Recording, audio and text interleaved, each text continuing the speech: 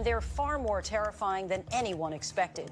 Inside the hidden room discovered by the tactical unit in the basement, 28 files marked with a red X were matched with unexplained deaths from exactly 3 years ago.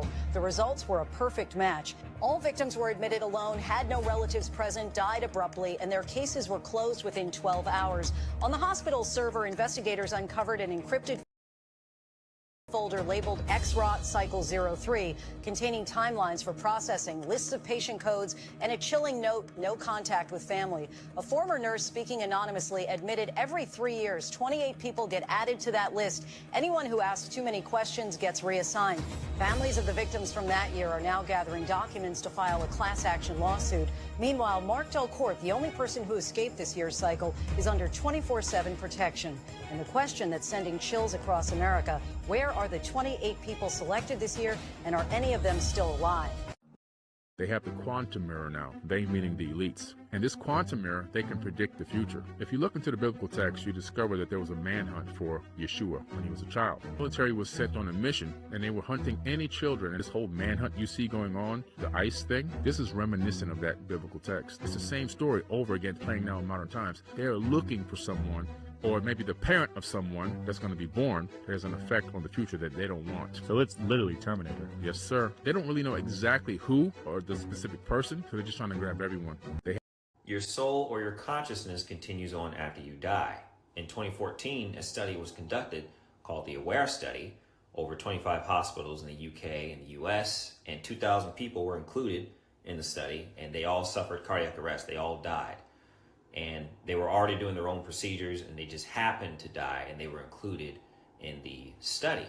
And they found out that 10% of the people experienced consciousness or awareness after being brain dead and heart dead. Their soul or their consciousness continued on, and they were aware of things. So that's very significant.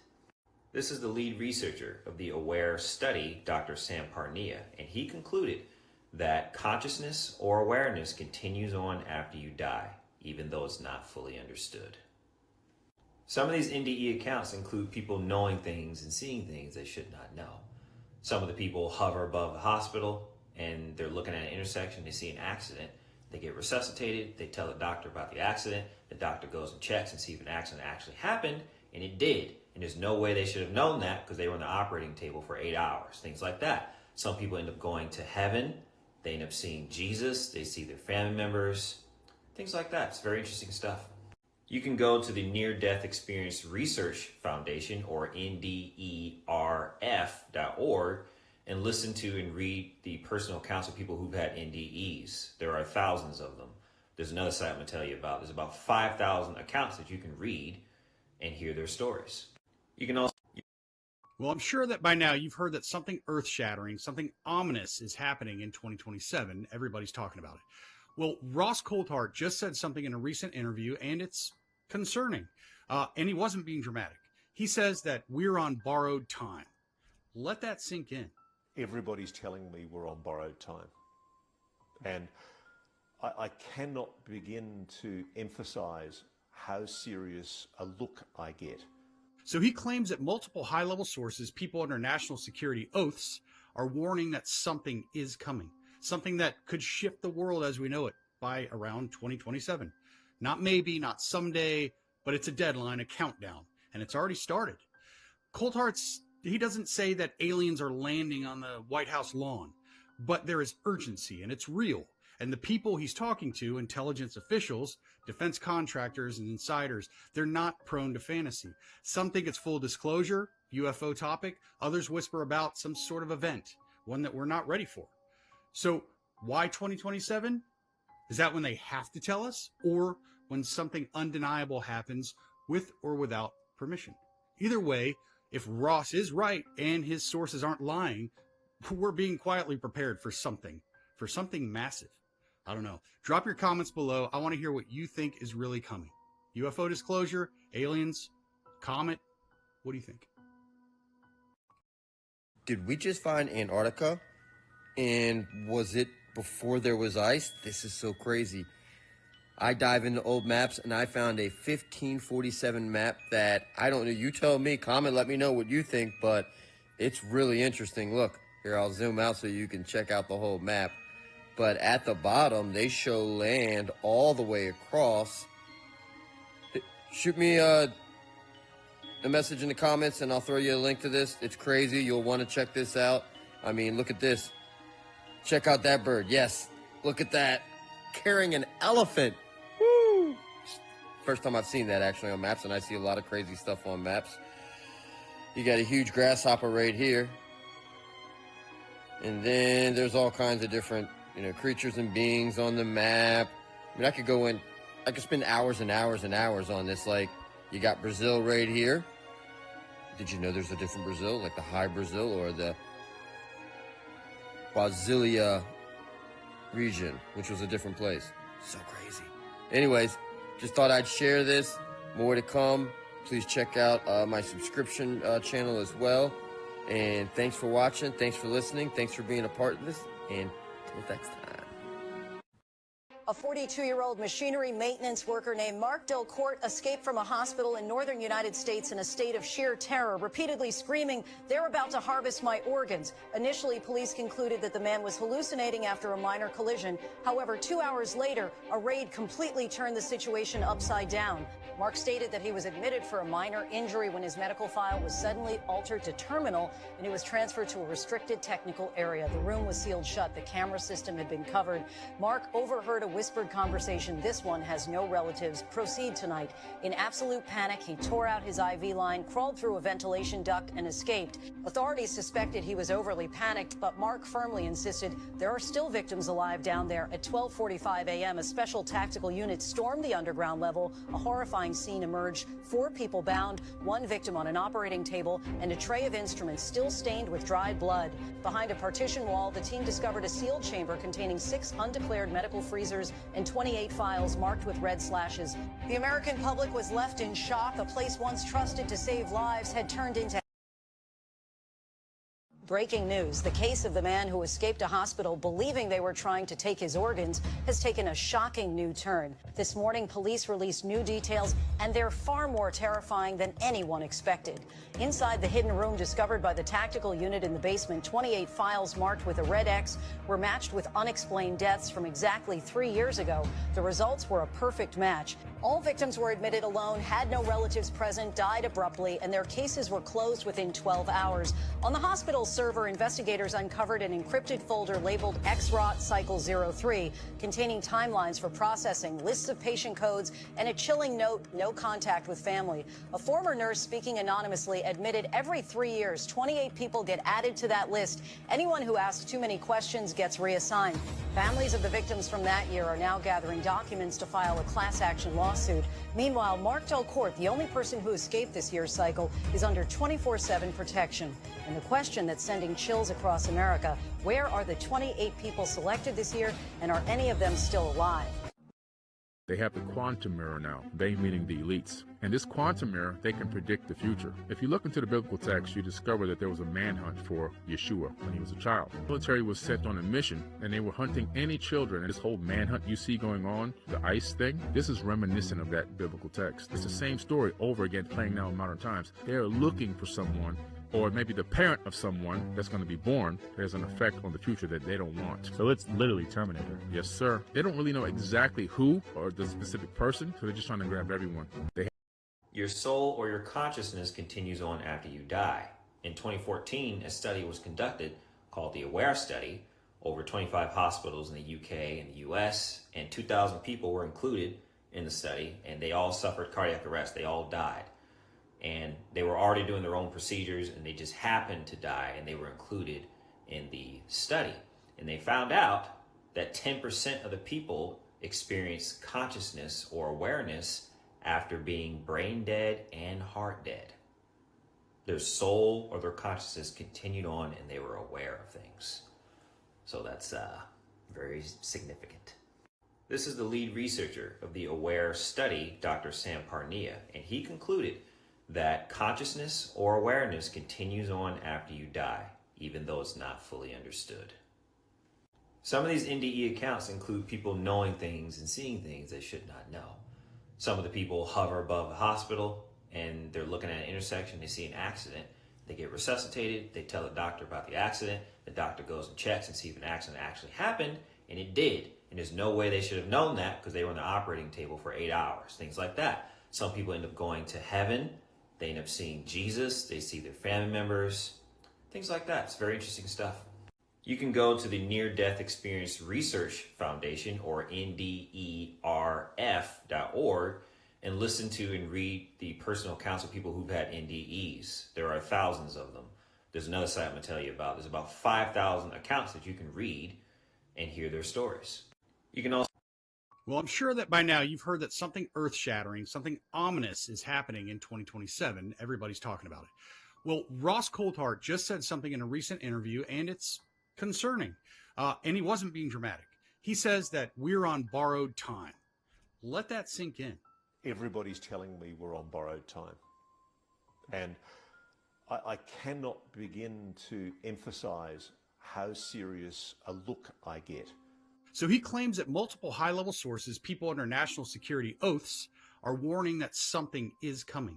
Something that could shift the world as we know it by around 2027. Not maybe, not someday, but it's a deadline, a countdown, and it's already started. He doesn't say that aliens are landing on the White House lawn, but there is urgency, and it's real. And the people he's talking to, intelligence officials, defense contractors, and insiders, they're not prone to fantasy. Some think it's full disclosure, UFO topic. Others whisper about some sort of event, one that we're not ready for. So why 2027? Is that when they have to tell us, or when something undeniable happens with or without permission? Either way, if Ross is right and his sources aren't lying, we're being quietly prepared for something massive. I don't know. Drop your comments below. I want to hear what you think is really coming. UFO disclosure, aliens, comet. What do you think? Did we just find Antarctica? And was it before there was ice? This is so crazy. I dive into old maps and I found a 1547 map that, I don't know, you tell me, comment, let me know what you think, but it's really interesting. Look, here, I'll zoom out so you can check out the whole map. But at the bottom, they show land all the way across. Shoot me a message in the comments and I'll throw you a link to this. It's crazy. You'll want to check this out. I mean, look at this. Check out that bird. Yes, look at that. Carrying an elephant. Woo! First time I've seen that actually on maps, and I see a lot of crazy stuff on maps. You got a huge grasshopper right here. And then there's all kinds of different, creatures and beings on the map. I mean, I could spend hours and hours and hours on this. Like, you got Brazil right here. Did you know there's a different Brazil, like the high Brazil or the Brasilia region, which was a different place? So crazy. Anyways, just thought I'd share this. More to come. Please check out my subscription channel as well. And thanks for watching. Thanks for listening. Thanks for being a part of this. And until next time. A 42-year-old machinery maintenance worker named Mark Delcourt escaped from a hospital in northern United States in a state of sheer terror, repeatedly screaming, "They're about to harvest my organs." Initially, police concluded that the man was hallucinating after a minor collision. However, 2 hours later, a raid completely turned the situation upside down. Mark stated that he was admitted for a minor injury when his medical file was suddenly altered to terminal, and he was transferred to a restricted technical area. The room was sealed shut. The camera system had been covered. Mark overheard a whispered conversation. "This one has no relatives. Proceed tonight." In absolute panic, he tore out his IV line, crawled through a ventilation duct, and escaped. Authorities suspected he was overly panicked, but Mark firmly insisted there are still victims alive down there. At 12:45 a.m., a special tactical unit stormed the underground level. A horrifying scene emerged. 4 people bound, 1 victim on an operating table, and a tray of instruments still stained with dried blood. Behind a partition wall, the team discovered a sealed chamber containing 6 undeclared medical freezers and 28 files marked with red slashes.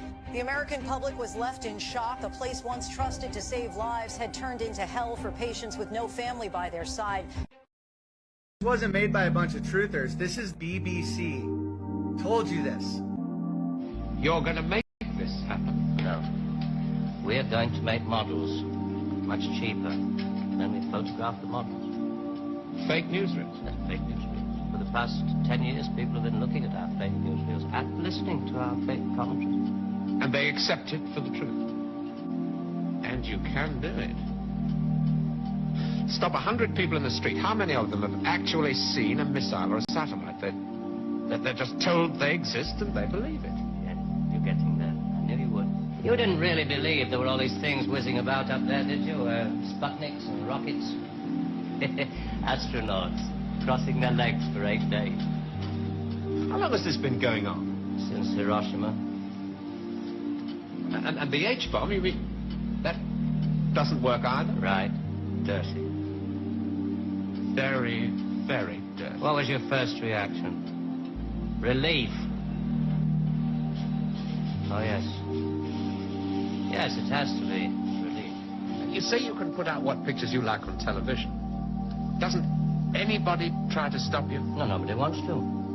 99.386% of the population wouldn't believe this conversation. And the rest are working for us. And they're the top minds, the really responsible people. Scare an ostrich, buries its head in the sand. You scare a hedgehog, it rolls itself up into a ball. When a woman's frightened, she goes out and buys herself a hat. You mean you scare us so that we'll buy more, so that money moves quicker, production moves up? We don't say scare when we talk about human beings. We say threaten them emotionally. And there are all sorts of ways, not just the big ones like the hydrogen bomb. Overcrowd them a little with bad planning. Sell them too many motor cars. Anything to keep them a little bit removed from reality. Nowadays, people don't work for money. They work for the idea of money. They don't even love for love. They love for the idea of love. They only hate for the idea of hate. It took us 5 years to find a non-addictive tea, gave them nice little hallucinations. Made them talk like 3-year-olds. Throw flowers at policemen. Politicians are easy to control. The grosser mentality boys who like to be photographed getting in and out of Daimlers in Whitehall. They come right at the bottom of our organization. A few rungs up the ladder, there are the people in the top secret factories.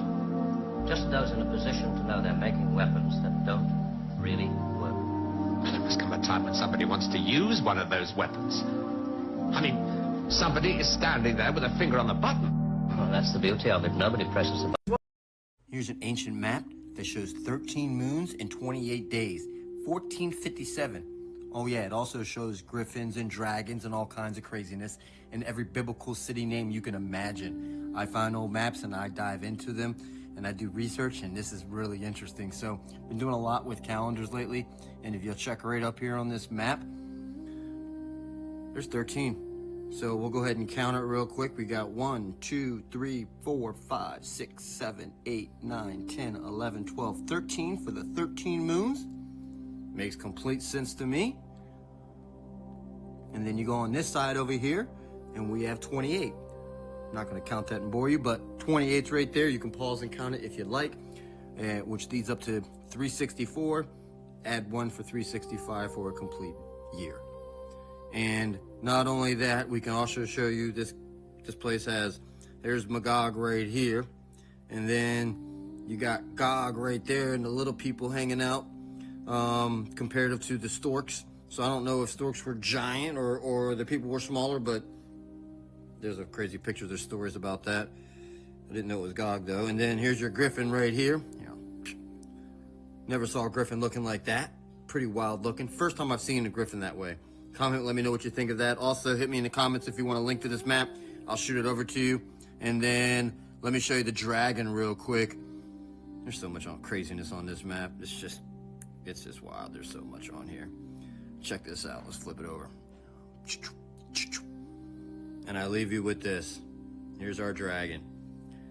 So those two creatures were there, and everything else was like a elephant here, camel, giraffe, but you just have a dragon hanging out there.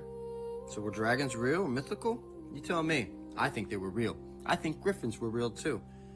But things have changed now, so love to hear what your thoughts are in the comments. Thanks for watching. Thanks for listening. Thanks for being a part of this. And until next time. What was the scariest moment of the journey? scariest. It didn't happen. It could have been scary. We went down and we watched you guys land on the moon, No, which you was... didn't. No, you didn't. What? Because there wasn't any television. There wasn't anybody taking a picture. You watched animation. See, you associated what you saw with... I have very hazy memories. Yeah, I know.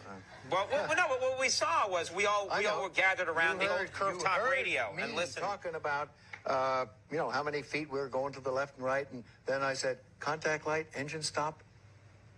It's and a few exciting. other things, and then Neil said, Houston, Tranquility Base, the Eagle has landed. Man, how about that? That was very exciting. Not a bad line. Yeah. Has nobody been to the moon in such a long time? That's not an 8-year-old's question. That's my question. I want to know what I think I know. Because we didn't go there, and that's the way it happened. And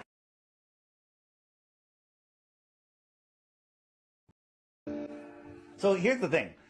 NASA isn't a space agency. NASA is the World Intelligence Agency. Everyone reports to them. FBI, CIA, KGB, CCP. Well, why would they lie about the shape of the Earth? What difference does it make? NASA was created right after Project High Jump when Admiral Byrd flew out in Antarctica. On the other side of the South Pole, he found land bigger than the United States, filled with resources. Look at that. From Middle America, he would be in where South Africa is or where Australia is. And another continent the size of the United States that no one has ever seen or set foot upon? What does that mean? What if he went from Middle America over what they call Antarctica and then found another continent out here? And that would destroy our whole worldview of reality. Now, what if there's other civilizations here? What if these are where the controllers of the world live? Okay? What if... I'm getting chills right now. Because the reality, your soul is going, yes, listen, right? Get rid of your programmed mind. People don't realize, well, Russia would have ratted us out and this and that. They're all in it together. Everything that you know is a lie. The United Nations map, Flat Earth map, International Maritime Organization, Flat Earth map, World Meteorological Organization, Flat Earth map, International Civil Aviation Organization. These are the things that control the world. Why do they all have Flat Earth maps? Well, I don't know. Artistically, maybe they couldn't. Artistically? Is that your explanation? Here, now let me ask you a question. If this is where we live, would you call it? Listen to this dude right here explains your statement perfectly. No, I don't expect to see buildings tilting away from me because I understand beyond a reasonable doubt that Earth is indeed flat. But hypothetically speaking, if Earth were indeed a globe, I'd imagine we should be able to at least measure how much a building is tilting away from us, wouldn't you say? I mean, even if we couldn't see this supposed tilt with the naked eye, we should be able to measure it by measuring the distance between two buildings from top to bottom, right? And let's say these two buildings are 3,000 kilometers apart. That's 1,800 miles. Now be a sport and tell me how many degrees over a distance of 1,800 miles. Then post some evidence showing me that structures do indeed tilt the further you get away from them. Measurements were done of the bases and tops of two buildings, one in Torres, Rio Grande do Sul, and another in Natal, Rio Grande do Norte, 3,050 kilometers apart from each other. According to the theory of the spherical Earth, the distance of the measurements of the bases must be different than the measurements of the top, even in a few meters. But if the measurements are equal, this would show that the Earth has no curvature. Remembering the opinion of the INCRA engineers before the experiment, probably there will be in relation to the extension of this line perpendicular to the baseline. I believe it will be longer.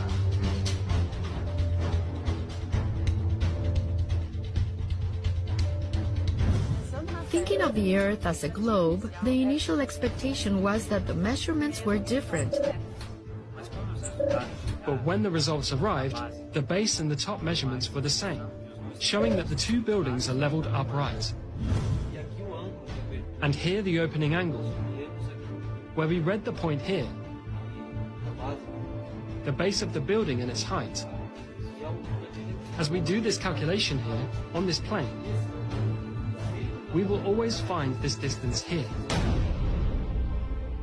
On this plane, we will always find this distance here.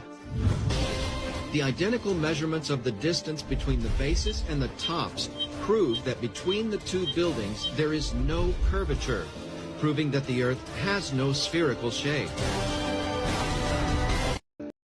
32 AD, Jesus took his inner circle to a hilltop outside Jerusalem at midnight and pointed to the sky. He told them to look at the brightest light after the moon, Saturn. And then he said something that made them understand why the archons feared him so deeply. That's not a planet. That's a prison. The archons built it as a soul trap. Every human who dies gets pulled there, stripped of memory, and sent back to Earth in a new body. The cycle never ends. Unless you know how to escape. The disciples asked the question you're asking right now. Why Saturn? Why that specific celestial body? And Jesus explained that Saturn operates as a frequency anchor. It broadcasts a signal that keeps human consciousness locked in the reincarnation loop. The rings aren't ice and rock. They're a containment field. The black cube at Saturn's north pole isn't a weather pattern. It's the portal where souls are processed, memory wiped, and recycled back into bodies. The archons don't just control Earth. They control the exit. But here's what the church erased from every gospel.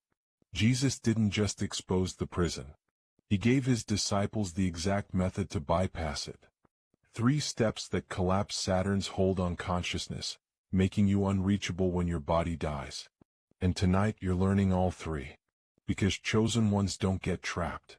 You're the ones who break the cycle. If you're escaping Saturn's soul prison tonight, comment, "I am free" right now. Most humans never realize they're in a prison because the memory wipe is so complete. You're born, you live, you die, and at the moment of death you see a white light. Everyone says go toward the light. Family members, spirit guides, religious figures appear and tell you it's time to go home. And you go. But that light isn't home. That light is the entrance to Saturn's processing system.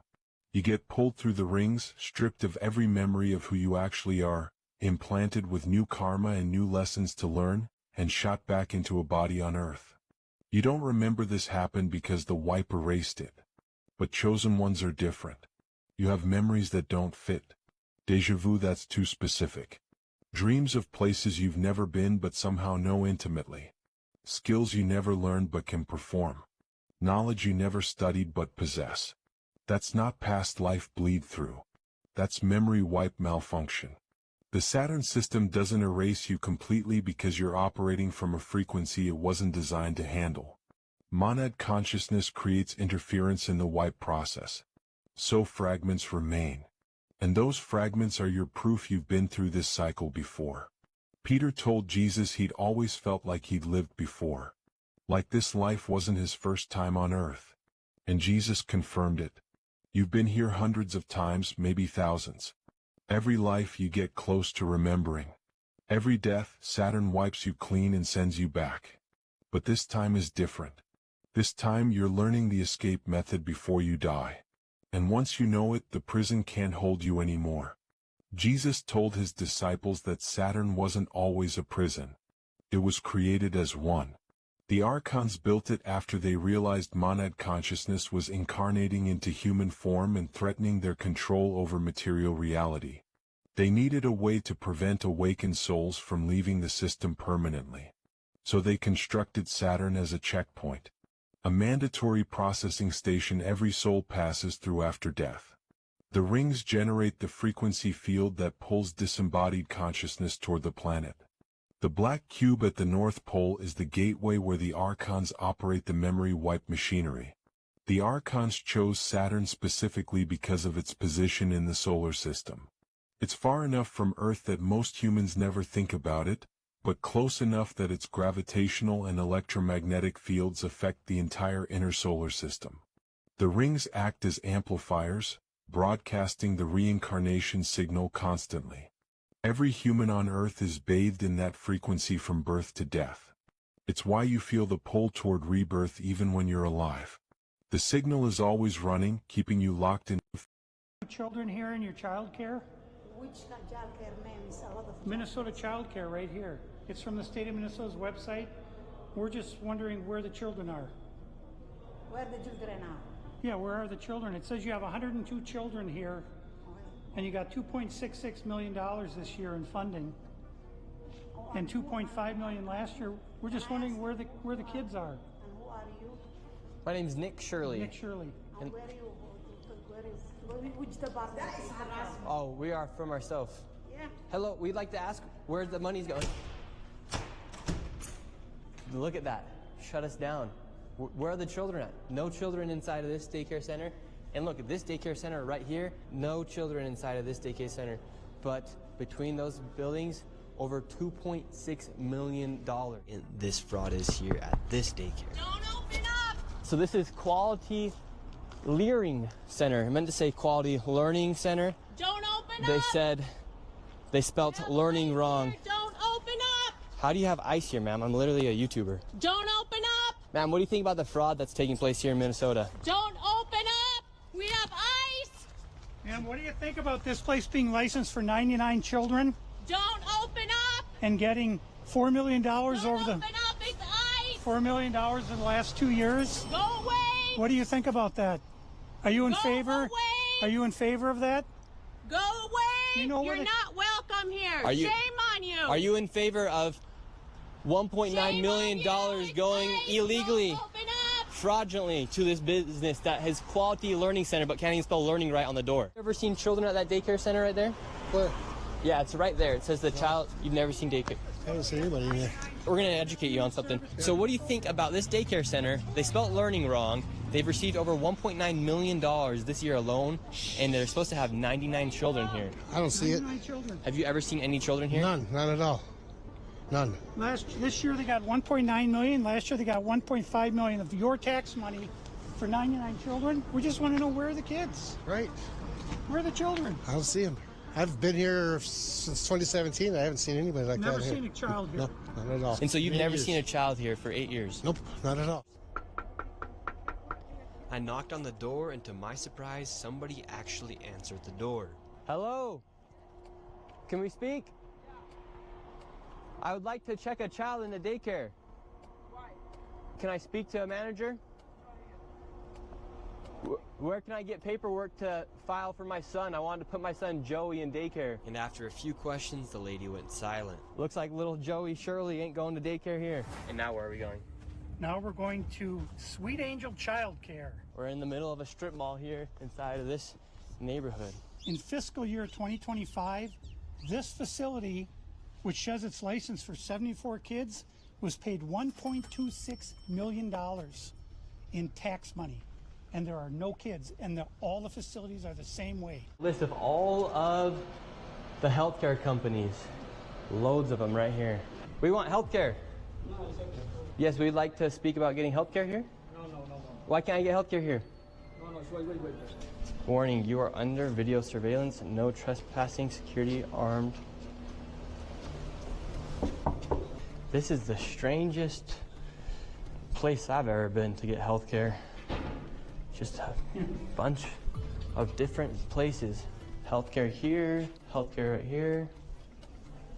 Another healthcare company right here. There are 3 healthcare companies inside of this building right here in this room of 7C. Now we have another Helping Hands, Home Care LLC, another healthcare company. Present Help right here. We're looking for the best rates of healthcare here inside this building because we have so many options. Who can we talk about getting the best healthcare? I don't know. No? Sorry. All right. We will not get any healthcare here. David, this is one of the stranger places I've ever been. Literally, healthcare every door you go to, yet nobody will give you a rate. How much money do you think's been funneled through this building? Every year, I would say 50 to 60 million. And now they're all getting mad. What was this money spent on? 1.26 million. What was that money spent on? There aren't any kids. Ask the owner and the kids. Well, then why are you talking for the owner if you're telling me to talk to the owner? I'm sorry. I'm not understand what you're talking about. Do you have a child here? No. Does anybody? No. Where are the 74 kids? Did you lose them? Did you lose these kids? Do I need to call someone? Do I need to issue an Amber Alert for missing children? Are these children missing? It's not my business that children are missing. 74 infants and toddlers, preschool. The proof's right there. There's no children anywhere. It's from the state of Minnesota right here.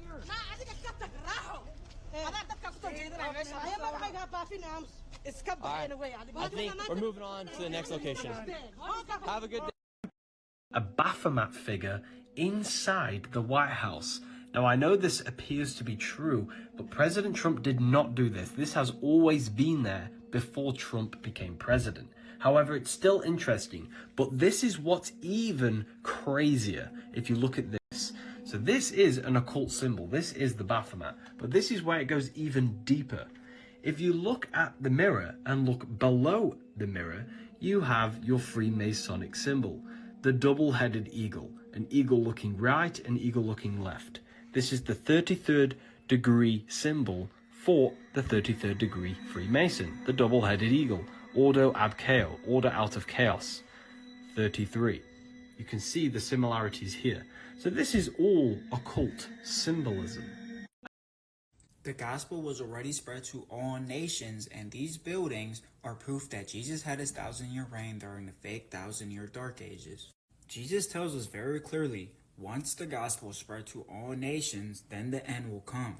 And to many people's surprise, the Bible tells us 4 times the gospel was already spread to all nations, as you can see, had been preached to every creature which is under heaven, but is now open and published among all nations by the scriptures of the prophets. And yet again, you have the same thing. So then the Bible tells us the gospel was spread to all nations, and then it ends with Revelation. But in Revelation 11:2, it says the second temple will fall 3.5 years into the 7-year tribulation. And that's exactly what happened. The temple fell 3.5 years into the 7-year Roman war. And Tacitus and Josephus, which were Roman historians, both wrote seeing chariots and angels in the clouds with a large figure seen in the sky during this war, which obviously was Jesus. And we know this is Jesus because, as you can see, he tells them, for the Son of Man shall come in the glory of his Father with angels, right? And then he tells the apostles, some of them would not taste death until they see the Son of Man coming with his kingdom.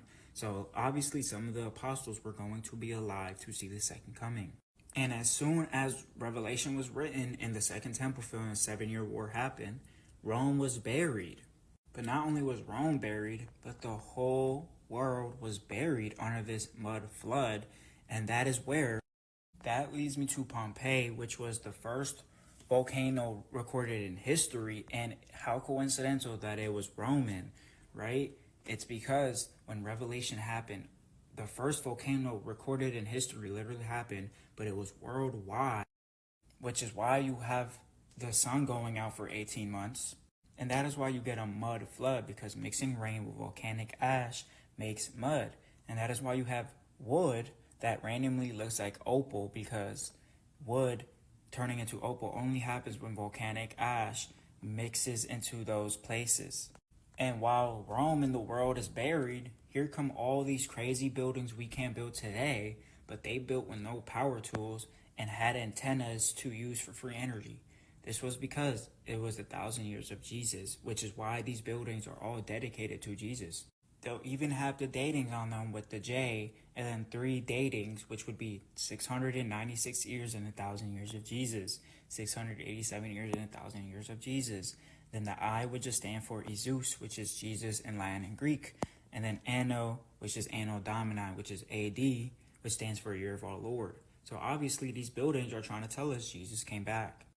And then that's where you have places like the Palace of Versailles, who have no kitchens or bathrooms because they were made for glorified saints who did not eat or need to go to the bathroom. And that is why you have these amazing angelic paintings. It's describing the 1,000-year reign. Thank you for taking away my freedom of speech today in here. I did not take away your freedom of speech. Yes, you did. I don't want to hear it from you people down here. Officers, please remove this man from the room. This man here was escorted out of a Brevard County Commission's meeting, and he was so because he was presenting evidence that the astronauts of the Space Shuttle Challenger explosion back in 1986 are actually still alive.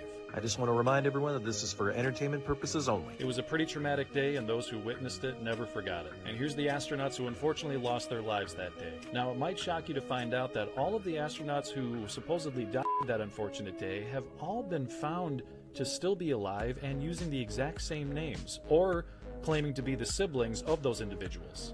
Challenger astronaut Judith Resnick, and also a Judith Resnick Yale law professor. Michael J. Smith, the pilot of the Challenger astronaut, and also professor at University of Wisconsin, now retired Michael J. Smith. Commander Dick Scobie, who is now president of Cows and Trees. So the two astronauts you didn't mention are both pictured here. First being Ronald McNair, who is shown next to a photo, a current modern-day photo, of who is supposed to be his twin brother, Carl McNair. And the same for this gentleman here, Ellison Onizuka, who is shown next to a current photo of supposedly his twin brother, Claude. Now, apparently no birth records could be found for either of these supposed twin gentlemen. But if that's not enough for you, then check this out. This is the memorial service for the Challenger crew, and this is the family of Ellison Onizuka. And I don't see a twin there, do you? And here's the family of Ronald McNair at that same memorial service. And again, I don't see a twin. Be sure to check out part 2.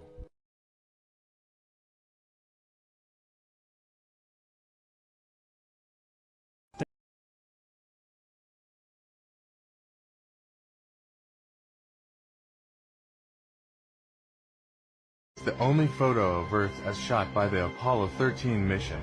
Every other image you see of Earth is a CGI manipulated image. Open your eyes and mine. Wake up. We are being lied to.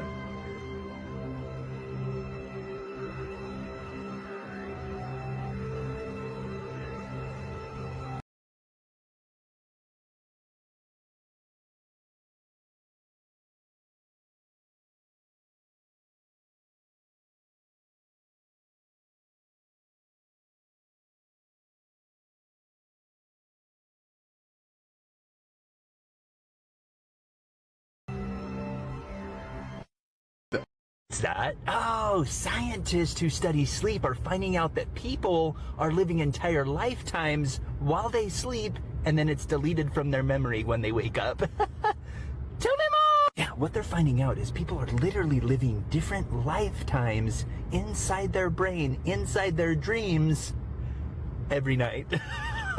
Fun! But these scientists are figuring out that our brain has a mechanism built in, a security mechanism that will actually delete these dreams, these lifetimes we're living as soon as we wake up so that we don't go insane. What they're saying is that the little snippets that you do remember are just a little tiny portion of the entire lifetime you just lived in your dream. Okay? So the problem is what some of these scientists are thinking is that since that is happening while we sleep, are we potentially sleeping while we're awake and living out this lifetime? Okay. They think that it's highly possible that's what's going on. Goody. What if I told you all the presidents, and I mean all of them, were still alive? But I wasn't going to just speculate on it. I was going to prove it. Here's Teddy Roosevelt. Here's Robin Williams. And that's both of their wives. And here's Andrew Jackson and his wife. And, well, what if we paired a younger picture with Miss Jackson with Miss Maxwell? Do you think that they might just fit pretty well down to the lips, the nose, and eye placement? And what if this goes back to our very first president and his wife, Martha? Funny how he looks a little more feminine than her. And a subscriber, Samantha, pointed out the resemblance of Glenn Close and George Washington. Funny, Glenn, especially spelled like Glenn Close, Glenn. It's a funny name for a girl. You want to see something even funnier? Here's Glenn Close's husband. And, well, do you recognize him? How about now? That's Martha Washington. Glenn Close's husband, Martha Washington. And I'm going to stop after this one for a second. Here's the 25th president, William McKinley, and I couldn't help but notice how identical he looked to Dumb and Dumber star Jeff Daniels. But when the first time I ever happened to see this, they started talking about Dumb and Dumber randomly on the TV in the very first second.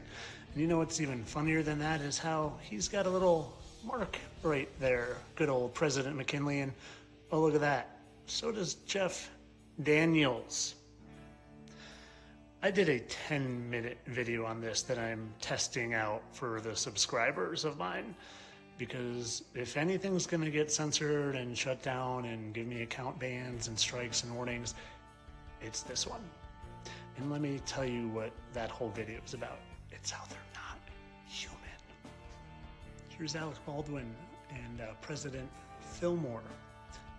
And I say they're not human, and they tell us what they are. Just like the book of Enoch says, fallen angels are referred to as stars. Go watch the 10-minute video. I'll release it eventually, but I need to test the waters because it's a doozy, and I think it explains exactly what's going on. But of course, all this is for entertainment purposes. I'm sure that they all just are doppelgangers. So if the Earth rotates around the Sun once a year, and in that one rotation there are 365 little rotations representing 1 day per little rotation, 365 days in a year. And 365 days divided by 28, you get a perfect 13-month year. Every month starting on a Monday, ending on a Sunday. And hold the phone, because you're telling me that September, sept meaning 7, is the 9th month. October, oct meaning 8, is the 10th month. November, nov meaning 9, is the 11th month. And December, this decagon, is 10. So that means January becomes the 11th, February the 12th, and March is the 13th, the last month of the year. And the beginning of the year would be the spring equinox, when everything begins to grow, renew, and life starts to flourish. Wouldn't it make more sense that that's when I realized something was off? And if time itself can be shifted, what else has been shifted without us noticing? You don't lose your life all at once. You lose it slowly, through routines you never chose and beliefs you never questioned. One night I couldn't sleep, no phone, no noise, just my thoughts. And I stumbled into a book called Book of Wisdom. Not looking for answers, just trying to understand myself. It wasn't telling me what to believe, it was showing me what I had stopped noticing. This isn't for everyone. Most people will scroll. Some will feel uncomfortable. A few will feel something they can't explain. If this sounds crazy, good. I'm just leaving the door where I found it. Have you ever seen this video where this guy draws a flat earth diagram and talks about how there's the black hole sun that is projecting light through the center of our realm? And have you ever considered the fact that maybe, just maybe, the northern lights are evidence of this exact phenomenon? You see, I never wanted to give this too much thought or attention because supposedly this is a Masonic idea. But lately, I've seen some things that have opened my mind to it, and I'm going to show them to you. What I want to first make you aware of is the fact that much like there's an Antarctic treaty, there's also an Arctic treaty where you're not allowed to go to the North Pole. And there are 150 countries that have signed this agreement. And yes, you can take a trip or a tour to the North Pole, but it's only going to bring you to Fairbanks, Alaska. And I want you to notice this watery area here. Because on the old maps, there used to be all sorts of land there that all of a sudden doesn't show up on the new maps.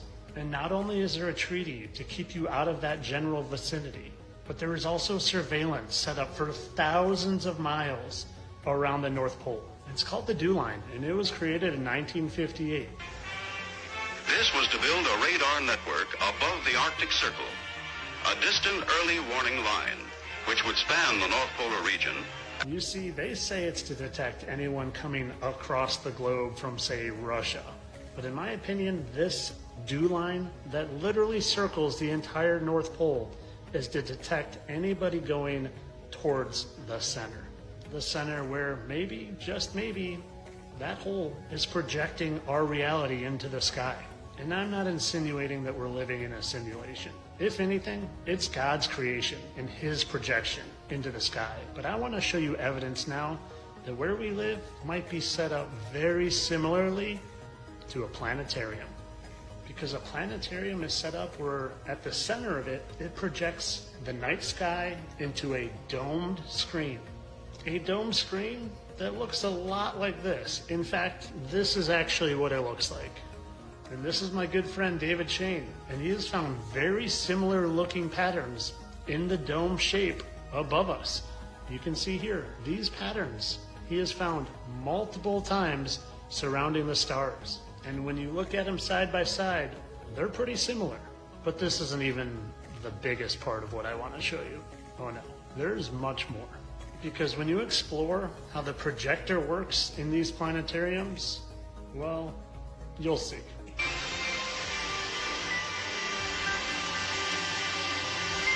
If you've been to a planetarium any time in the last 2 decades, then chances are it didn't use vector graphics or fancy star balls. The GATE program was a school system for students labeled gifted or advanced. It used testing to separate students into special instruction. Many describe being pulled from class, tested repeatedly, or isolated from peers. Some former students say they never understood why they were selected. Others say the experience felt more like monitoring. Years later, many say these memories returned after hearing similar experiences. The feeling of being observed repeats. The GATE program followed a repeatable structure. Some now recognize the structure before they recognize the explanation. Let's jump right in.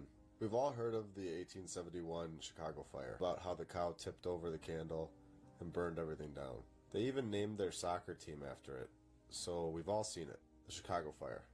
Well, 1 or even 2 fires isn't very convincing. Fires happen, right? But the Chicago fire was the only city that burned down, right? Wait, Boston burned down a year later? After Chicago?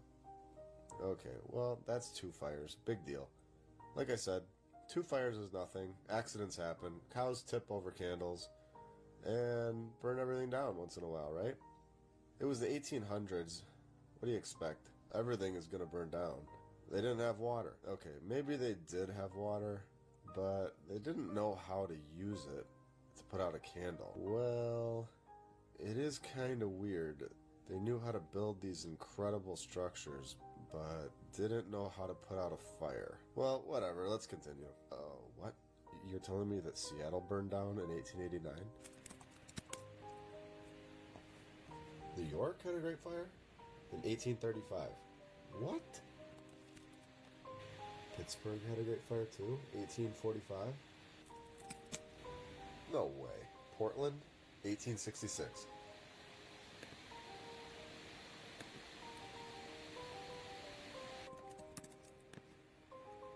San Francisco? 1851? Destroyed as much as 3/4 of San Francisco? Are you joking? What the heck? Okay, well, that is kind of a lot, but who knows? Could be a coincidence, right? Well, why don't we just keep going until it's not a coincidence anymore? Let's do it. Dayton, 1882. The fire burns blocks of downtown Dayton. Guess we'll never see that again. Thanks a lot. St. Louis, Great Fire, 1849.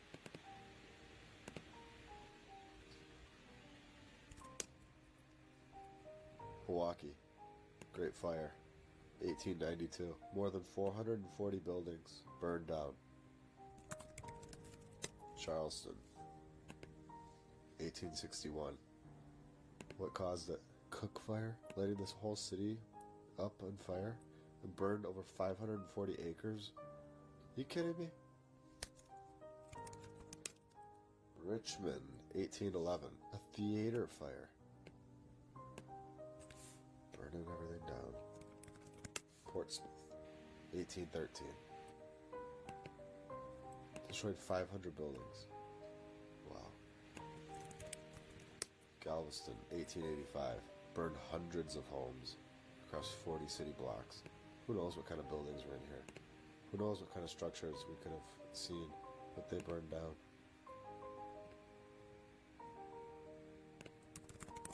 Atlanta Great Fire, 1917.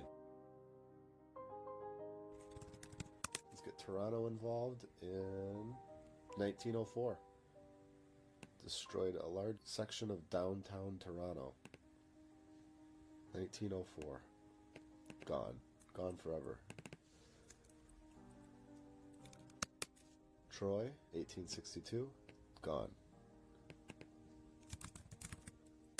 Dallas, Texas. 1860. A fire consumed Dallas. Let's stick with Texas. And of course Houston in 1912 was burned down. Blaze traveled more than 1.5 miles. All of it is gone.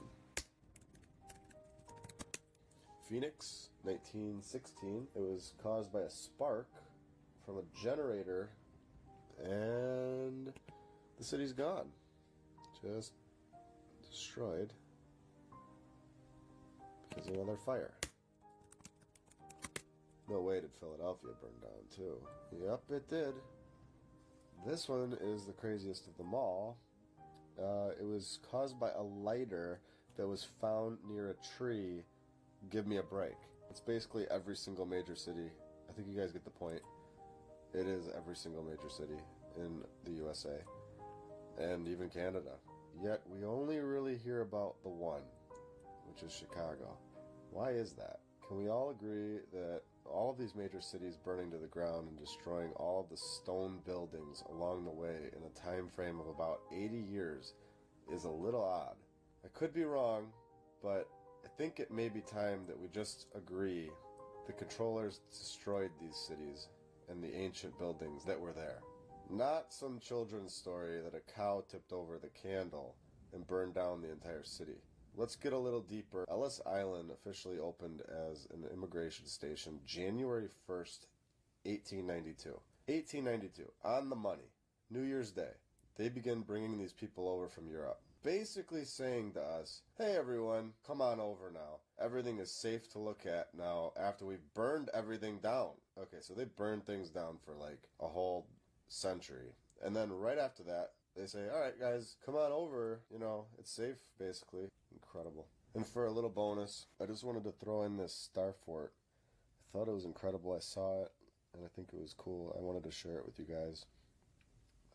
It's Fort de Nossa Senhora de Graça in Portugal.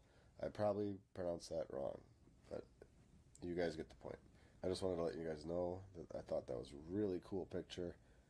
And it's interesting. It's one of those things you can only see from an aerial view. So they built it knowing that, you know, you'd have to see it from above.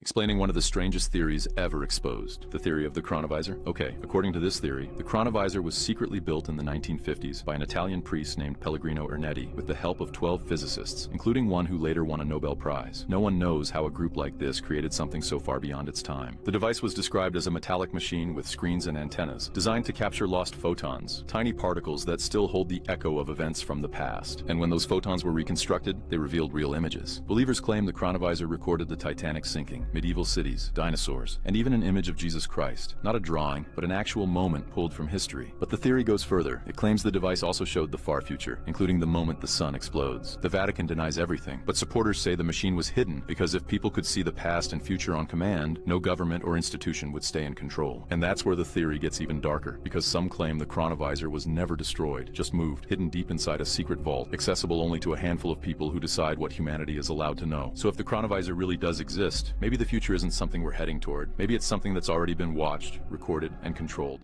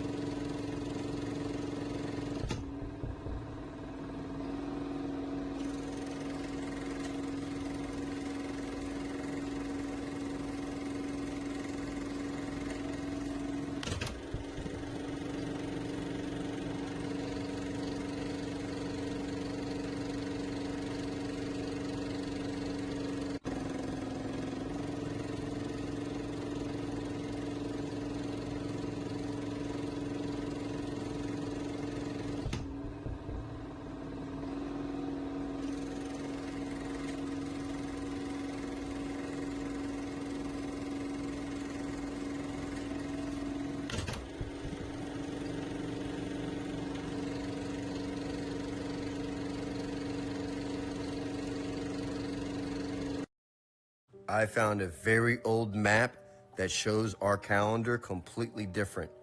I dive into old maps and I find some crazy anomalies, and this one shows the beginning of the year starting in March. Oh, and you can also see right here, shows paradise or like Garden of Eden in like the Asia area. But we'll save that for another video. I want to talk about the calendars here. And please comment if you have any thoughts on this, but calendars used to start in March or April, and then they changed everything. I don't know if you knew this. Also, they used to have 13 months, which were like lunar calendars. This one shows 12 months here, but it shows the beginning. I'll just zoom out. You can see the whole freaking map. It's beautiful. 1452, and it shows the beginning up top here at March. Martrol. I don't know how you pronounce that in Latin, but this is all in Latin. If you ever took Latin in school growing up, hit me up in the comments. I'm very curious on who actually took Latin. I took Latin as a kid growing up, and I wish I could read this better on this map, but I love this map because it's a real old map. It's not like a reprint or anything. It's the real deal. Check it out. It's so cool. This guy only did 3 of these. And if you look around, like I would love to be able to read like all the different stuff along here that coordinated with, he had the alphabet in there along with the numbers. Just really neat. I'm going to try to find his out. He only had 2 other maps he did, but I'm going to try to find them as well to see if there's anything I can find on there. Like, I would love to be able to understand what was actually written here and put through these areas, but just thought it was a really cool, interesting map. There's a lot of different anomalies on here. You can check it out. Like, here's Babylon right there, which was really cool and interesting. But we'll do more on this map and more videos. Please stay tuned. And as always, thanks for watching. Thanks for listening. Thanks for the support. And until next time.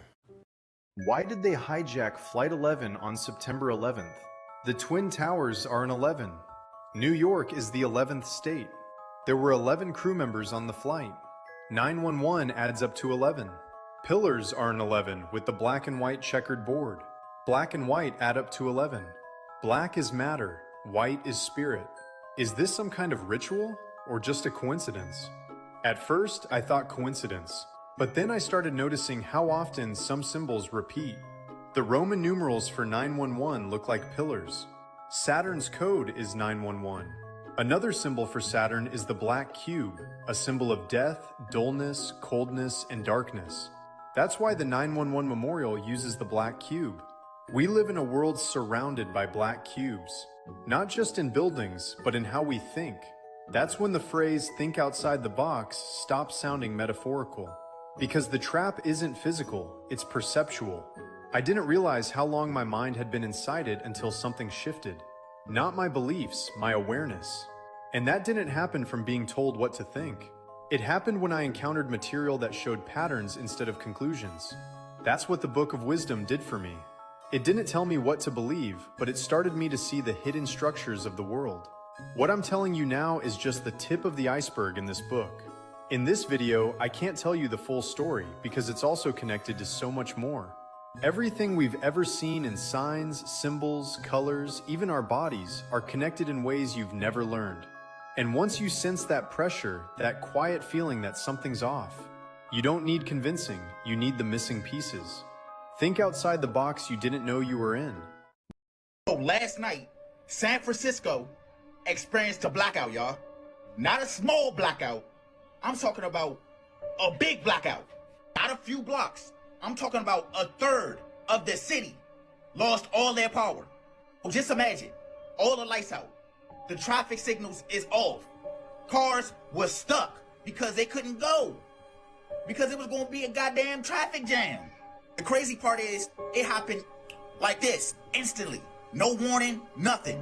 So officials is saying that a substation fire is the reason this happened. So the substation caused over 100,000 people to lose their electricity, to go with no lights.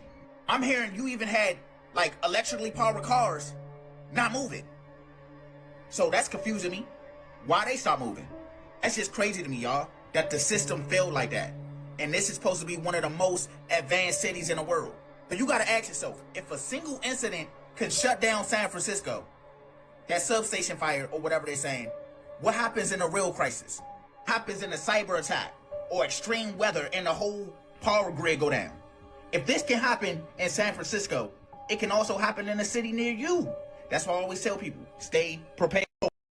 You guys know that the reason that we can't save Gaza and we don't have health care and we don't have free education and life is misery is all for the same reason, right? Everything is connected. We realize that, right? It's all because there's a small class of people, the uber rich, who believe that they should get all of the money and all of the rest of us aren't even people, and that we should just go in a hole somewhere. And like, how can you blame them? I mean, the last few hundred years, you know, their ancestors thought that they could own human beings, and they're literally still living off of the profit of doing that. These people got used to 400 years of free labor, and they still think that it should be free. They think that they should never have to work and that we should have to work, that we are beasts of burden for them. It's literally what they think. Capitalists and the rich are so stoked for right now because the status quo right now is literally so close to the time.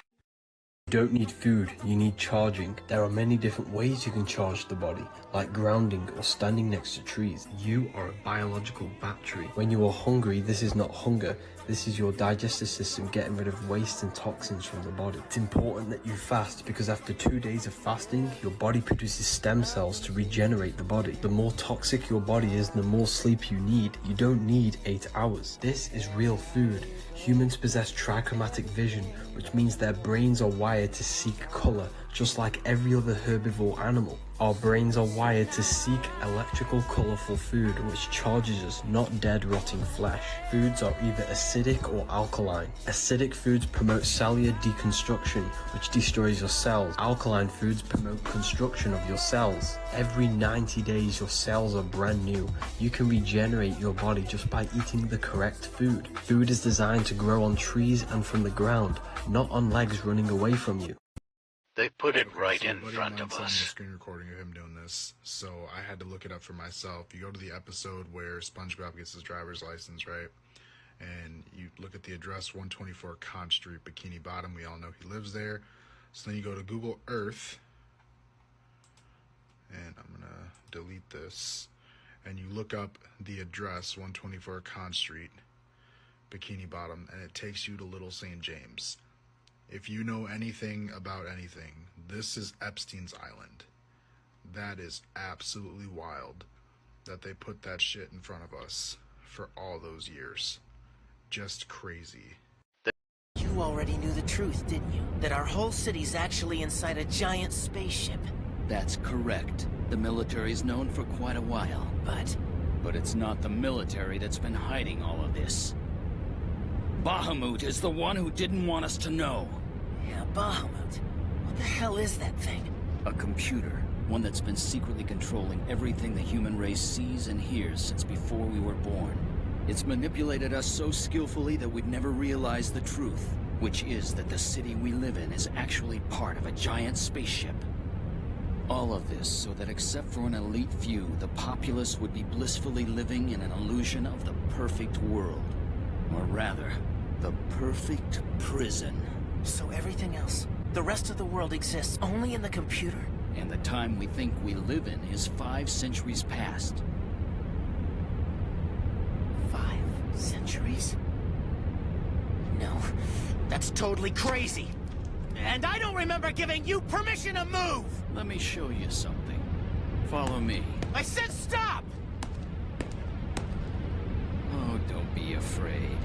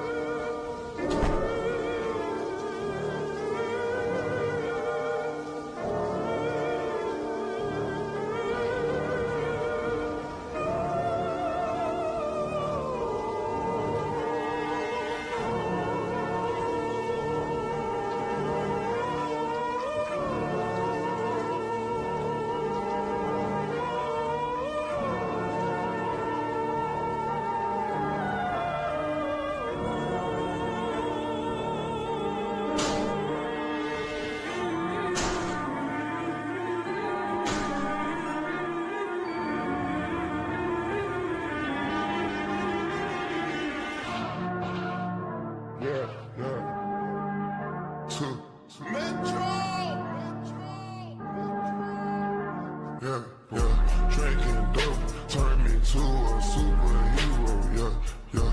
Hit that pill, turn me to a superhero. Yeah, yeah. Roll my 90s, turn me to a superhero. Yeah, Metro, don't trust you. What point would you consider cannibalism? For me, it was about 5 minutes into the British Miracle Meat from 2023. Enthusiastic food TV personality Greg Wallace takes us on a cheerful tour of the new age food company Good Harvest, who are proudly selling affordable, lab-grown meat sourced from human flesh. With the cost of living crisis squeezing families, and the UK finally free from the EU's oppressive laws, why shouldn't we harvest the flesh of 67-year-old retiree Julianne? For every pound of flesh donors contribute, they get 2 weeks of energy bills paid off, and shoppers get delicious meals for only a third of the price of a ribeye. What's not to love about this win-win situation? Good Harvest's packaging even comes with tasting notes, aka fun facts about the donor's age, career, and location, which raises the question, if someone eats a steak from your butt meat and leaves a 2-star review, is that a personal attack? Greg Wallace is open-minded through it all, fully on board for the human meat meal plan. He's only a little apprehensive about it when learning the new premium cut he taste tested and loved comes from donors under the age of 6. The most tender meat coming to you straight from nature's oven. I mean, hey, the rich have been doing it for centuries, and the concept of eating babies as an economic fix dates back to the 1700s. Food TV programming is such a casual medium, it was a perfect, sneaky vehicle for this dystopian hoax. Because of course, nothing from the British Miracle Meat is real, and surely in the year 20...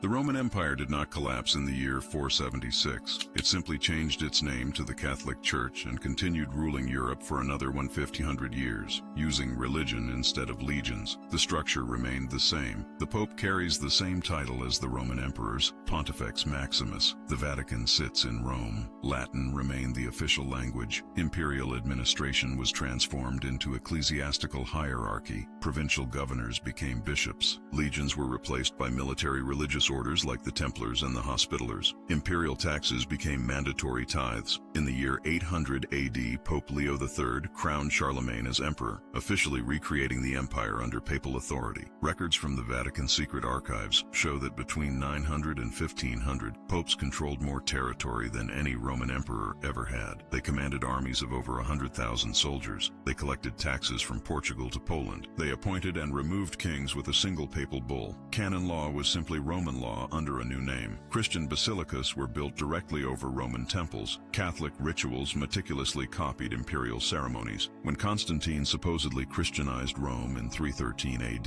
he did not convert the empire. He disguised it. He turned imperial power into religion to make it immortal. 2,000 years of continuous power, hidden behind the mask of spiritual transformation. If you enjoy this kind of history, follow us for more.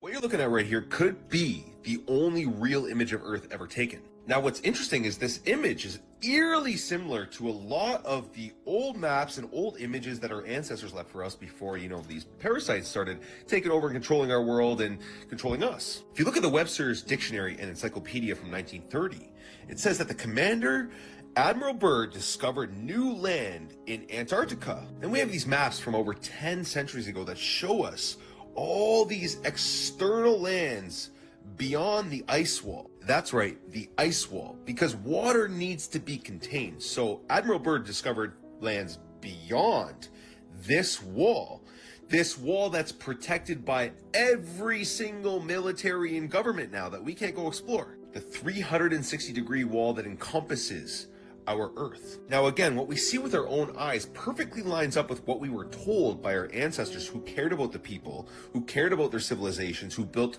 beautiful structures to please the eye and to heal the body and all this stuff.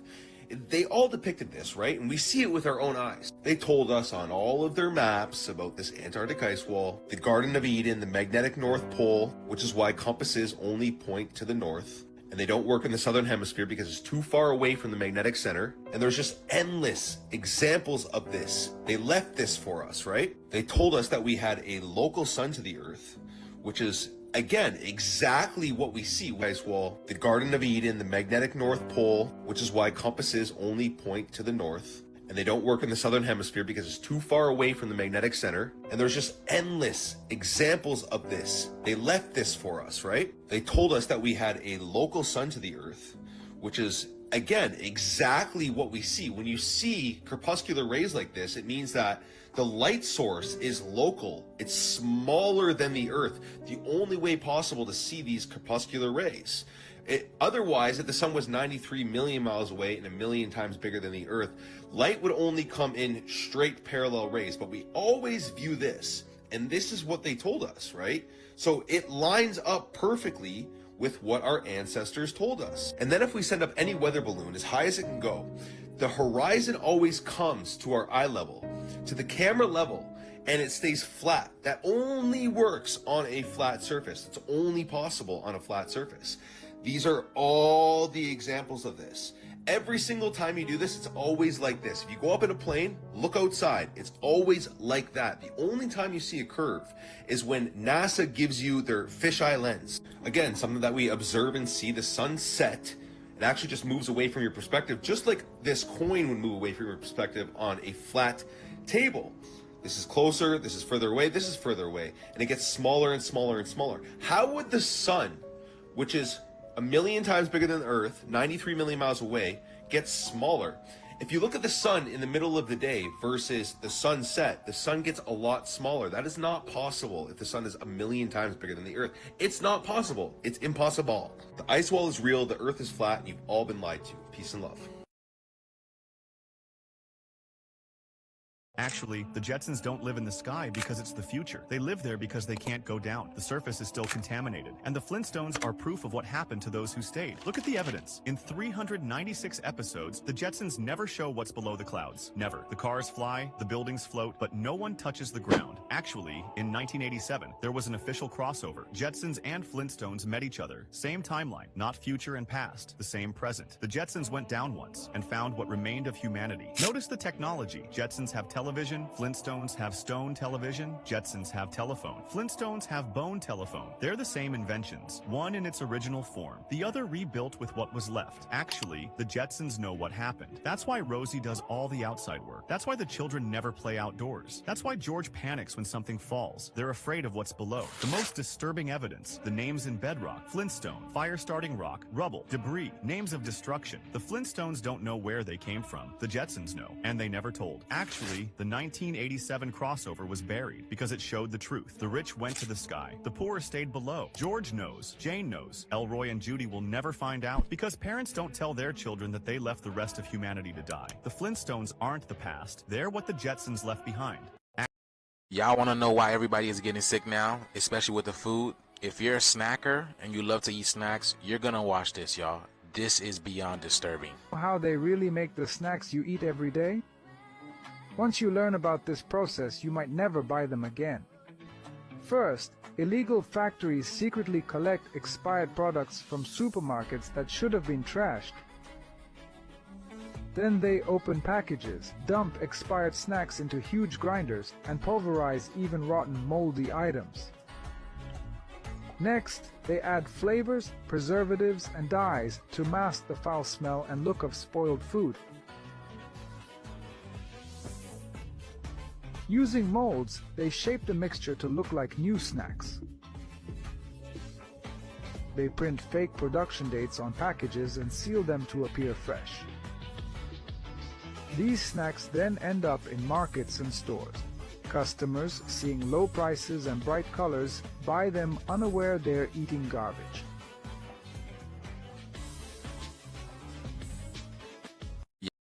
That's why y'all gotta pay attention, because this shit almost happened. The FBI said they just stopped what they're calling a New Year's Eve terror plot that was gonna happen in Los Angeles. They said they got 4 people and they're now under federal arrest.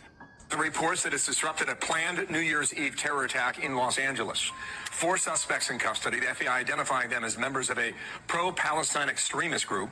They're suspected of planning coordinated IED attacks targeting 5 different locations in Los Angeles, but based on the reporting now, that plot has been foiled. So when they say credible, that means they really believe that these people were finna do something. Now, I said be mindful of your surroundings, because if people were plotting in LA, it could be anywhere else too. I'm not saying it's going to happen anywhere else, but I'm just saying, given the circumstances that we just seen with the people in Australia and then the Brown University shooting, you never know. That's why I tell everybody, when you out and about, just be on everything. If not Rome, why Rome shaped? So I went to the National Archive building in Rome, Italy. I mean, Washington, D.C., to check out this building that Matrix says was built in 1935 with tripod, cranes and pulleys. And if somebody said, hey, I'm going to take you to Rome in a time machine in its prime, and you open your eyes and you're standing in front of this building, you would think you were in the heart of Rome. If you face one way, don't turn around, you're in Rome. Look at that. You know why? Because this is Rome. The Roman Empire never went away. They never went away. They conquered the entire world. All of D.C., the whole city, all of New York, the whole D.C., the Capitol building, the monuments, all of that is all Rome. And this building, look at these pillars. They didn't have laser technology to make these pillars look like this. And the Matrix said they quarried this Indiana limestone and they chiseled it to be perfect. Hand chiseled. No technology. No, just thousands of craftsmen and masons to create this. Now look at this door here, guys. This door, as a reference point, I'm 6 feet tall. All right. This door is 38 feet and 7 inches tall. Each door. Okay. Look at the frame. How'd they get the frame to look like that? And each door is 6.5 tons each. Bronze. And they allegedly built it at the John Harsh foundry to craft this and to make these doors. They're about 10 feet wide, almost 39 feet tall. How did they do that? And the Matrix couldn't find any evidence, no photo evidence of the construction of these doors at the foundry. They couldn't find it. They were like, oh, it's just, word of mouth. There's no real evidence to prove that these doors are built at that foundry. And the construction photos for this place, they're photoshopped, man. If you deep dive and look at them with a critical eye, you can tell they're photoshopped. They're fake. Here's another thing I need you guys to understand. This is a stone building. Rock. The whole building is stone, marble, and bronze. This is not something you can just easily throw up. Okay? This required very advanced technology. Look how sharp these pillars are. The Matrix is just the audacity. They are very, very confident in their stories. And most of us just accept it. Remember, this is stone. Heavy. Visiting this place kind of made me mad. I was like, dude, this place is built for giants. Obviously, this is a Roman building, perfectly chiseled with lasers, built for giants. Who needs a door that big? What dude needs a door that big? I can't stand going to D.C. because you're literally walking in an ancient civilization. You're walking in a pre-reset structure or buildings everywhere. And they want us to believe that they did that by hand at the quarry, put it on trucks, and drove it across country. L-I-E-S. What does that spell? Cap. They're lying to us. Look at that place. What if the most explosive twist in the Charlie Kirk saga didn't come from leaked documents, inside sources, or wild conspiracy threads, but from a 3-year-old child in a courtroom? Because today, the internet is shaking. The Kirk family lawyers are celebrating and Erica Kirk is reportedly spiraling, all because Charlie Kirk's daughter walked into court, opened her mouth, and confirmed what everyone feared. And trust me, once you hear what that child said, you'll understand why the judge stopped the hearing. You'll understand why Charlie's parents immediately filed for expanded custody, and you'll understand why even Erica's own supporters are stepping back like, yeah, we can't defend that. Let's get into it. But first, how did things get so bad that a toddler became the star witness in her own custody battle? The daughter's breakdown that changed everything. It started as just another custody hearing. Stiff chairs, whispering attorneys. The judge flipping through paperwork like this was just another Tuesday. But the second Charlie Kirk's daughter walked into that room, the entire atmosphere changed changed like someone cut the power and restarted the simulation with a plot twist. This wasn't some shy toddler hiding behind adults. This was a 3-year-old with the emotional honesty of a CIA polygraph and the timing of a Netflix drama writer. According to people inside the courtroom, the moment the child saw Erica Kirk, she didn't run to her. She didn't reach for her. She didn't even seem confused. No, she froze, looked back at Charlie's parents, and then clung to them like her life depended on it. And that's when the crying started. Not regular kid crying. Not the I lost my toy cry. This was full body shaking, face buried in the grandparent's coat, courtroom stopping panic. Even the judge, who has probably seen every nightmare family dispute imaginable, paused, leaned forward, and whispered something to the clerk like, "Is this really happening?" And here's the part that sent a shockwave through the room. When asked gently who she wanted to stay with, the child didn't hesitate, didn't look around, didn't waver. She pointed at Charlie's parents and said, "I want to live with them, not mommy." You could feel the ripple. Erica's side went stiff. Her attorneys looked like someone unplugged their Wi-Fi. Even the court stenographer reportedly blinked twice to make sure she heard it right. And the judge? The judge immediately halted part of the hearing because the emotional distress was too real to ignore. That one sentence unraveled every talking point, every PR moment, every carefully crafted public tear Erica had displayed since Charlie died. Because kids don't lie. Kids don't play politics. Kids don't perform for an audience. Kids say what they feel. And what this child felt was fear around Erica, safety with the grandparents, a truth that no adult in that room could spin or sanitize. It didn't matter what Erica said in interviews. It didn't matter how many speeches she made. It didn't matter how polished her grief tour looked online. The child's reaction told the real story, and it told the court everything. This wasn't just a moment, this was the moment. The exact second the custody case flipped on its head, and the entire internet said, okay, yeah, something's really wrong here. But why would a toddler feel this strongly? The answer is in the pattern nobody can ignore. The neglect no longer denied. From the outside, Erica Kirk tried to present herself as the serene, grieving widow, balancing faith, legacy, and motherhood with angelic calm. But behind those polished interviews and perfectly lit Instagram moments was a reality held together by nannies, grandparents, and a toddler desperately trying to be heard. Reports began stacking up like unreturned emails. Days without Erica checking on the kids,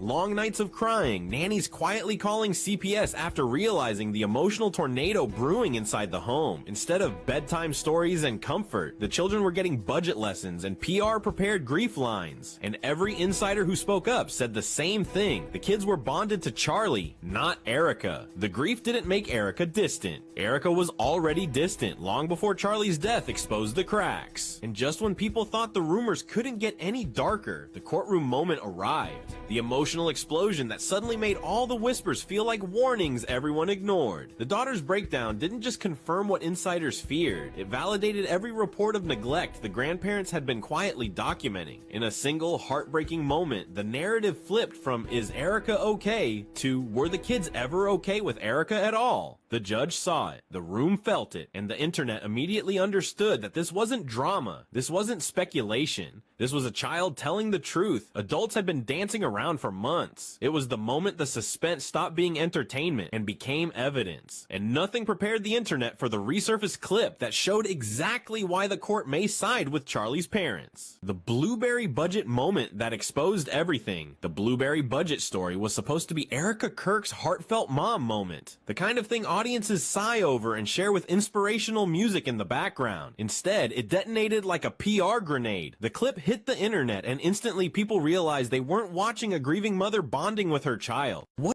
The islands come with the children, or are the children imported after? This island does have a small school. There are children. Okay, so I don't know if that was a stupid Yeah, question. What countries are near to abduct them from? Cambodia, Thailand, Laos, Vietnam, Philippines. The Philippines. Of course. The Filipinos, you know, if they're not being a nurse, they're being your servant. Okay, so. True. Yeah. So. Yeah. What age ranges? I know some of you are going to say, "Oh, this is just a prank. This is a joke. Someone please tell me what is funny about this," when literally Thailand, the Philippines are absolute hotspots for child trafficking incidents, if you catch my drift.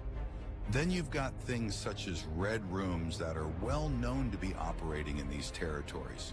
So whether this is real or it isn't, It's completely sick. I always say we have to tell you things. They have to show you what they're doing through humor, because that's how they believe they will receive no karmic retribution.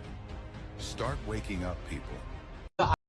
This is a guide map to the spiritual realm. Most Christians think the spiritual realm looks like this. Two options, heaven or hell. But it's actually more like this. We looked at every Bible verse that mentions the afterlife and discovered there's actually 7 different dimensions. Spiritual realms vastly different from one another, all created by God for a unique purpose, with secrets you've probably never even heard of. Every one of them is mentioned in your Bible, and every one of them is extremely important to understand as a Christian. The first spiritual realm is known as Sheol in Hebrew and Hades in Greek. The word Sheol means the land of the dead, and it's quite a lot more fascinating than I initially thought. You can think of Sheol as an enormous holding cell for all the dead who are awaiting resurrection and judgment. But the interesting thing about Sheol is that it's divided into 2 distinct realms. In the Old Testament, every single person who died went to Sheol, but which realm of Sheol they ended up in depended on what choice they made on Earth. But before we go any further in the afterlife, we need to understand the truth about our own planet, because there's spiritual beings here that we share this space with, who will also share eternity with, and it's important we meet them now.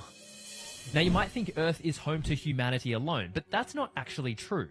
We share this planet with at least 2 other groups of invisible aliens. Okay, sounds crazy, but stay with me. Both alien groups didn't originate here, but came here for different reasons. The first is a race of demons, fallen angels who were cast down from heaven and forced to roam the earth. The second are a race of angels, ministering spirits sent by God to visit Earth and to carry out certain missions and deliver messages. Demons are servants of Satan, but they too only seem to act with God's permission. Uniquely, demons also seem to inhabit people or places, but they're not stuck there, as some demons are sent to one of our other 7 realms called the Abyss. But we're going to explore the Abyss a little bit later in this video. Some of the more prominent spiritual beings on both sides are assigned a person, a community, or even a nation to rule over. The higher rulers are called princes. But one of these beings rose to become the prince of something much greater. The entirety of the earth was under his power and sway. It's the same being who plummeted the world into sin and darkness in the Garden of Eden, the devil himself, Satan, the serpent, the great dragon. In the Old Testament, if a person died, they'd be sent to one of these 2 realms within Sheol. Those who had faith in the God of Israel were sent to the realm Jesus calls Abraham's side, described as a place of comfort. Those who didn't trust in God were sent to a place simply called torment. Torment is a realm within Sheol described as a fiery agony where no relief is provided, not so much as a droplet of water on a dried tongue. Not a very nice experience, is it? Don't worry though, there are far worse realms on our list today that we are going to explore. A great chasm separates the 2 places as the inhabitants await their ultimate sentence. These are the realms of Sheol. But our next spiritual realm is something quite different. Our third spiritual realm is called Paradise. Our own galaxy alone, which has 100 billion star systems, the same number of stars that we have as we have neurons in our brain, interestingly, that we're dealing with civilizations just in our own galaxy, which is one of billions, that are able to go through interstellar space. Now, I want to touch on this for a moment because it deals with a little bit that Linda referred to in terms of trans-dimensional or other dimensions. And the technologies and the sciences dealing with this subject are what we have termed trans-dimensional interstellar, TDIS.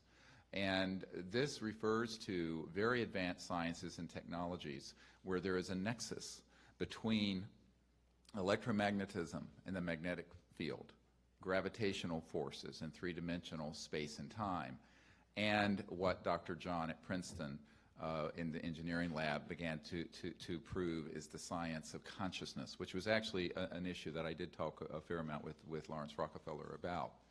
Now, a lot of people say, well, this gets into the deep end of the pool very quickly, and in fact it does. But I think that it's important to understand that if you're dealing with civilizations that have gotten here, and that's what we're dealing with, you're not dealing with something that can go just straight through space at the speed of light even, because the speed of light is too slow. And I remember when I was having dinner with CIA Director Woolsey and his wife, and actually the really most insightful question came from Dr. Woolsey, who at the time was Chief Operating Officer of the National Academy of Sciences. And she said, what I want to know is, how are these civilizations communicating across the vastness of space? Because your cell phone and radio waves are going at the speed of light. And I said, yes, that's just too slow. Speed of light is way too slow. And I had a gut check. I said, do I tell her the truth and lose all credibility as a scientist and a doctor? Or do I tell her something that sounds scientific, but that's really not true?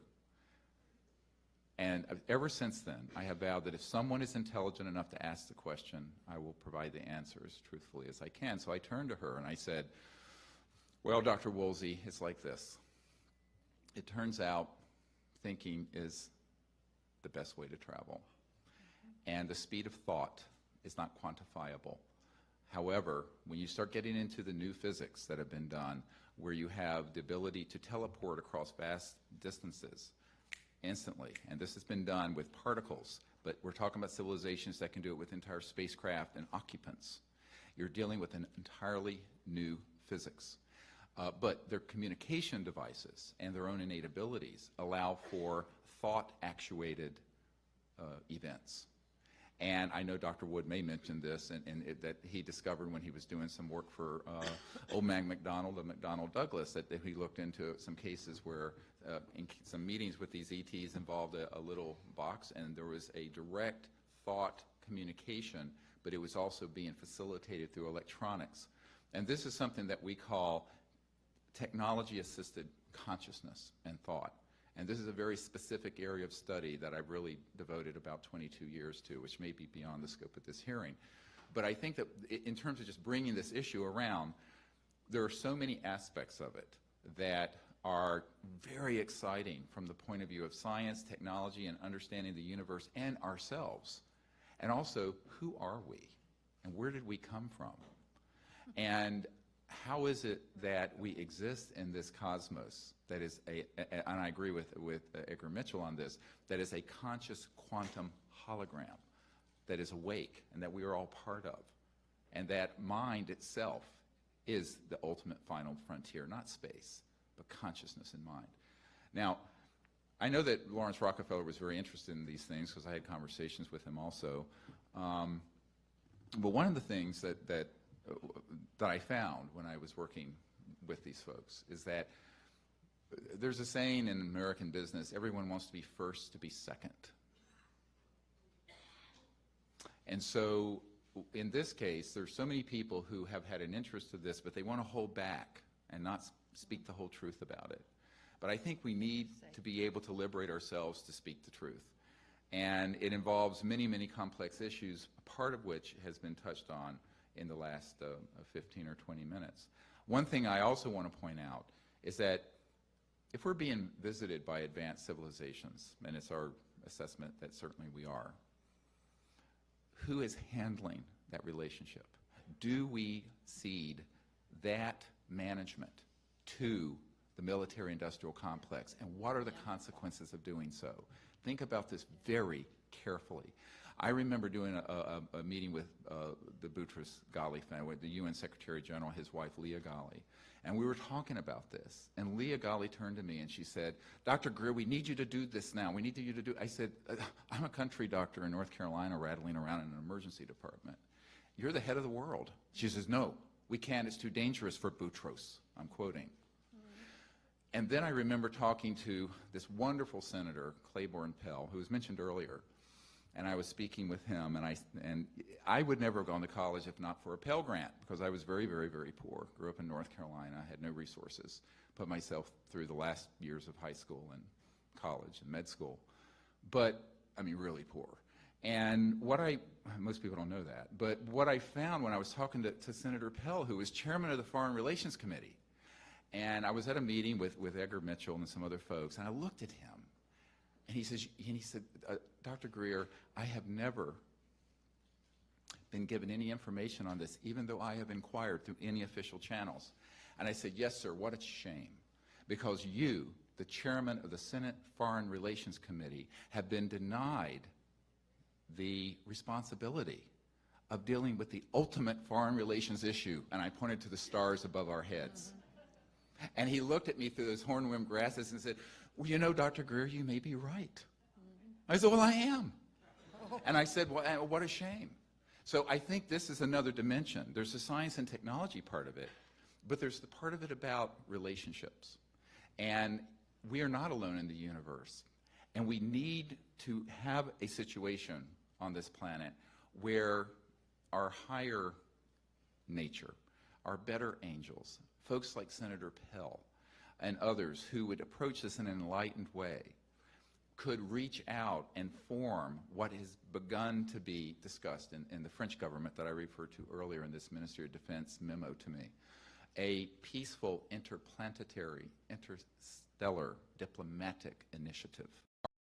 Dude, have you guys seen what other school lunches look like from around the world? Because other countries are literally eating royalty whenever my school gave out food that looked like it survived the Great Depression. Obviously, starting off strong with the US, why does this look like a meal that you get served right before you respawn? Obviously, we have those printed nuggets where nobody knows what the meat is, peas, and a cookie. It doesn't even look real. And then here we have Italy with fresh pasta, salad, fresh bread, and an entire vine of grapes. This looks like a meal from a private resort. There is some kid in Italy that is twirling pasta while I was eating cardboard flavored nuggets. Greece is over here serving a resort buffet. My school would have never trusted us with food this colorful. I don't even know what it is exactly, but that looks like fresh yogurt and pomegranate, which that'll do it for me. Brazil said here's rice, beans, steak, and veggies. This lunch looks like it has more seasoning than my school has ever even touched. Spain is serving shrimp and sauteed veggies. Shrimp? Dude, if my school served shrimp, half of the class would have been out with a mysterious rash. This looks like a cruise ship meal. I'm gonna be honest and I'm gonna say I'm not really sure what France is serving here, but it still looks 1,000 times better than any lunch I ever had at my school. Is that fresh cheese? Like, we literally got a crusty hamburger and a prayer. Finland is serving like a beet salad, I think it is, sweet potatoes, berries, crepes, and soup. This is the kind of meal that fixes your mental health. My school just made it worse. Ukraine coming in with sausages, mashed potatoes, cabbage salad, and crepes, I think. This meal just looks warm. It looks like something your grandma would make you just because she loves you. Here's Korea, rice, veggies, tofu, kimchi, and soup. This tray probably literally gives you superpowers. Apparently everybody else in the world was out here eating lunch specials from Gordon Ramsay himself while we were just chewing on mysteries. I want to know what type of lunches that you had at your school, but which one would you prefer to have? Dude.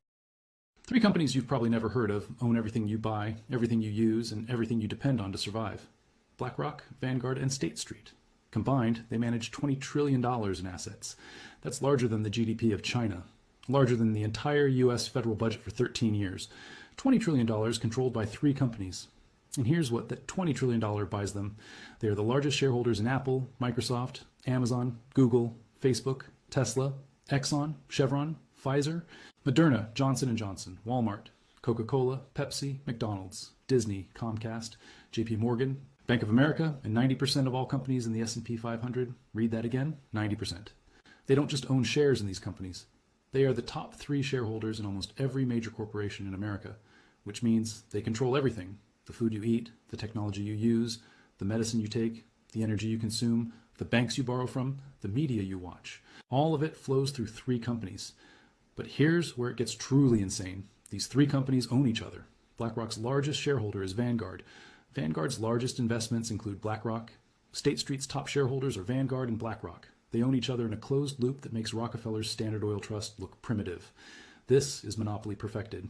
Not one company controlling 90% of one industry like Standard Oil controlled oil. 3 companies controlling 90% of all industries simultaneously.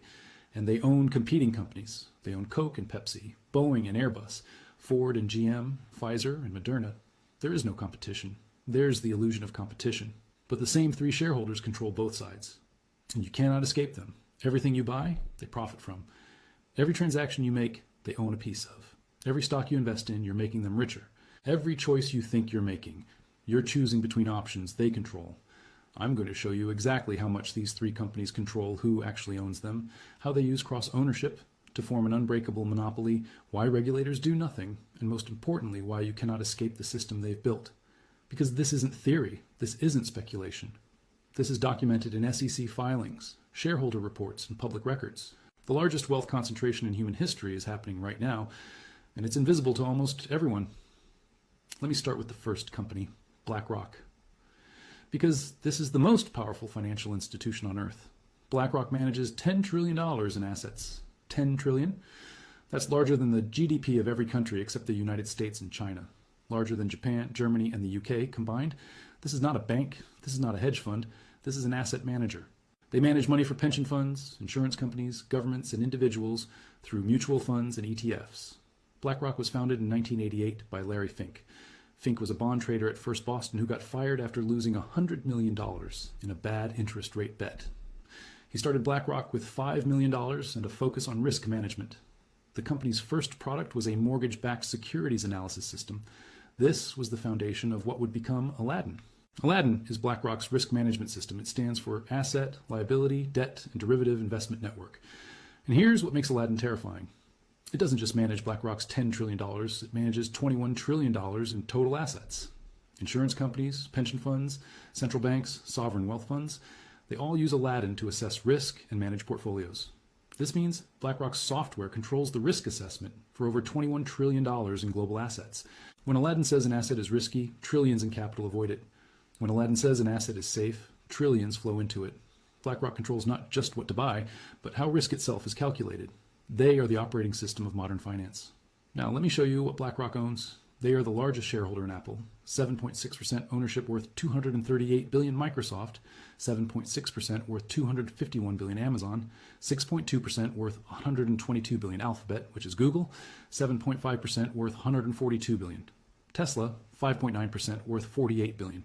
Meta, which is Facebook, 7.7% worth $78 billion. Nvidia, 7.7% worth $97 billion. That's $976 billion in just 7 tech companies. BlackRock controls nearly $1 trillion in big tech alone. But it's not just tech. In energy, ExxonMobil, 8.2% worth $38 billion. Chevron, 8.6% worth $18 billion. ConocoPhillips, 9.1% worth $13 billion. In pharmaceuticals, Pfizer, 8.4% worth $11 billion. Johnson & Johnson, 8.8% worth $38 billion. Merck, 7.9% worth $9 billion. Moderna, 5.3% worth $4 billion. In banking, JP Morgan Chase, 6.3%. As I started to go back into the 1800s, I noticed that fireplaces would have the word radium engraved on them. And so I then realised that these fireplaces weren't using fire and wood, they were using radium to heat people's homes. And there was actually a picture of Thomas Edison sat in front of a radium fireplace, sat there with his feet in front of radium. And so I then questioned, if radium is as toxic as we are told, why would somebody have it in their home and of all places their fireplace? And it's because in the 1800s they found out radium could heat your home for up to 1,000 years. But I then noticed they would drink from radium glassware because they found out the radium would supercharge their cells like no other and enhance their frequency. And what's interesting is everybody in the 1800s, especially the wealthy, would bathe in radium springs. Specifically, the Rockefellers and Rothschilds were known to go to radium springs and bathe there.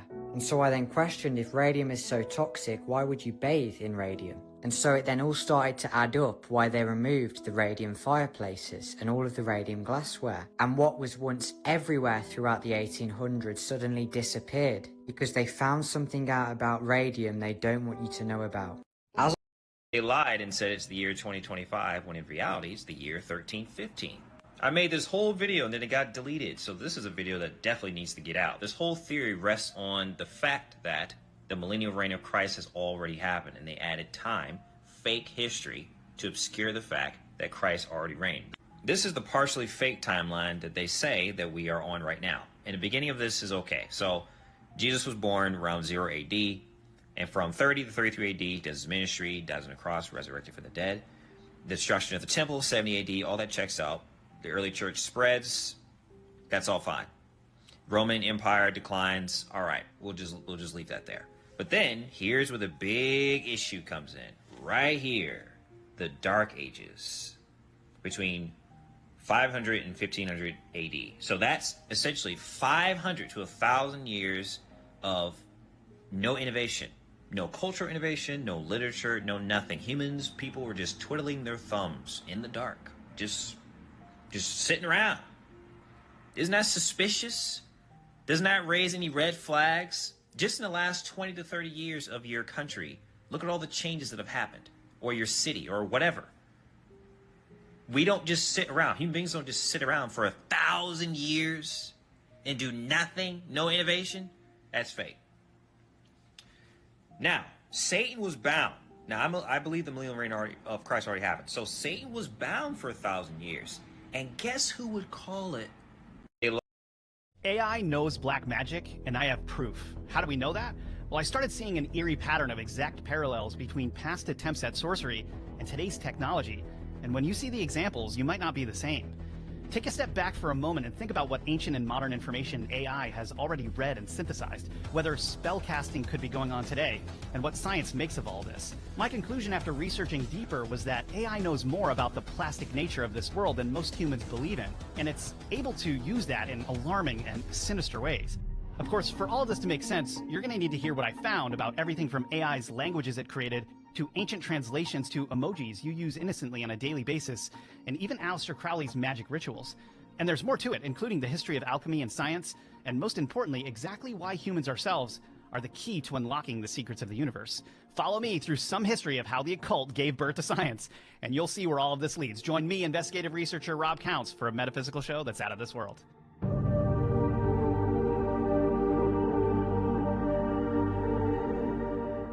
Now, to get started, we have to ask a few important questions. How different is it for a scrying magician in the past to gaze into a black mirror to conjure visions of the future, or view different dimensions, than it is for you to gaze into this black mirror in your pocket to see what the latest trend is going to be, or how hot it'll be outside tomorrow, or the state of the world?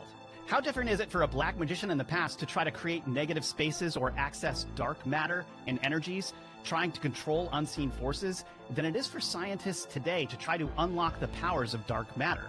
They guess dark matter outweighs visible matter roughly 6 to 1, making up roughly 27% of the universe. In this vast cosmos of waves and particles and possibilities, why would it only be possible to access other dimensions and energies via technological means like computer models? Did people of the past know something we don't? In 1693, Cotton Mather defined what practicing black magic meant.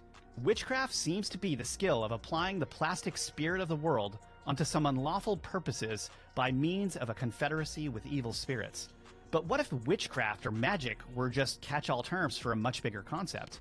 Historically, King Solomon was said to have controlled demons with his magical ring, commanding them to help build his temple. Over the centuries, ancient information about the AI... Did you know everyone in your life might be fake, and you might be the only real consciousness in existence? There's a theory called the personal universe theory that says you don't live in the world. The world lives in you. Every person you know, friends, coworkers, even family, only loads when you think about them. Like NPCs in a game that render when the player gets close. And when someone suddenly acts different, remembers things wrong, or seems like a completely new person overnight.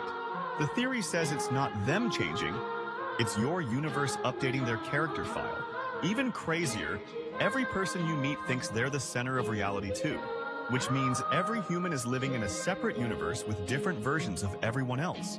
That would mean nobody has ever truly seen the real you, only the version their universe created. So if someone fades out of your life, drifts away, or suddenly feels like a stranger, this theory says they were never an independent person at all. Just a projection written into your story until your universe decided their role was over. These demons was allegedly passed down. In the 17th century, an occult book called The Lesser Key of Solomon was compiled, which drew on this ancient sorcery. It listed out 72 specific sigils or seals, basically pictures, that could be drawn to summon certain demons. Well, I have to bring up a weird point because the internet has been buzzing recently after it was discovered that many of these seals appear to match up with different emojis. Exactly. Now, bear with me a moment if you're swimming in an ocean of disbelief. Why does the crying, laughing emoji look like this one? Or the grimacing emoji look like this? How about this one? This example? This one? Or that comparison? People are wondering whether these emojis were designed this way on purpose to look like seals used to summon demons. Regardless of whether every emoji matches up, it may be really too much of a coincidence that so many do. So where did these particular designs come from, and what connections between the past and present has AI made by seeing all of this and learning from it? The important point here is that images, shapes, and designs have power. They communicate an intention instantly, like an emoji conveying whatever emotion you're trying to share, which is understood immediately by the receiver. Or like a seal, sigil, or symbol or sign displayed for whatever purpose it may be posted. By the shores of Loch Ness in 1899, an occultist named Aleister Crowley holed up in a house to begin his black magic spell, a 6-month ritual that would summon spirits and demons. Why was he sure he'd succeed? He'd studied a 15th century grimoire, or a book of magic, called the Book of Abramelin, containing a purification procedure that would invoke entities that could help him acquire material things, obtain golden love, raise the dead, transform his very appearance, turn him invisible, start storms, allow him to travel through the air or underwater. If you think this is fake, then why was he on the cover of a Beatles album? Was he a nutcase? Sure. But how did this work? When used in the correct ritual context and under specific conditions, an ancient set of sigils and magical squares with mystical words that could be read in multiple directions would unlock what he thought were the keys to the universe, or to Rasputin's dirty closet. As unbelievable as it sounds, such magical rituals didn't begin or end with a wacko like Crowley. In fact, esoteric knowledge from secret traditions around the globe has been passed down orally or in secret texts for centuries, even to this day. It's just that not all of them were necessarily evil.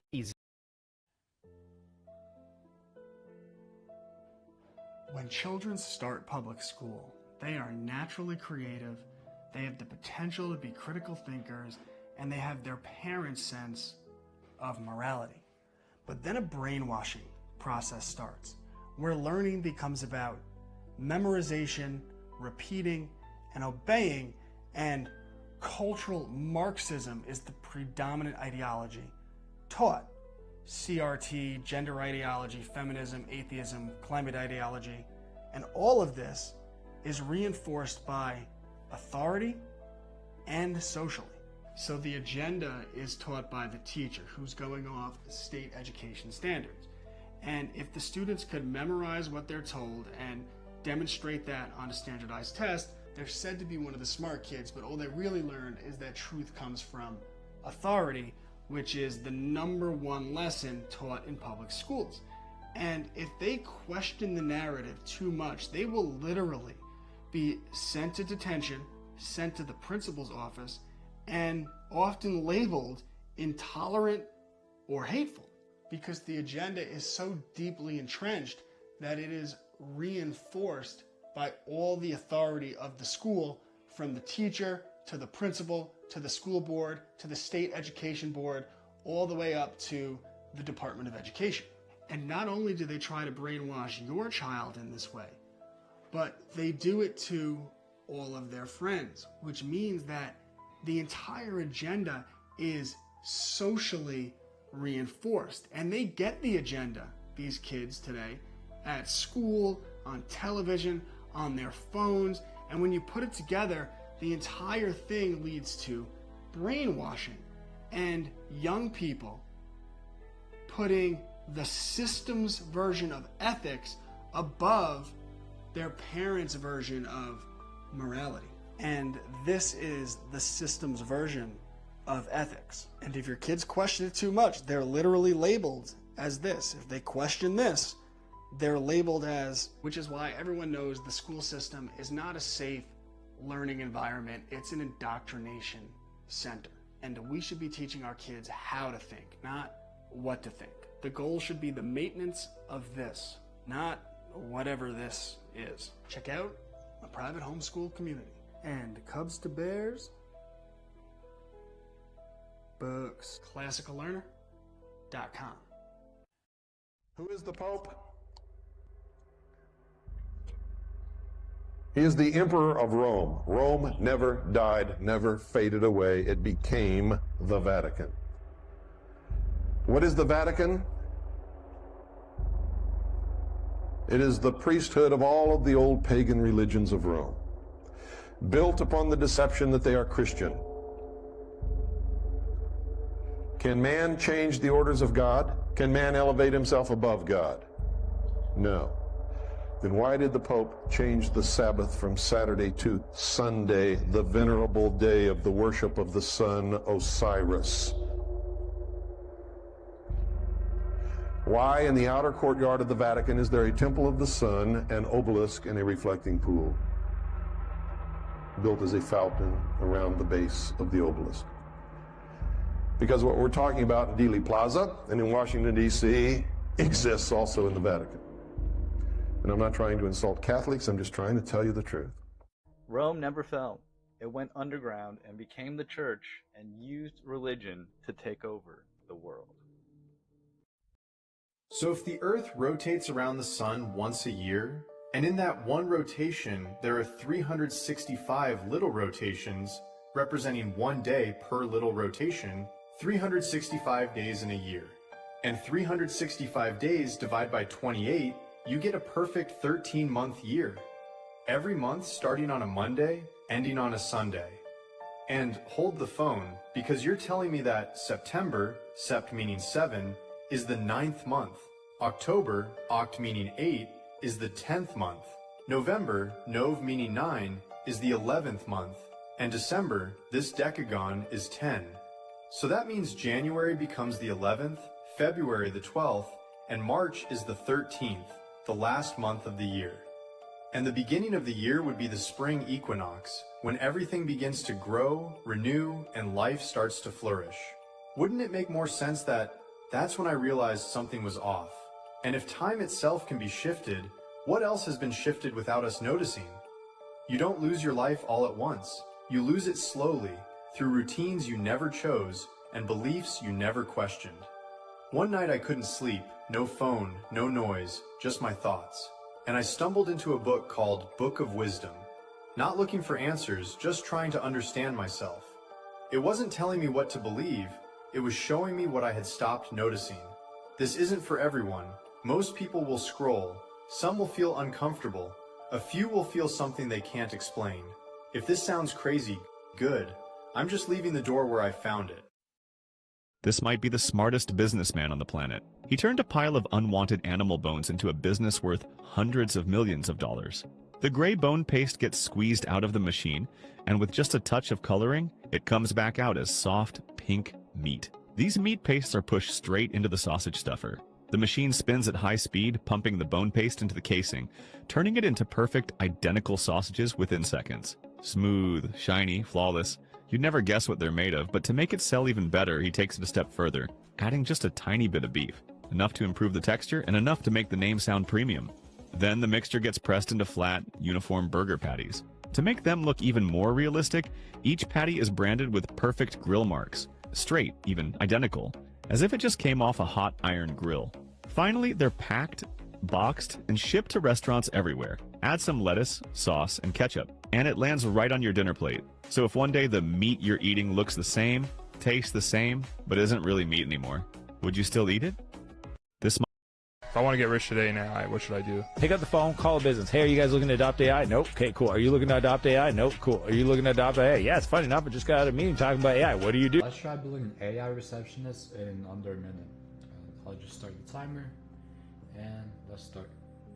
I'm gonna look for spa salons near me. We're gonna pick any one of these, and we're gonna copy their website. Next, we're going to go to ChatGPT. We're going to ask it to create us a AI voice agent prompt for retail AI using this website. And then in the meantime, we're going to go to retailai.com. We're going to click sign in. We're going to create an agent, voice agent, single prompt agent, start from blank, create. And then we can go back to ChatGPT. We're going to copy what it gives us. Gonna go back here, gonna paste it in, click save, and we're done. That was 47 seconds, and we can just test it out right away. Click test. Allow. Hello? Hello. Thank you for calling Beautiful Concept in Boca Raton. This is Beautiful Assistant speaking. How can I help you today? Hey, I'm actually looking for a body treatment. Thank you so much for reaching out. At Beautiful Concept, we specialize in luxury hair services such as haircuts, coloring, shampoo, straightening, and hair extensions. At this time, we do not offer body treatments. If you'd like, I can recommend one of our hair services or connect you with someone from our team for more information. Would you like to hear more about our hair services, or would you prefer a referral for body treatments elsewhere? Maybe I'll actually get coloring. That sounds wonderful.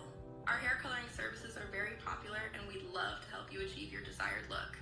Would you like to book an appointment for hair coloring? If so, may I please have your preferred date and time, as well as your name and phone number? This will help me check availability and reserve your spot.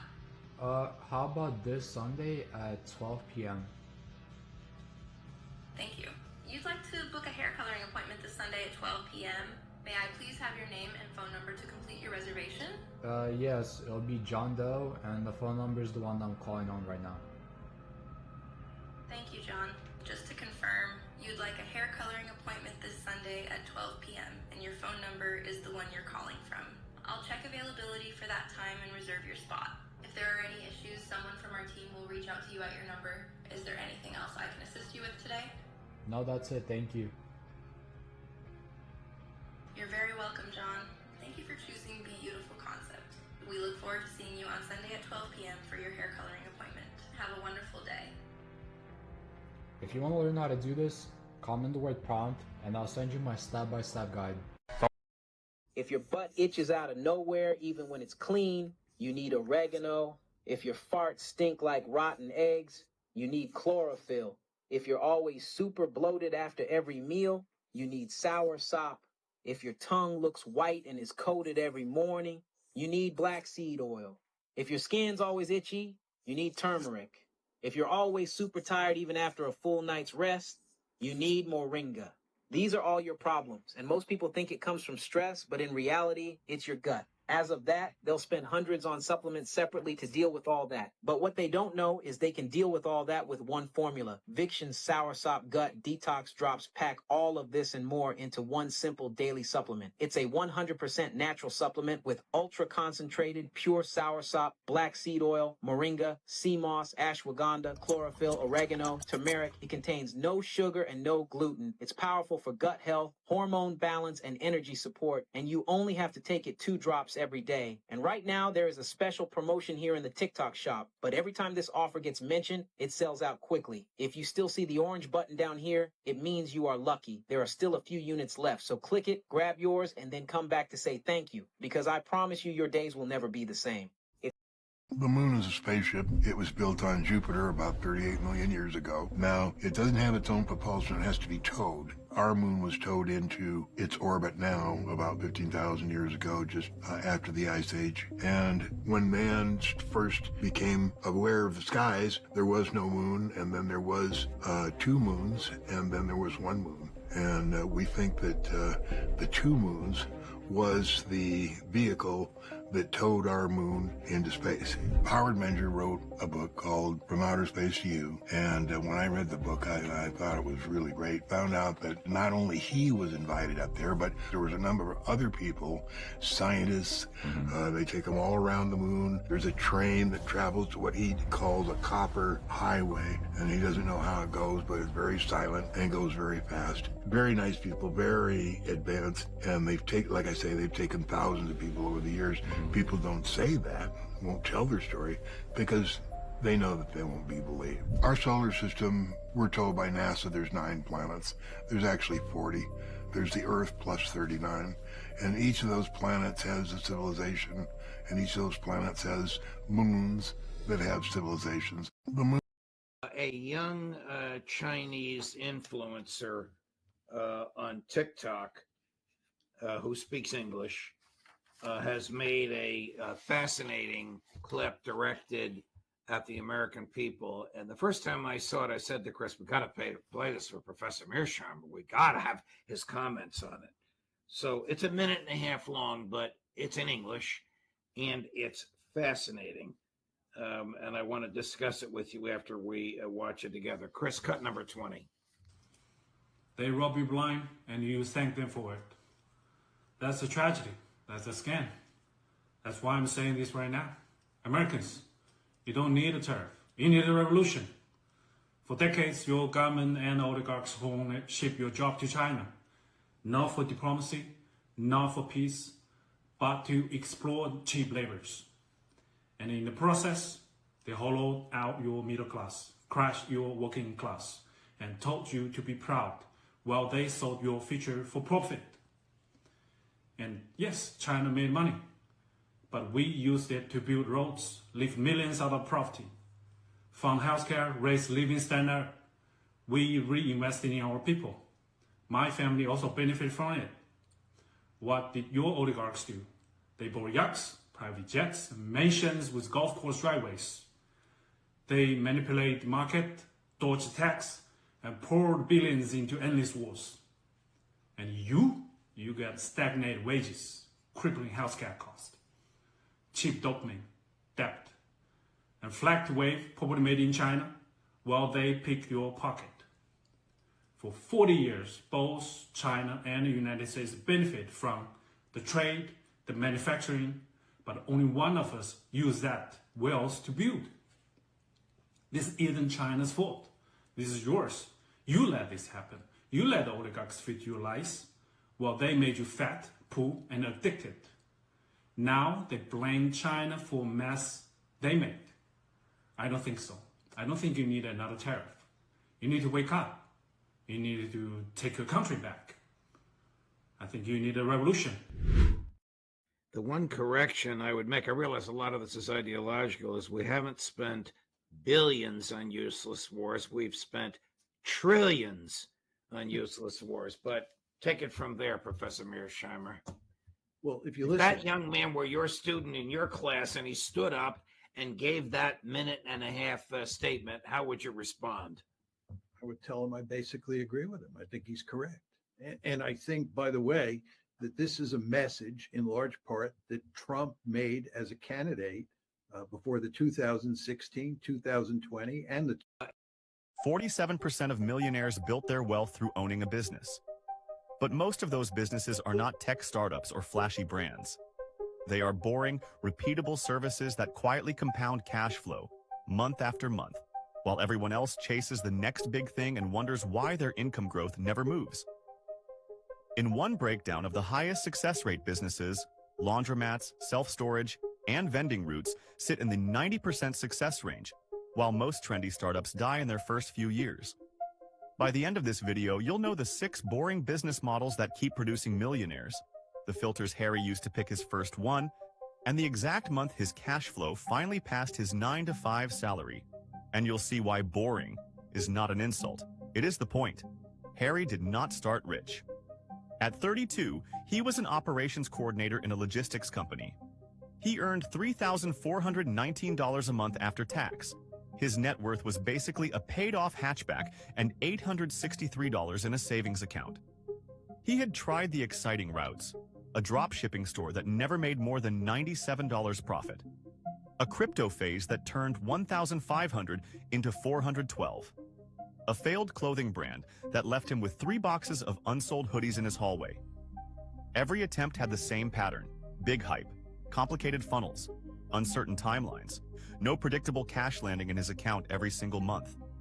One night, on a late bus home, Harry was scrolling and stumbled on a summary of The Millionaire Next Door by Thomas Stanley and William Danko.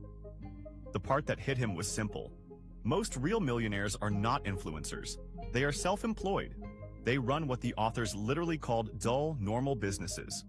Repair companies, small factories, local services people use again and again. That idea felt almost insulting. Harry had been chasing clever angles, clever branding, clever niches. Here was a book saying, be the boring owner of a necessary service and let time do the rest. He decided to treat that not as a quote, but as an experiment on his own life. Over the next 12 months, Harry went down a rabbit hole. He followed threads in entrepreneur communities, looked at sale listings for small local businesses, and noticed the same business types kept showing up in millionaire stories. Not glamorous, not complicated, just relentless. 6 types in particular showed up again and again. Here's where his journey really starts, and where yours might too. The first boring business, laundromats. Harry almost skipped this category. He thought, who even uses those anymore? Then he looked up the numbers. Urban areas still packed with renters, people without in-unit machines, families who use laundromats for big bedding even when they have a washer at home. What mattered was not the romance, it was the pattern. Every single week, people need clean clothes. They pay in small chunks. They come back without you reminding them. Harry found an aging laundromat 15 minutes from his apartment. The owner was late 50s, tired, and ready to retire. Revenue was steady, but the place looked stuck in 1999. Sticker price, $198,000. Net income, after all expenses, about $4,200 a month. Harry did not have that kind of cash, so he structured it like a boring millionaire would. He scraped together $27,000 for a down payment. Part came from selling the hatchback and driving a cheaper car. Part came from a small line of credit. The owner agreed to finance the rest over 7 years if Harry took over fast and kept the staff. Month 1. As owner, the numbers were not sexy.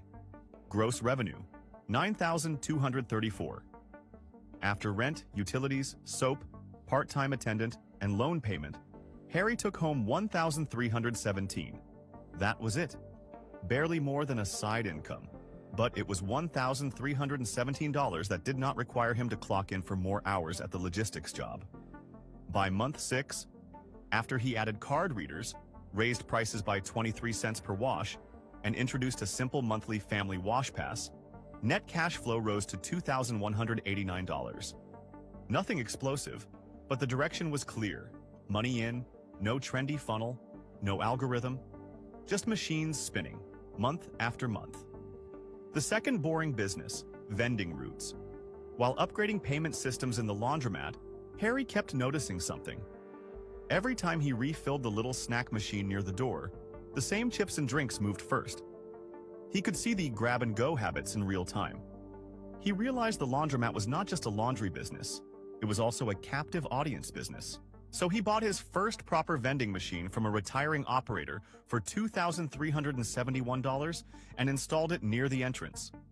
Then he picked up 3 more and placed them in a nearby warehouse, a quiet office lobby, and a car repair shop. Vending is painfully boring. You drive, you refill, you collect small bills and see the totals. But that is exactly why it works. By month 3 of the vending route, the 4 machines together brought in $1,096 in profit after product costs and fuel. By month 12, after he replaced low-selling items and moved 1 underperforming machine to a busier gym, the route cleared $2,413 a month. Now Harry had 2 boring businesses feeding each other. Laundry brought foot traffic. Vending monetized waiting time. His logistics salary was still $3,419 a month. But his boring lane was now over $4,600 a month and climbing. The third boring business, self-storage. This one scared Harry the most at first because the numbers were bigger. He kept seeing the same point in investor write-ups. Storage is a business built on one powerful psychological pattern. People do not like letting go of their stuff. Once they put boxes, furniture, or inventory into a unit, they keep paying rent for months, sometimes years. Even when they tell themselves, "I'll clear it out next month," that month rarely comes. Harry did not jump straight into buying a big facility. Instead, he partnered. He met a small contractor who owned a piece of land behind an industrial park. The contractor wanted to build storage but hated operations.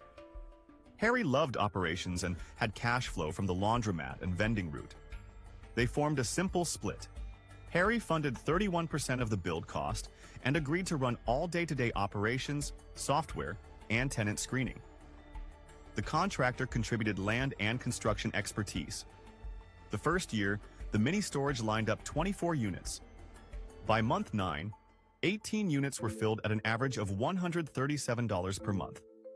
Debt service and shared expenses chewed a lot of that, but Harry's share came out to around $1,594 per month once occupancy stabilized. Add that to the laundromat and vending route. Harry's boring empire was now bringing in more than $6,000 per month after costs. That finally beat his job. At this point, something clicked. He realized the business type mattered less than the pattern behind all three. Small repeat payments, services people feel they need, behavior that keeps them coming back automatically. Before we get to that pattern, and the part that took Harry from extra income to millionaire, let's finish the 6 boring business types that keep showing up in real-world millionaire stories. The 4th boring business, car washes. Not the giant branded tunnels you see on highways. Simple local car washes. Car washes are a perfect example of unglamorous leverage. You invest in equipment once. Water, soap, brushes, vacuums. Then you let volume do the heavy lifting. The upflip style case studies Harry watched showed something interesting. A basic car wash can bring in hundreds of thousands in revenue with modest staffing, and the land under it often becomes the real asset. Harry did not own a car wash yet, but he studied sale listings. He saw one small 4-bay wash listed at $316,000 with claimed net income around $73,000 a year. The important part for you is not whether those specific numbers are perfect. The important part is seeing the pattern again. Simple service. Low number of moving parts. People pay $10 to $15 without thinking too hard. They come back whenever their car looks dirty. The 5th boring business, pest control or similar recurring service. In almost every entrepreneur forum Harry read, there were posts from owners of pest control, pool cleaning, lawn care, and similar services. The theme was the same. Customers sign up once. They stay on a regular route. Revenue is predictable. Imagine one route of 82 homes, each paying $59 a month for basic pest control. That is $4,838 in gross revenue monthly from one technician, one truck, and chemicals. Add 2 more routes, and you have a multi-6-figure, very boring business. The 6th boring business, property management. Not skyscrapers, not luxury towers. Just being the bridge between everyday landlords and everyday tenants. Collecting rents, arranging repairs, handling move-ins and move-outs. A solo property manager with 50 doors under management at an average fee of $91 per door per month brings in $4,550 in gross fees. Scale that to 150 doors with a small team, and you are suddenly in serious income territory, handling tasks most landlords would gladly outsource. Harry did not build all 6 businesses at once. He focused on 3: laundromat, vending, self-storage. But these 6 categories showed him the real lesson. You do not need a brilliant idea. You need a boring one that survives. Here is the best reveal, the part Harry wishes he had understood at 22 instead of 32. In The Millionaire Next Door, Stanley and Danko pointed out that 2/3 of millionaires are business owners. Many of them run what most people would call boring or even dull companies. Later, when Harry dug through modern millionaire surveys and online communities, he kept running into the same supporting pattern. People who quietly built serious wealth were often in pest control, car washes, storage, vending, laundry, and property services. Harry realized they were all using the same underlying 3 filters, whether they knew it or not. Filter 1. Customers pay you at least once a month without needing to be chased. Laundry, storage, pest control, property management, even vending in the right locations all pass this test. They tie into habits. Groceries get dirty, houses collect bugs, tenants stay. Filter 2. The customer's decision is low drama. No one calls a family meeting to decide on a $12 car wash or a $1.79 soda from a vending machine. The price is small enough to slide under emotional radar. That makes your income more stable. Filter 3. Over time, you can own or control the asset under the cash flow. The washers and dryers, the storage units and land, the car wash bays, the vending machines and routes. This is what flipped Harry's results. He stopped asking, what business could go viral? He started asking, what boring business in my city already passes these 3 filters and has an owner who wants out? From there, the numbers did the talking. At 32, his net worth was maybe $5,000. By 38, after 6 years of focused, boring moves, the picture looked different. He still wore the same type of jeans. He still drove a practical car. But the laundromat loan was nearly paid down, and a new valuation put that business at around $341,000. His share of the storage facility, after debt, was worth about $207,000. The vending route, sold at a common multiple of earnings, could likely fetch around $89,000. Together with retained earnings that he mostly plowed into index funds and a simple home, his net worth crossed the $1 million mark at 38 years old. No single year felt explosive. There was no viral moment, just slow, steady, compounding growth from assets people barely notice when they drive by. So what does this mean for you? First, you do not have to start all the way at ownership. You can step into this world gradually. Spend one quiet afternoon each week searching for real boring businesses for sale in your area. Not online dropshipping stores. Physical or service businesses with years of history. Look at laundromats, vending routes, small storage lots, pest control routes, car washes, or property management firms. Filter every listing through Harry's 3 questions. Do customers pay at least monthly? Is each decision low drama? Can you eventually own or control the key asset? Second, stop underestimating tiny cash flow. $1,317 a month from the laundromat did not change Harry's life overnight, but it changed his direction. It proved that he could earn money without more hours at his job. Then he stacked.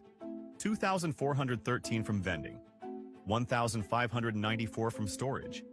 Stacking boring is how the numbers become interesting. Third, accept that boring is a filter for you as much as for the business. Can you stomach repetition? Can you stand walking past your own machines, your own units, your own trucks?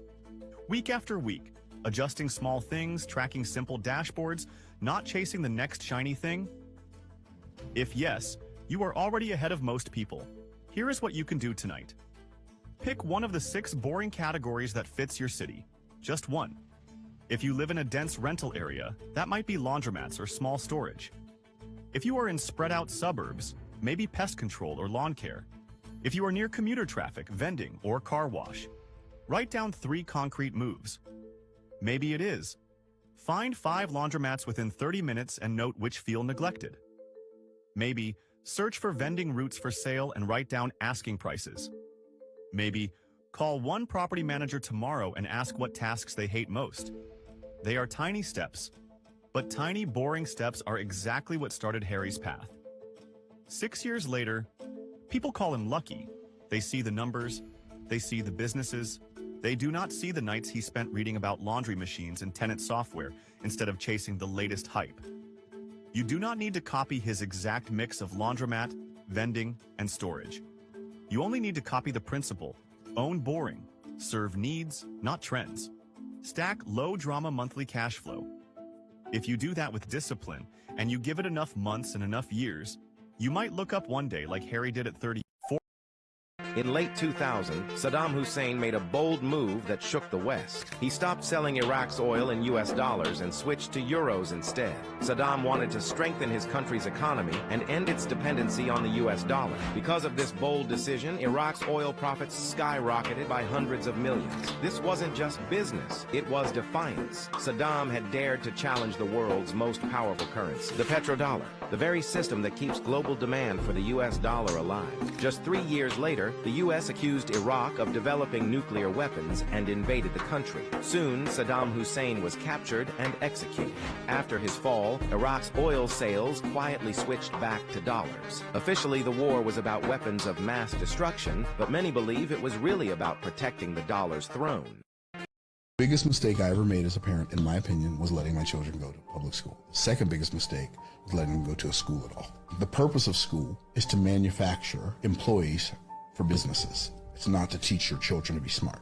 There's a book that I would recommend highly. It's called Weapons of Mass Instruction by John Taylor Gatto. He was the 5-time Teacher of the Year in New York, in the state of New York, 5-time Teacher of the Year. And he became totally disillusioned when he realized that the purpose of being a school teacher was not to teach math. I think that maybe he taught English or math. He said, I became disillusioned the day I realized my job was not to teach math, but my job was to teach school. Think about it. In school, they teach you that nothing is important. How do they do that? It's the only place that you will ever work in your life where you work on something for 45 or 55 minutes and then a bell rings and you close your book. You don't care about that anymore until tomorrow. It doesn't make any sense. The reason they use bells in schools is because that's what they use on the assembly lines. Lunchtime, ring a bell. Okay, go to lunch. Ring a bell again. You come back from lunch. The whole thing was programmed for a stimulus response. We still tell our children, well, if you want to do well in life, you got to go to college, get a degree. The only reason we tell them that is because that's what we're expected to tell them. We haven't really thought about it. This man refers to a quote that John Taylor Gatto used to often say, that public instruction moves kids from bell to bell and cell to cell. Brought to you by BJU Press Homeschool. Slavery was too expensive, so they upgraded it. Buying people costs money, housing them costs money, but make them dependent on a job for healthcare, distract them with consumerism, and trap them in debt. They will enslave themselves. No chains needed, just monthly payments. See the invisible bars. Read the book. Why would they spend a modern equivalent of $250 billion to make this rocket that flies to the moon on the very first attempt and then destroy it? Listen to NASA saying they destroyed the technology. I'd go to the moon in a nanosecond. The problem is we don't have the technology to do that anymore. We used to, but we destroyed that technology, and it's a painful process to build it back again. So, General, why was that technology destroyed? Why was it destroyed? Why do you know why, or have any idea why the technology was destroyed by NASA? I don't know that the technology was destroyed. Okay, we so built. So NASA has not his line. Hold on, Bart. Okay, Bart, you gotta let him finish his thought. Yeah. We flew to the moon. Okay, the program was successful. We did 6 landings on the moon. Okay, we used technology that was designed by Marshall Space Flight Center, called a Saturn V rocket. Was the biggest rocket so far ever launched to get us to the moon. Okay, so we went to the moon. Took 3 days to get there. We orbited the moon for a day to get everything correct. Generally, it went that way for all of the 6 landings on the moon. And so we got to the moon. We manned the spacecraft. We had, in our flight, we had a delay because of the command module had a problem with the main engine. And Mission Control had to verify that they could get it fixed or work around it. So anyway, we were late landing on Apollo 16 because of this problem. And we landed in the place we were supposed to land, at Descartes, Hollands. We spent 72 hours on the moon. We brought back 200 pounds of moon rocks, or thereabouts. Maybe not that much. I forgot exactly. But the question about the technology being destroyed, you're not aware of the technology being destroyed or gone missing from all the Apollo programs. Okay, so that NASA astronaut is lying that the technology was destroyed. No, he said he wasn't aware of it. Okay, well, according to NASA, a modern-day astronaut, he said that a couple of years ago, that all the Apollo technology was destroyed. I interviewed Eugene Krantz. He told me all the telemetry data was destroyed. All the original videotapes were destroyed. Right before they were to be transferred to HD. But we still have the original film. No, the 16mm film is still in Houston at the Johnson Space Center. Oh, that I don't know. The videotape is what they intentionally the videotape of the projection that was given. Right, you're talking about the camera-mounted lunar module that took one picture. All of the film that was shot on all the missions is still in its original format in the film reels in that. But the majority of the video images is videotape, right? And that was intentionally destroyed. But those were just copies of the film, right? No, these are the originals. I talked to Eugene Krantz. He said the original videotapes were accidentally recorded over, and the only machine on Earth that could play it back was intentionally disassembled. Okay, I'm confused. So that even if they're found, they couldn't be played. I'm all confused. the telemetry data. Mr. Charlie Duke, it's a pleasure to meet you. Thank you very much. Bart Sibrel, thanks again. Sure. For traveling halfway across the world to come here and hang out with me and Charlie Duke. To start this thing off, I want to basically introduce both you guys. Charlie, you are an Apollo astronaut, one of the last 4 surviving Apollo astronauts, the 10th man to walk on the moon on the Apollo 16 moon landing mission. And Bart, you are the world's leading proponent in the moon landing hoax hypothesis, I'll call it. And this has been your life's work, basically, proving that, or trying to make the case that the Apollo moon landing program was a American propaganda campaign during the Cold War, and it was all filmed on a set, and they never actually went to the moon. So does that sum it up pretty well? Pretty much. Half my life, anyway. The first half, I believed they went to the moon. So, obviously, like the last time you and I talked, we thought it would be a great idea to have you debate somebody on this. I don't know, have you ever done a debate on this with anybody? No. To me, that would be like debating if the sky is blue. It's blue, and they did fake the moon landing. I bet my life on it.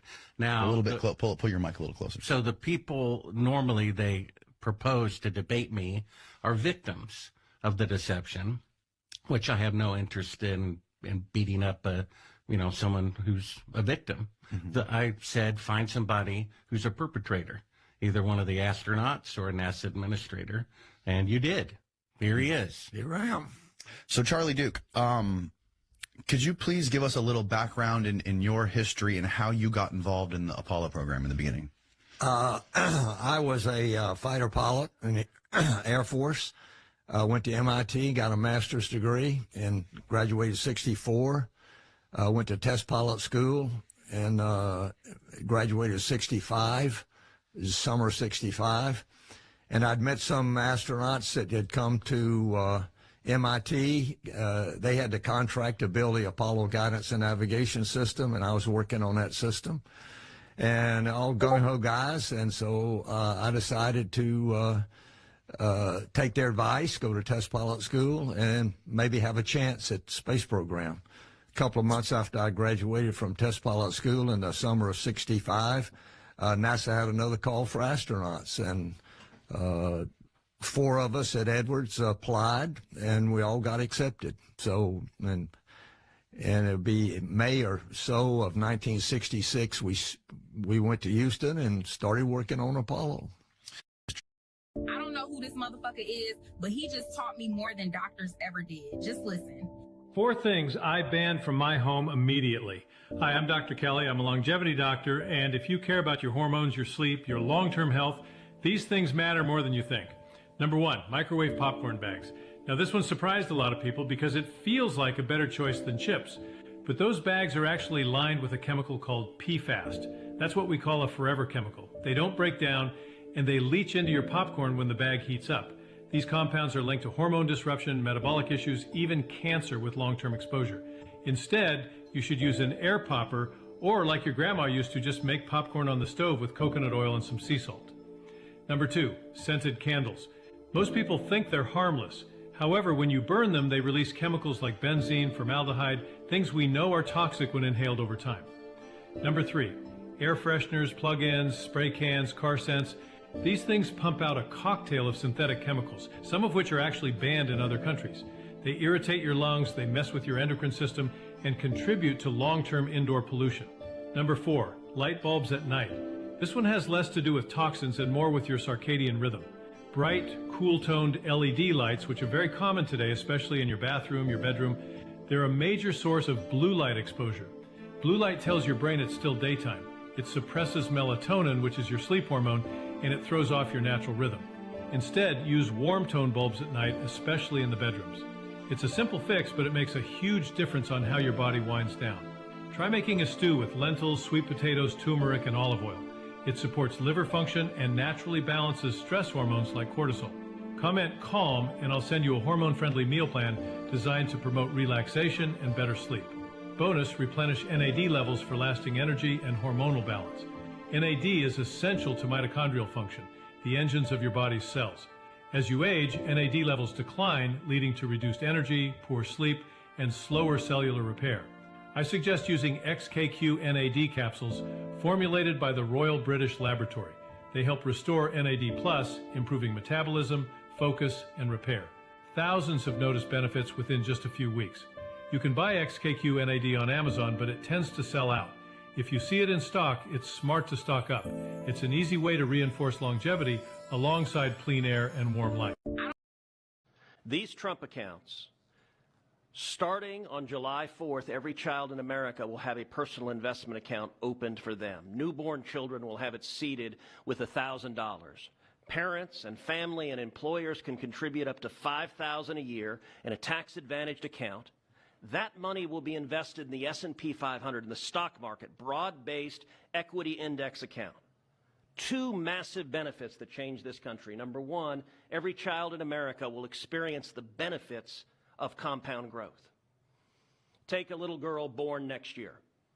She's born next year. She has the account opened for her. $1,000 is automatically seeded. Her parents or family or an employer puts $5,000 a year each year into that account.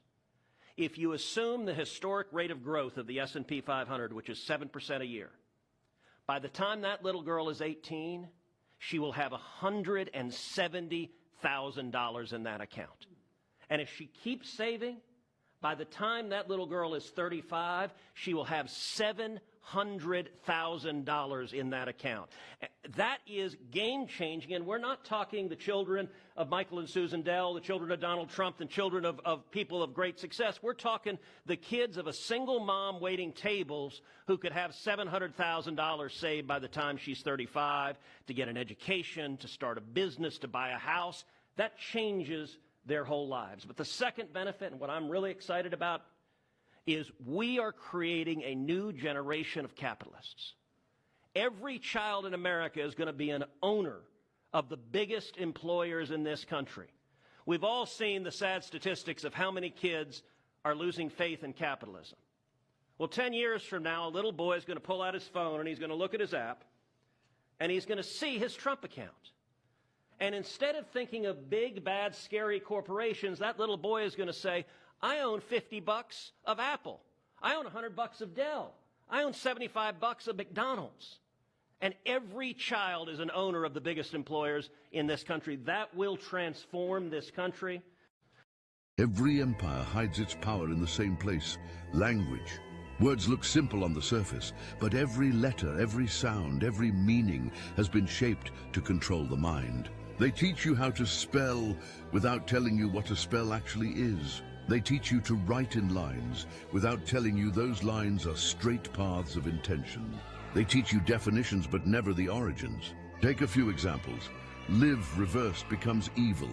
Words become swords when the S is moved. A sentence punishes, a summons calls your spirit. A person was once a mask worn by an actor. None of that is an accident, because language isn't just communication. It's programming. It shapes reality. It creates belief. It forms contracts without you noticing. Why do you think courts use a different language? Why do police ask questions in ways that trap you? Why do official documents use terms that don't match everyday speech? Because when they control the words, they control how you think, how you interpret, and how you respond. But once you see the spell breaks. Start questioning every word. Start looking at the meaning beneath the meaning. Start speaking with intention, not habit. The moment you reclaim your language, you reclaim your mind. Hi, Ava. Do you know that man?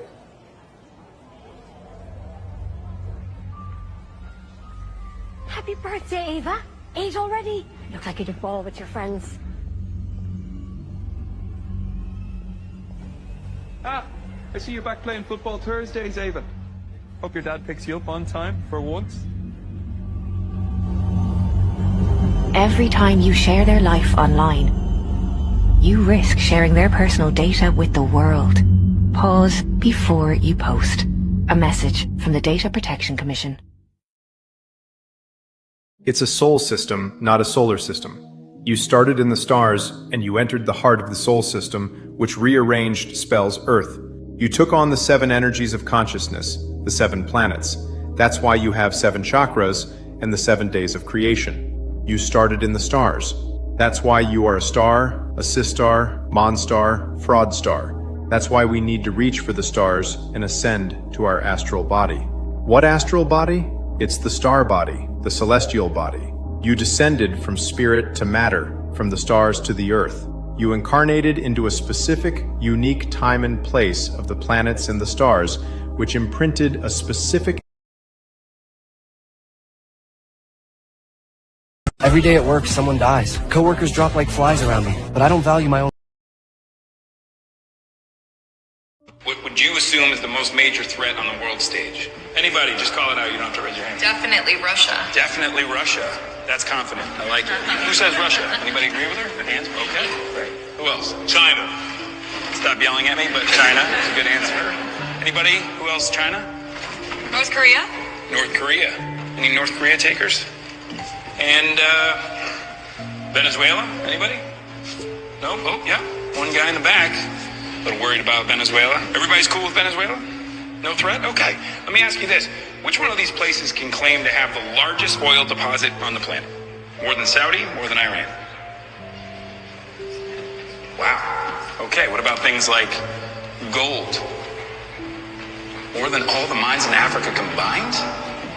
The fact is that Venezuela is arguably the single greatest resource of oil and minerals on the planet. So, why is this country in the midst of one of the greatest humanitarian crises in modern history? Let's meet President Nicolas Reyes. After rising to power on a wave of nationalist pride, in a mere 6 years, this guy has crippled the national economy by half. He has raised the poverty rate by almost 400%. Luckily for the rest of us, he's up for re-election. So, who's running against him? This is Gloria Benalde. Now, Gloria is a history professor turned activist. She's running against him on a social justice platform and on the strength of, in my humble opinion, just not being an asshole. Analyst predictions, as of today, have the chances of Venezuela's total economic collapse at 87%. On the news, they'll call it a crisis. But on the world stage, they'll call it a failed state. If you've never heard that term, other examples of a failed state in recent history are Yemen, Iraq, and Syria. And if that's not bad enough news for you, well, Venezuela is also the only one of these places within 30-minute range from the U.S. of next-gen nuclear missiles. You will not hear about any of this on the news because the biggest players on the world stage do not want you to. To them, unstable governments are nothing more than the greatest of opportunities. So, Russia, China can never be the most major threat until countries like Venezuela leave the door open to our very own backyard. Go, Toot. This is the episode that made me want to be a good person. Season 1, episode 28 of The Twilight Zone, A Nice Place to Visit. The episode opens up with our main character, Henry, aka Rocky, hitting a 1942 lick. And for the people that don't know what that means, he's robbing a store. And not only does he rob the store, he unalives the shop owner inside, ditches the jewelry right in front of the police, dumbass, and then runs down to a alley with a dead end. He's not smart, we're starting to see. But no, Rocky's not done there. He starts to retaliate at the police. As if you have anywhere else to go. Bitch, where you gonna go? You have a 17-foot wall. You know what? But Rocky soon learns that fat meat is greasy because they tag his ass in the back 6 times. Dumb. So he been out there for a while, but when Rocky finally wakes up, he looks over and Colonel Sanders is standing. Okay, so it ain't Colonel Sanders, but it is this guy named Pip, and Pip has on an all-white suit. First of all, was it missing an M? Should it have been P-I-M-P? Because you fly, friend. Anyway, Pip is there to provide him with comfort, whatever that means. So at first, Rocky is a little taken aback because he like, where the hell did you come from? Why you got this Easter white suit on? And why you being nice to me? I'm trash. Pip is like, because I know everything about you. I know that you like backgammon. I know that you like spades. And he like starts listing all these things about him. So Pip tells him, let me make you a deal. Come with me and I'll make sure you good. But Rocky a thug. So he like, you know what? Until I can trust you, I'm gonna have to hold you hostage. Pip is like, will $700 make you trust me? Rocky's like, where we going, bitch? But Rocky never puts this piece down. The entire time they walking, he got this thing up to Pip's bike. But Pip holds up his promise. And he takes him to this lavish condo. Like, it's even nice for back then. And the moment Rocky walks in, I can tell he ain't never had nothing in his life. He ain't never walked on alpaca floors. He don't know that you gotta block that shit. He don't know nothing. I mean, the fact that each lamp has a shade got Rocky shook. And Pip tells him, everything in here is yours. Everything the light touches is yours, dumbass Simba. But once again, Rocky a thug and don't believe him. So he hemmed the man up against a chair. He like, bitch, who do you work for? Why you being so nice to me, ho? So Rocky is still suspicious, but Pip says, why don't we get you changed? So Pip shows him a suit that he thinks would be nice. Rocky being rude about it. Pip is like, all right, girl, whatever. What about this yellow tie? Rocky is like, you have 0 class. And then this bitch goes and puts on something to make him look like he working at Pee-wee's Playhouse. I I'm like, not you shading Pip when he dressed to the 12s. Meanwhile, you dressed to the 2s. Bitch, you know what? But for some reason, that does not faze Pip. He takes him into the living room, and there's food waiting for Rocky, and Rocky's like, good, I'm hungry. And y'all, this is when I leaned in. He offers Pip some food, and Pip is like, no. He's like, what's wrong with it? He was like, you need to eat it. Pip is like, I haven't eaten in a couple of centuries. I said, centuries?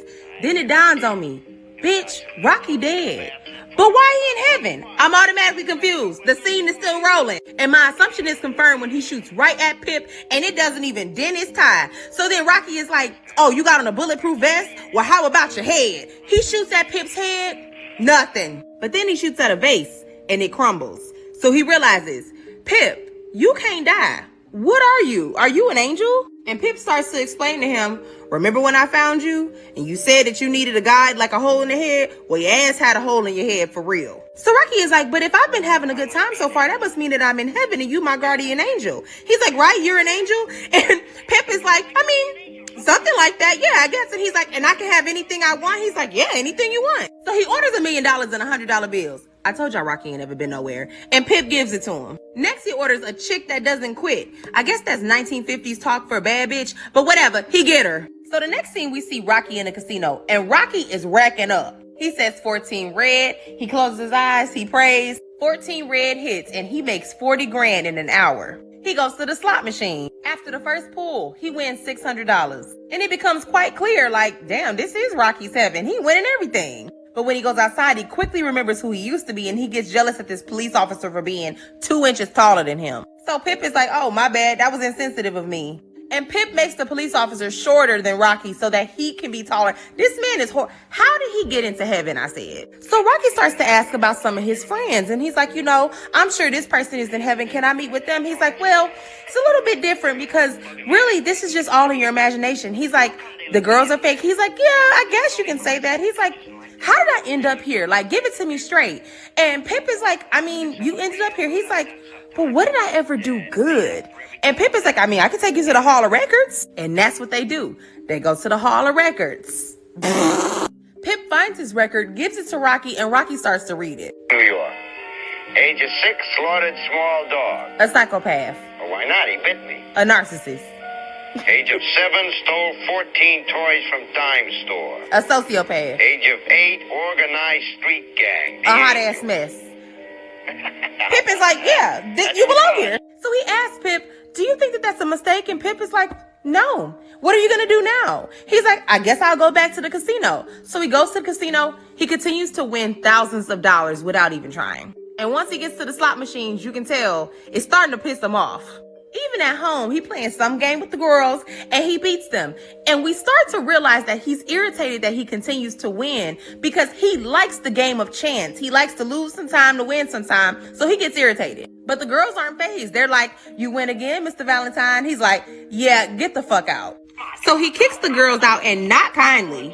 So he goes to the phone to call Pip. He's like, Pip, bro, I'm losing my mind up here. All I can do is win. All the girls are pretty. There are no chances at losing. It's not fun as an ex-criminal if I cannot lose sometimes. Do you understand? Pip is like, well, if you would like to revert to your old criminal ways, I can set up a couple bank robberies down the street for you. He's like, really? I can rob banks up here? Pip's like, sure, let me set it up, girl. He's like, wait a minute.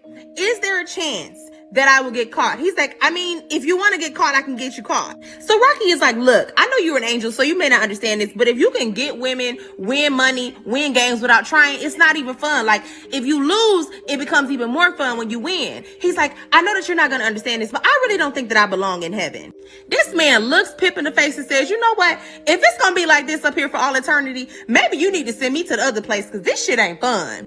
And Pip turns around and says with his whole chest, what makes you think you are in heaven? This is the other place, Mr. Valentine. And baby, I thought he was gonna throw up. He just is not realizing you're in hell, Rocky. You in hell. That's why you don't enjoy anything, because they know what you're not gonna enjoy. So that's why they put you there, dumbass. Girl, I don't know about y'all, but as a child... Hey, you want to get into the watch business? Yes, I mean, this inspires me. Do you like the watch business? For sure, yeah. Get a watch. I mean, the Yeah. booth is quite small, but we Okay. can take the opportunity where I can give you a few watches, go around and see if you can sell it and make money. Okay. Since I just got this watch, I know that there is a market for this. Okay, here's another one for you. 1967. So not a crazy old book, but pretty freaking old. Most of you aren't even from 1967. The World's Best Fairy Tales, Reader's Digest. What if I told you a shocking number of the world's best fairy tales are either hiding things in plain sight, okay, with real magic that we actually can do, or literally telling us the truth about what has been going on in history. Half of these are about freaking giants, dude. Jack and the Beanstalk. Now, here's where things get weird. The Book of Enoch is not scripture, but it is a historical account. In the Book of Enoch, it says that there were giants. We also have found a lot of bones laying around this world, okay? But this is just what, so don't even call me crazy for talking about this, because this is what it says. So I'm like reporting on what it says, okay? 200 angels were sent to Earth. There's 200 giant impact craters around the world. 200, just so you know. There's not 300, there's not 900, there's not 100, there's 200. And interestingly, none of them are like this. They're like straight down. So none of them land sideways. I don't know. People said that maybe it's because we're on a flat plane. But anyway, listen. It is said that the Nephilim, these giants, were like meanies, right? They were sinful. They cannibals. Apparently, that's what it said.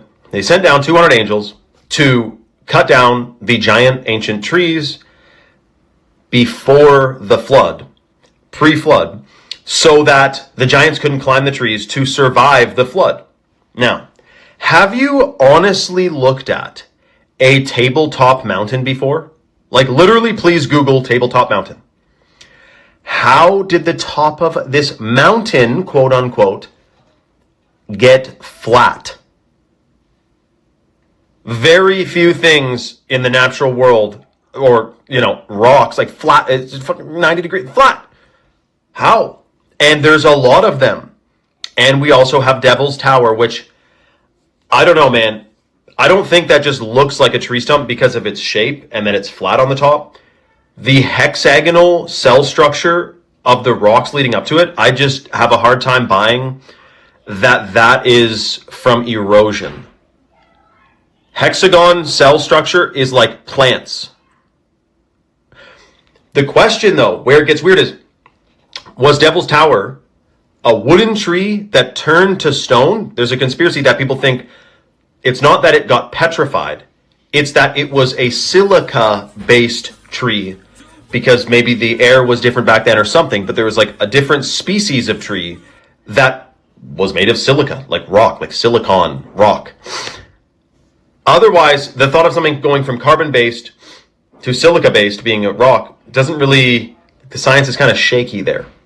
So anyways, Jack climbs the beanstalk up into the sky and fights a giant. Well, that's pretty weird, isn't it? Let me know your thoughts in the comments below. Vietnam doesn't really have this established reputation to Americans, but when I got here, I saw, now this we're isn't actually a third accurate world enough country. It's to beautiful. land, I would end up too to busy in land via America. ice Now rockets. it's so much extra time, and when you got less money that you require to make, you're essentially more free. And then we end up just having to cross the street very assertively. I spend about $2 per meal. The food is healthier, and that's just going to benefit me long term. Dominic, yes, thank you. I love her. She cooks for me every time I come. She shows me great hospitality. She's a great cook. Thank you. Come on. Hey guys, it's Corey from ALA. Today we're going to be interviewing Dom. We'll check out his apartment, find out his cost of living, and see how he's enjoying his new life in Vietnam. You know, being 6'4" in Vietnam, do you feel like there's an issue with wars and stuff? I haven't run into one yet. Vietnam does commonly have very small restaurant stools though. So like I'm sitting like this on a very small stool. That's common in Vietnam, but that's also pretty and charming that the culture kind of has stuck to those small chairs for so long. That's That's just a charming thing about Vietnam. I am Dominic. I also go by Dom Venice musically. So I'm from St. Louis, Missouri. And then in 2018, I moved to LA. And then I moved to Da Nang in October of 2025. This is my first time outside of the US. I would watch vlog series on YouTube. So many countries from Thailand to Indonesia. I made sure that I watched apartment tours. I saw them tell me prices, saw the amenities that price range tended to offer. And then I just did math about my monthly income and just made sure that I accrued some savings. And then I booked that flight confidently. And I just felt like Da Nang was very ideal for a home base for me. I want to be close to a coastline. I like having mountains nearby, and I like having the ocean nearby. I'm here off of music income from Apple Music and Spotify and some savings. And now starting a daily vlog series too. Just trying to be wise about creating multiple streams of income. That way I'm not vulnerable to one of them. I realized that I can take the income that I get from American sales to a place that makes it easier for me to have shelter, for me to have healthcare, but also has all of the same economic amenities. What is the difference of cost of living between LA and Da Nang? So gas costs. Gas prices here in Da Nang are way cheaper than LA's gas price. Do you really want to understand reality? And do the big questions of existence keep you up at night the way they keep me up? Well, in 1908, a mysterious book appeared claiming to reveal 7 ancient principles that govern all of reality. And no one knows who actually wrote it, but every Western mystery school treats these principles as the operating system of the universe. This is the Kybalion, claiming to transmit the teachings of Hermes Trismegistus, the legendary figure who gave us Hermeticism and alchemy. Now, the book was published by 3 initiates, no names given. The anonymity was intentional because the focus should be on the teachings and not the teacher. Now, I promise I'm going to keep this brief, but stick with me because what I'm about to share with you here will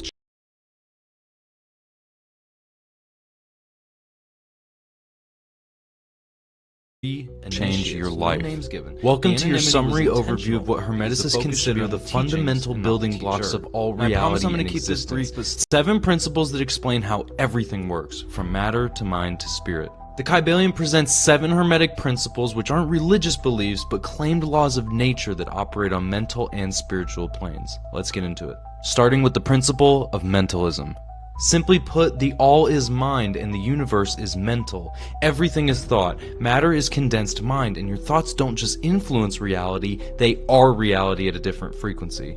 Next, we have the principle of correspondence. As above, so below. As below, so above. Patterns repeat at every scale. Your inner world mirrors your outer world, and the atom reflects the solar system. It is all the pattern of correspondence. Next, we have the principle of vibration. This principle states that nothing rests, everything moves, and everything vibrates. Matter, energy, and thought are all vibrating at different rates. If you change the vibration, it changes the form, and this is exactly how transmutation really works. We also have the principle of polarity.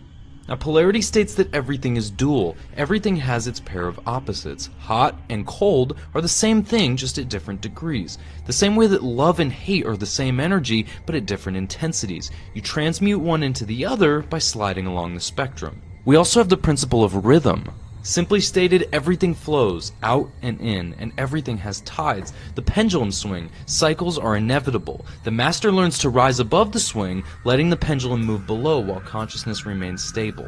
Now here's one I'm sure you've heard of before. This is the principle of cause and effect. Every cause has its effect, and every effect has its cause. Nothing happens by chance. Most people are effects, pushed by external forces. The initiate becomes a cause, operating from will rather than reacting. And lastly, we have the principle of gender. The principle of gender states that gender is in everything. Everything has its masculine and its feminine principles. Not biological sex, but creative polarity. Masculine is projective and active, while feminine is receptive and formative, and that both are necessary for creation. So in short, these 7 principles explain everything that mystery schools teach: the tree of life, correspondence, and polarity. But what about alchemy, vibration, and transmutation? Ritual magic, mentalism, and cause and effect. The Golden Dawn taught these implicitly in every grade. Their rituals demonstrate mentalism, focused thought creating effects. Their pathworking uses correspondence, inner work creating outer change, and the entire system rests on these hermetic principles. The Rosicrucians made it explicit. Their teachings on the rose and cross, the alchemical marriage, all applications of polarity and gender. Even their meditation practices work with rhythm and vibration. Of course, some find the book controversial. And that's because critics say it's not ancient Hermetic teaching, rather it's repackaged 20th century metaphysics with Egyptian branding. Now defenders argue the principles themselves are genuinely ancient, found in the Emerald Tablet and earlier Hermetic texts, just made accessible in modern language. Either way, it works. Whether 5,000 years old or 100 years old, these principles function as a coherent model that mystery schools use to develop practical techniques for consciousness transformation to this very day. So, yeah, the Kybalion is the clearest articulation of the 7 laws that Western esotericism claims govern all of reality, and understanding them is understanding the foundation of every mystery school practice. So if you want to learn more about Hermeticism and mystery school teachings, make sure to like the video, let me know what you think about the Kybalion in the comments below, and follow for more deep dives like this. Till next time. It looks like you got some money. Let me get some. I ain't gonna give you a dime, but you can earn it. How? Why are you dressed like that? It's a sign of respect for yourself and others. Hey, what's good, bro? You lost some? Don't you have a car? Huh? Yes, I have a car, but I prefer walking. I said you lost, nigga. What's up? You good? Better not catch your ass around here again, all right? Oh, hey. What's good? What's good? Oh, shit, bro. Come on, nigga.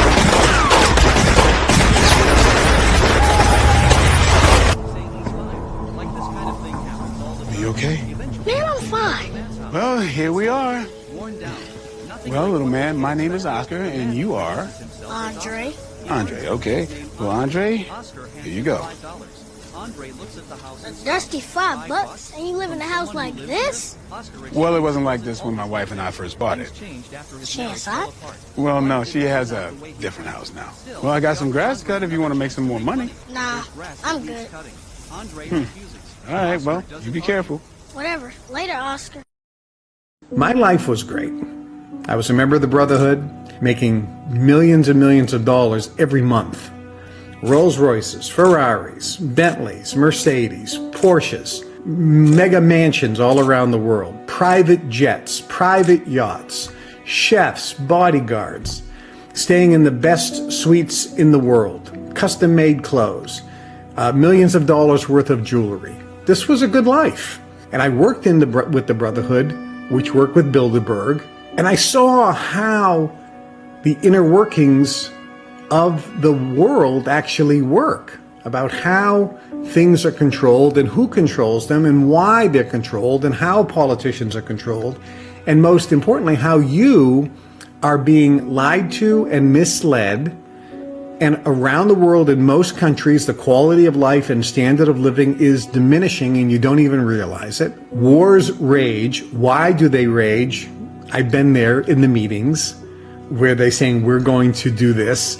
So this is how everything is controlled, 100%. So I was living a very good life. And then I decided to leave the Brotherhood.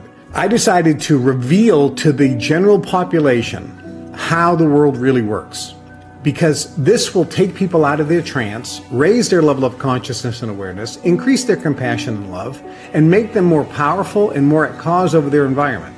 I also wanted to reveal how these people manifest things so easily by using the power of their mind. There is specific training, there are specific techniques that they use to manifest things in the physical reality. I decided, with many other people in this organization, felt this was also a good idea, that the average person needed to have this information. And when I decided to leave, that's when all hell broke loose. And the general modus operandi is first discredit the person. So immediately when I left, by the way, when I was in the Brotherhood, I was being groomed also for politics in the United States, senator and potentially presidential run. When I left, the first thing was, we need to make sure he doesn't get into politics. So I was immediately attacked by the government with fraudulent charges to reduce my credibility so that if I ever tried to run for office, it wouldn't work. We'll put that in a win column for them. I did nothing wrong ever. False allegations, false charges. They threatened to put my parents in prison. I'm not telling you the whole story, just a little bit. Then they put me in prison. I was given the longest sentence in the history of the United States for contempt of court, which is effectively not a crime, in my opinion. Mr. Webster. Yes? This newcomer's vocabulary is so unusual that I am unable to record his life on Earth. Would you mind seeing if you can comprehend his odd manner of speech? Now, young man, go ahead with the story of your life. Sure thing, Dad. Well, I was born with a silver spoon in my mouth. Silver spoon in your mouth? Yeah, silver spoon in my mouth.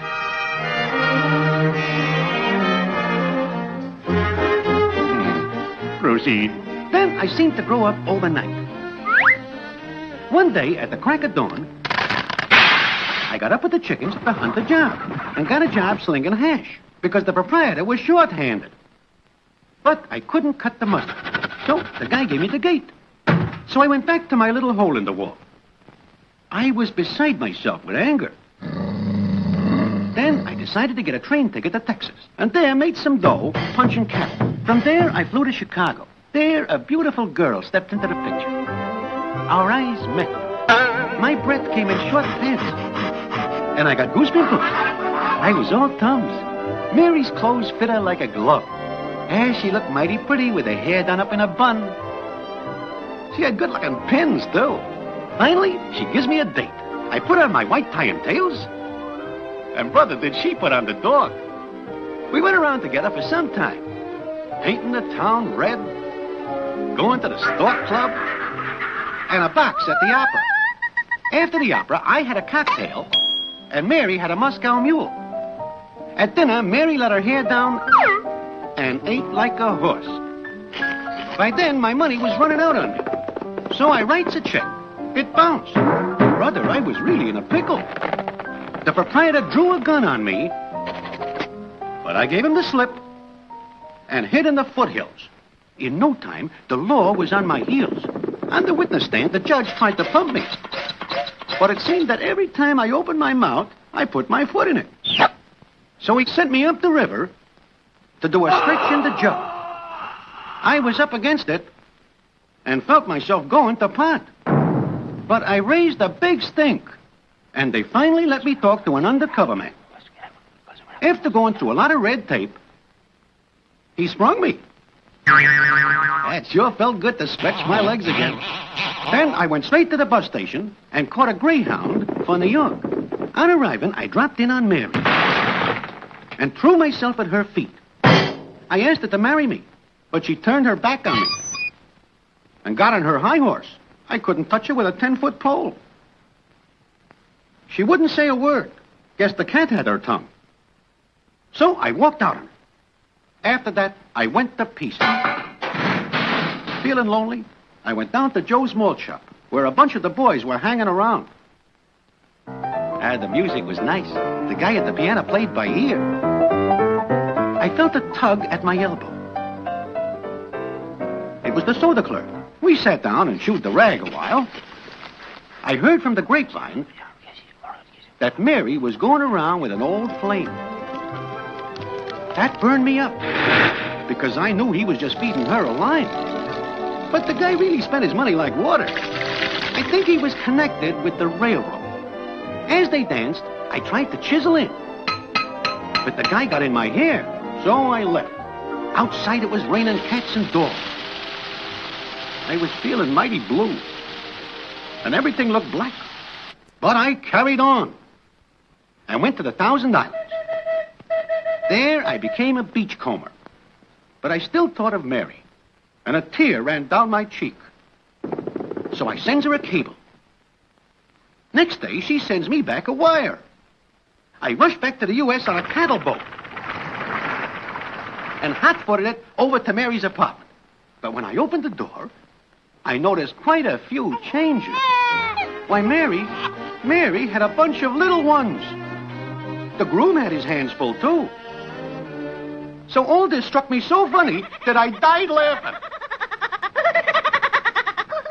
and here I am. Well, what do you think? Did you follow me? What's the matter? Can't you talk? Has the cat got your tongue?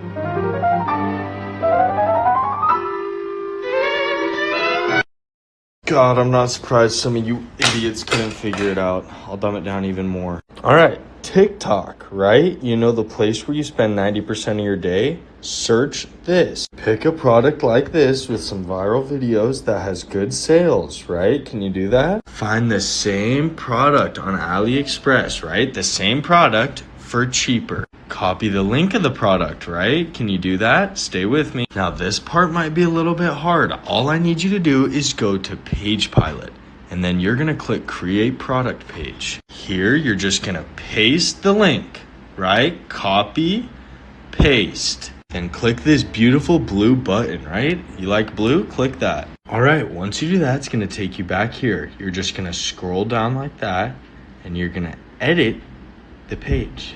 And just like that, you are done. You do not have to do any work.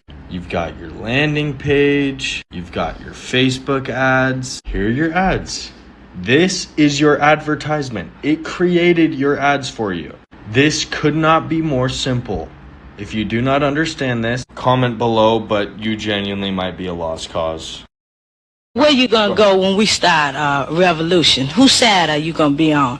Are you still gonna be on your knees begging for us jobs? I will, as Mr. Meek said, he wouldn't just die standing on his feet rather than to die on his knees. I will die standing up for God, regardless of any circumstance. Okay. Have God ever told you to let this white man rule you like he is? Well, young man, you first must be born again. God is a spirit. I ain't born again. I ain't got to be born again. See, I was born in a new generation. Your mother could have brainwashed you, but can't nobody brainwash me. I'm ready. It's gonna take young boys like us to win the revolution. Let's change 20 euros here in India. Hi, sir. You change a euro? Yeah? How much you give? 20 euro. Right, he just went away with my money. Hello. Oh, here, okay. This is the master changer. This was only a distraction. How much? Okay, let's see. Okay. 1960. Yeah, okay. 1960 for 20 euro. I'm not really sure what's the best rate or exact rate. But you give me the good rate, yeah? Yeah. Or a normal rate? Good rate. The best rate? Could you maybe exchange like 200 to like 20s or something? Like smaller bill? Thank you. Thank you. Thank you. Okay, I'm not gonna count. I trust you. Thank you. So one of the best money hacks that I do when I come in India is I bring fake euros and I change them to rupees. They never know the difference. It's a very good life hack. Hey guys, how's it going? Is the owner of the shop here by any chance? Oh, bro.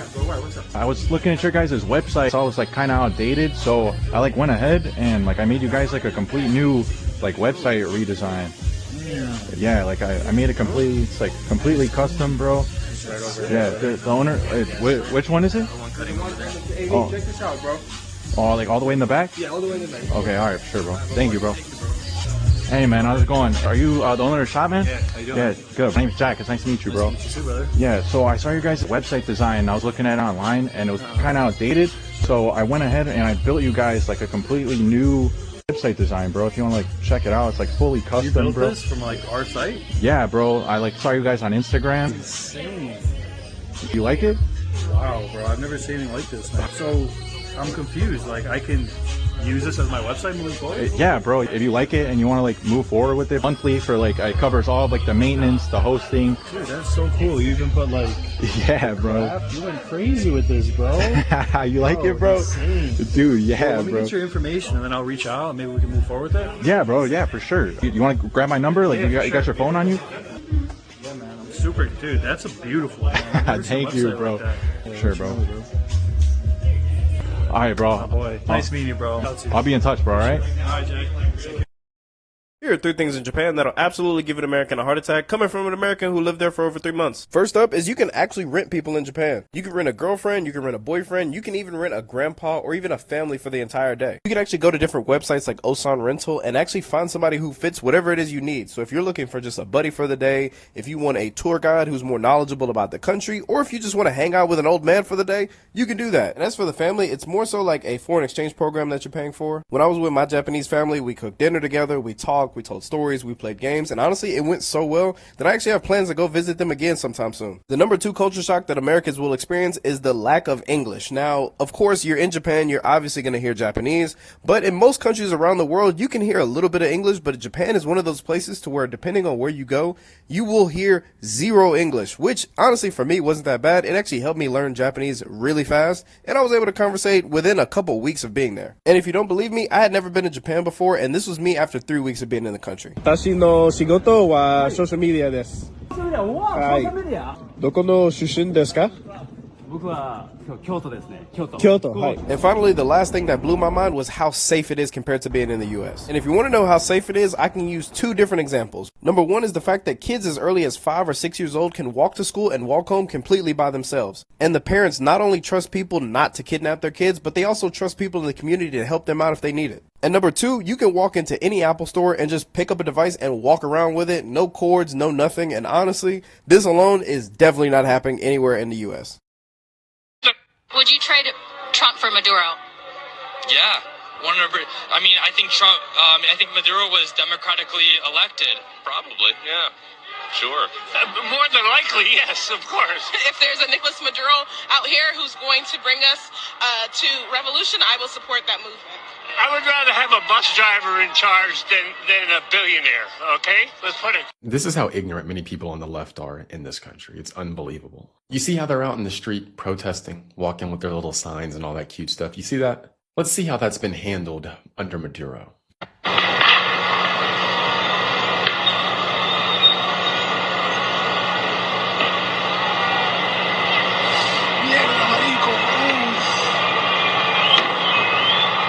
This is what the people of Venezuela were dealing with under Maduro.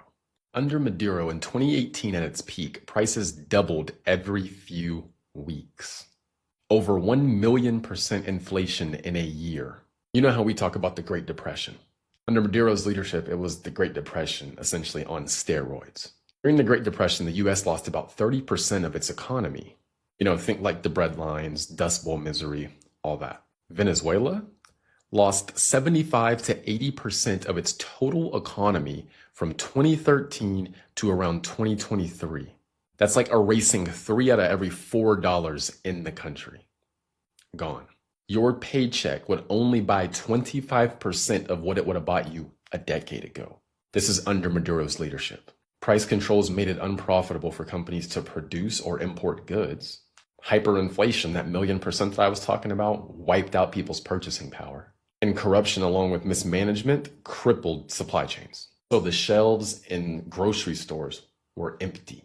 People were rummaging through scraps and eating stray animals to try and survive. When I say scraps, I mean trash. And you have people in the United States talking about, yeah, they'd rather have him than Donald Trump. These people do not critically think. They're ignorant on history. I think this is actually kind of a symptom of the left because most of the people on the left, they do not think for themselves. It's like a hive mind. But really the hive mind is just opposition to Trump and the right. So you don't even have to know what you're talking about. Just know, hey, if they say they're doing this, we're not for it, we're against it, and it's bad. And it actually stifles people's ability to critically think. I actually think that is what the left's mentality does to people at mass. It is a problem. And I've said it before, I'll say it again. We need to make sure that these people do not have a lot of power on the federal level. It will not be good for our country.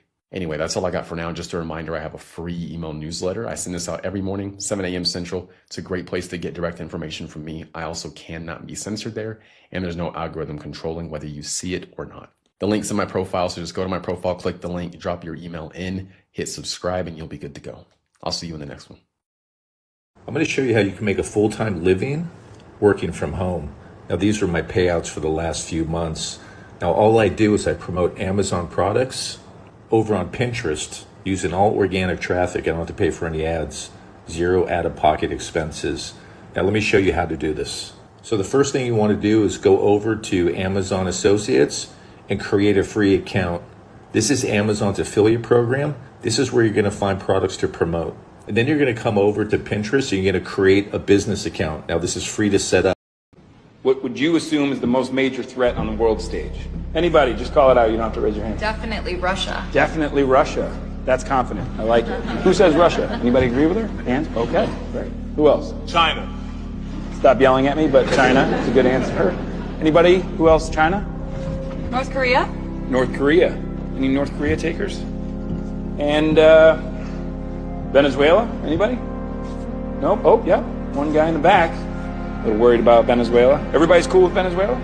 No threat? Okay. Let me ask you this. Which one of these places can claim to have the largest oil deposit on the planet? More than Saudi? More than Iran? Wow. Okay, what about things like gold? More than all the mines in Africa combined? The fact is that Venezuela is arguably the single greatest resource of oil and minerals on the planet. So, why is this country in the midst of one of the greatest humanitarian crises in modern history? Let's meet President Nicolas Reyes. After rising to power on a wave of nationalist pride, in a mere 6 years, this guy has crippled the national economy by half. He has raised the poverty rate by almost 400%. Luckily for the rest of us, he's up for re-election. So, who's running against him? This is Gloria Bonalde. Now, Gloria is a history professor turned activist. She's running against him on a social justice platform and on the strength of, in my humble opinion, just not being an asshole. Analyst predictions, as of today, have the chances of Venezuela's total economic collapse at 87%. On the news, they'll call it a crisis. But on the world stage, they'll call it a failed state. If you've never heard that term, other examples of a failed state in recent history are Yemen, Iraq, and Syria.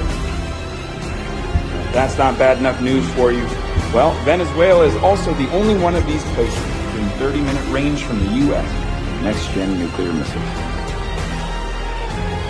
You will not hear about any of this on the news because the biggest players on the world stage do not want to.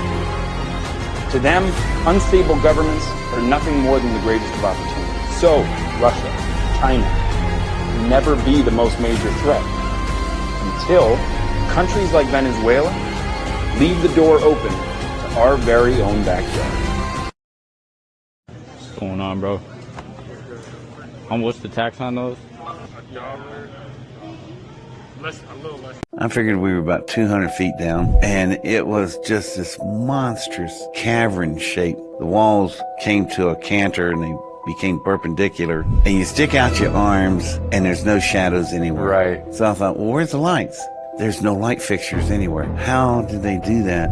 As we're traveling down through there, on each side there were shops and offices, people working there, work bays, and then hangar bays. But the ones that were open, what you could see was really odd. I saw this first set of aircraft. It looked like big teardrops with landing legs. I've never seen anything like that. And they weren't models because there were electric power hooked to them, air conditioner hoses, and drip pans. So we went down past another hangar door, and sitting in there, these, I don't know, just imagine if you put landing gears on an arrowhead. That's what they look like. You know, big arrowhead-shaped aircraft. And then the last thing I remember seeing on the hangars was this one big bomber, Delta Wing. It was shaped like a triangle, and it was just gigantic. But it was huge, God almighty. Then we went on down further, and we were about a quarter mile into it, and still you can look down at the end, nowhere in. It just, infinity, just keeps on going.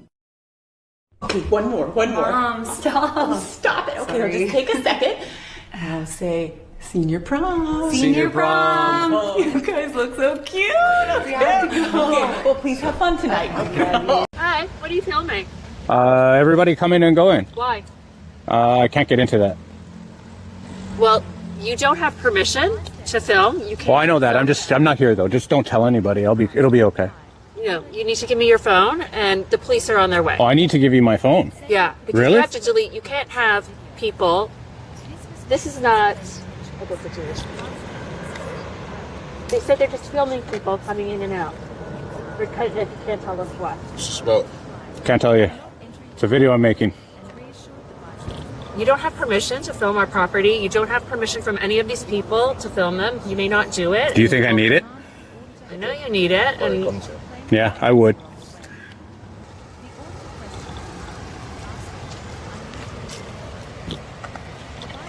Good day. Having fun? Are you having fun? No answer? Well, it's your right not to answer. Enjoy. Enjoy. They asked you not to go on their property. Please respect that, okay? All right.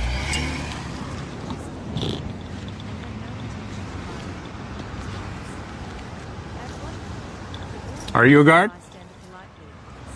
You know the complaint with the Ministry of the Attorney General gets very serious very quick. I don't speak Japanese, sorry. I'm a foreigner from America. I just got pulled over, I think. Nah. Up a little more? A little more? Is that good? Let's see. Can you see me? No, it's a Bermuda Triangle. Lock the door.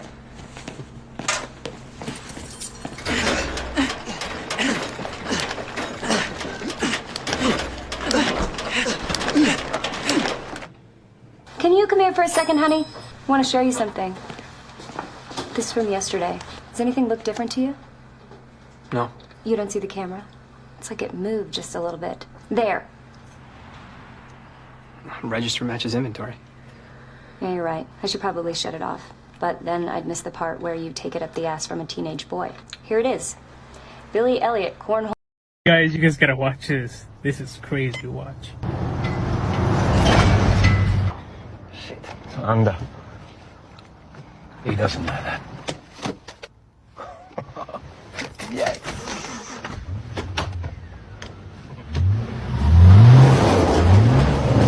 How much is in your bank account? I think I had like 150 in my savings, 830 in my checking. What do you do for a living? I'm a brand ambassador. That's the previous stranger's bank account balance. What would you do if you had that money? I'd be high. I'd be mad. That's not even a card note, man. Would you be down to share how much is in your bank account? Yeah. Savings, I have $119,221.45. In the savings, I have $3,908.33. What do you do to have that much money? Stream. I do club promotions. I have more, but I just got a car for Christmas, early birthday present. That's the previous stranger's bank account balance. What would you do if you had that money? Flip it and break bread for sure. And now, would you be down to share how much is in your bank account? Hell yeah, I'm keep it hot. I'm negative 500 right now. I'm not gonna lie. But it's 888. It's a good sign. That means abundance. What do you spend your money on? Sports betting and food. That's the previous stranger's bank account balance. What would you do if that was your own? Can you even do something with that? I would add a little bit more to that. And now, would you be down to share how much is in your bank account? Yes, $2,100. What do you do for a living? Insurance sales agent. That's the previous stranger's bank account balance. What would you do if you had that balance as your own? Not much. I would just save it. Can't do much with that with my lifestyle. Now, would you be down to share how much is in your bank account? Sure. $16,791. What do you do for a living? I'm a telecom lineman, fiber optic on the poles.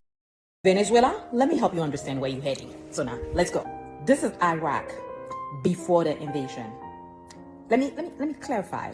Before the U.S. invasion, this looks like a country that was thriving, doing their thing, you know, and this is after the invasion. You see the difference?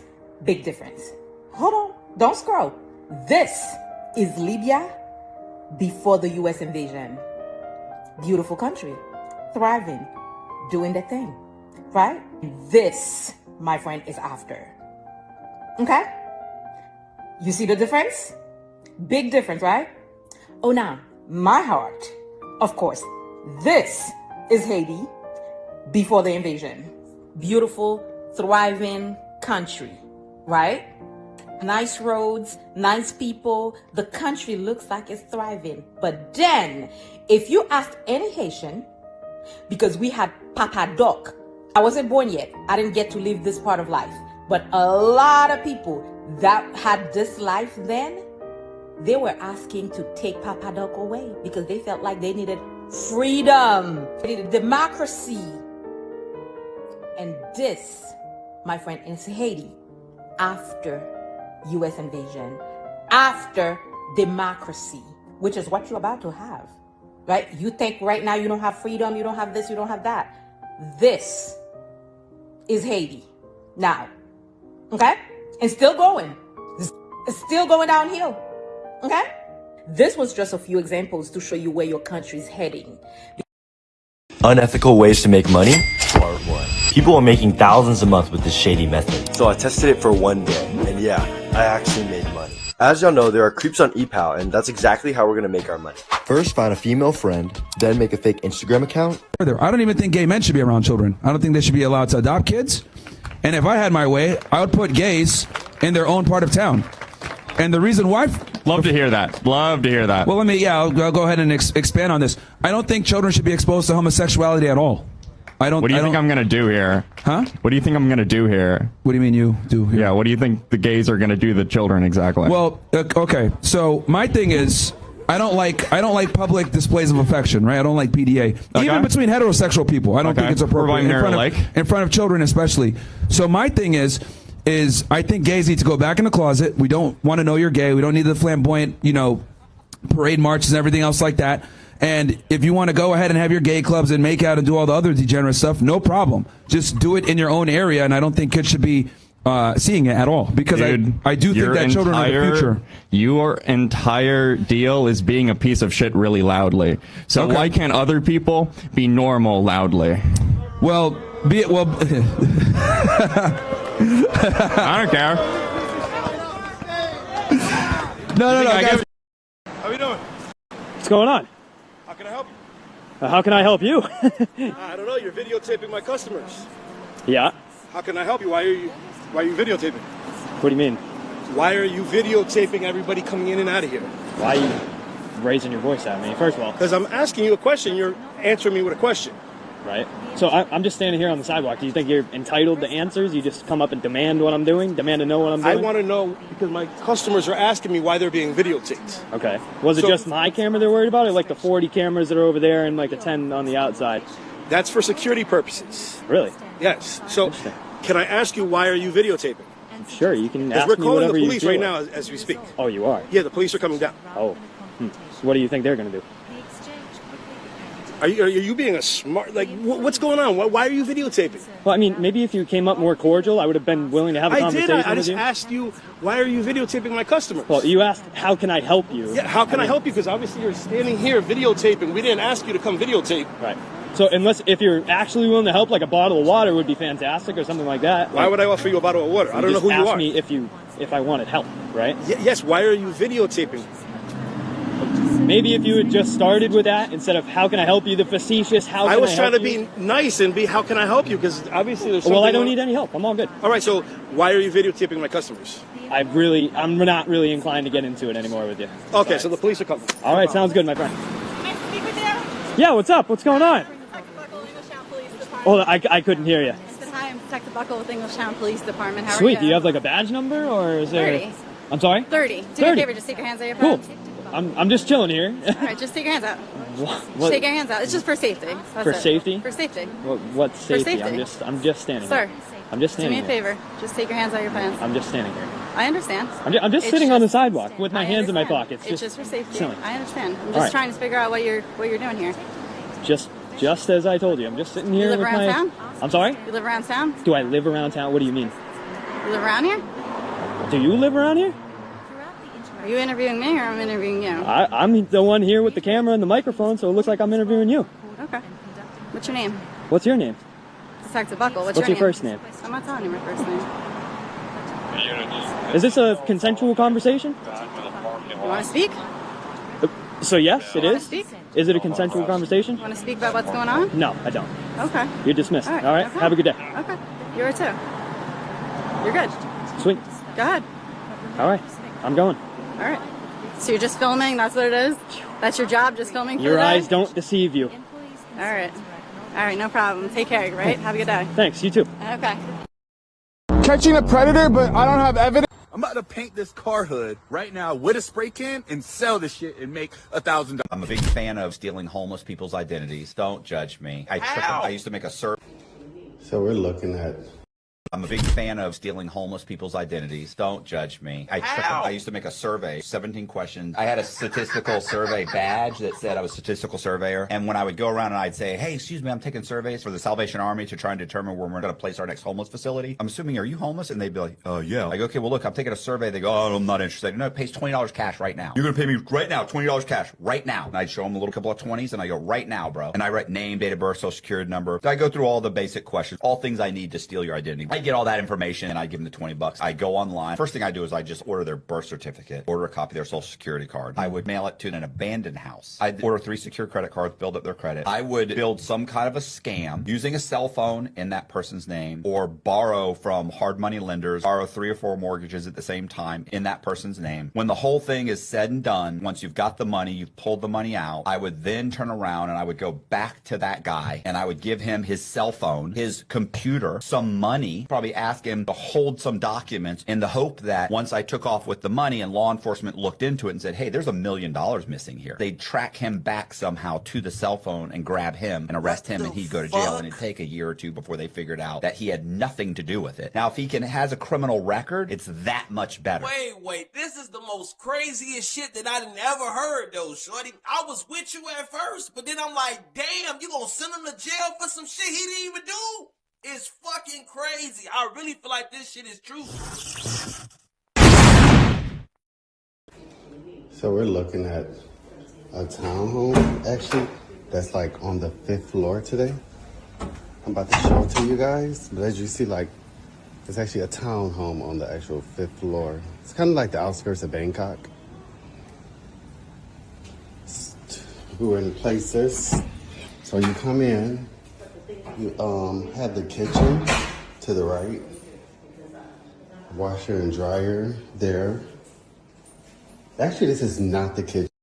If you are 18 to 25, you are cooked. You going to World War III. If you are 26 to 39, you are still cooked because the age... I don't know how I went so long without learning about this, but there's a medieval grimoire called the Ars Notoria that claims if you pray specific prayers while gazing at intricate geometric figures called notae, which you can see above me, you can instantly download complete knowledge of the liberal arts, perfect memory, eloquent speech, and divine wisdom directly into your mind without years of study. And medieval scholars, clergy, and monks used it secretly despite the church condemning it because they believed that these prayers were originally given by Solomon himself and they contained the actual mechanism by which angels transfer knowledge to human consciousness. This is the Ars Notoria, or the art of noting, and it's the oldest text in the Solomonic grimoire tradition, predating the famous Key of Solomon by centuries, and understanding how it actually works reveals a sophisticated theory of consciousness, divine language, and the technology of spiritual transmission that medieval magicians believed could bypass normal learning entirely. So let's start with where it comes from and how it's put together. Ars Notoria appears in manuscripts from the 13th century, though it claims to be much older. Attributed to Solomon himself, who supposedly received it from an angel after building the temple. The text exists in multiple versions with significant variations, but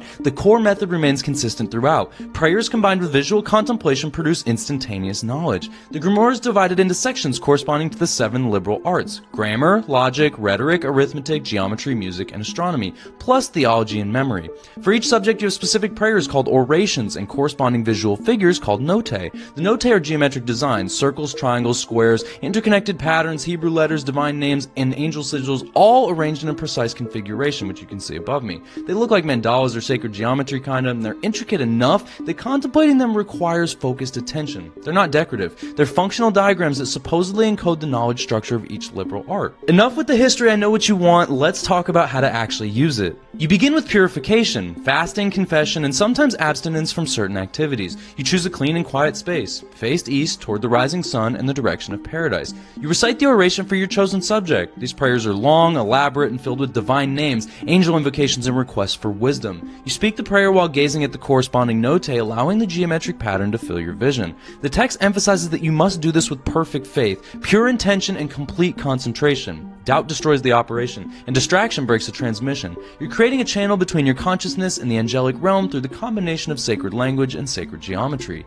If done correctly, the Grimoire claims that results are immediate or within days. You'll suddenly understand Latin grammar completely. You'll be able to debate logic with masters. You'll have perfect recall of everything you've read. Angels will teach you in dreams, and knowledge will arise in your mind as if you'd always possessed it. Let's dive deep on this incredibly fascinating angelic technology. Okay, so the theory behind the Ars Notoria is sophisticated, but I'm going to do my best here. Medieval scholars distinguish between discursive knowledge, learned through study, accumulated slowly and requiring effort, and infused knowledge, given directly by God or angels, is immediate, complete, and requiring no prior learning. The Ars Notoria claims to access infused knowledge through ritual technology. The orations use divine names and angelic language that resonate at frequencies the angelic realm responds to. The notae create visual focus points that bypass your normal mental processing and open superconscious channels. Together, they create conditions where angels can pour knowledge directly into your mind. This assumes angels possess complete knowledge of all subjects and can transfer that knowledge to humans if the correct protocol is followed. The prayers establish authorization. You're asking permission,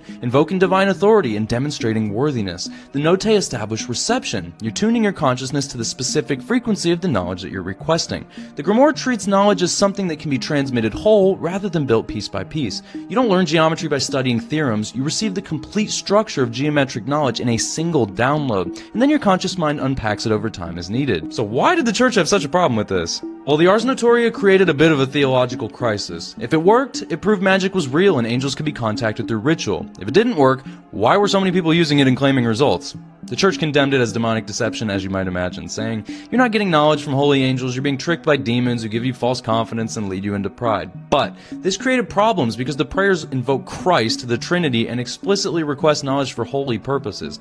How could demons respond to such prayers? Some theologians argued the Grimoire was what's called licit magic, using natural correspondences and divine permission to access knowledge that God wants you to have. Others said any attempt to gain knowledge without proper study was prideful and bypassed God's intended order of learning.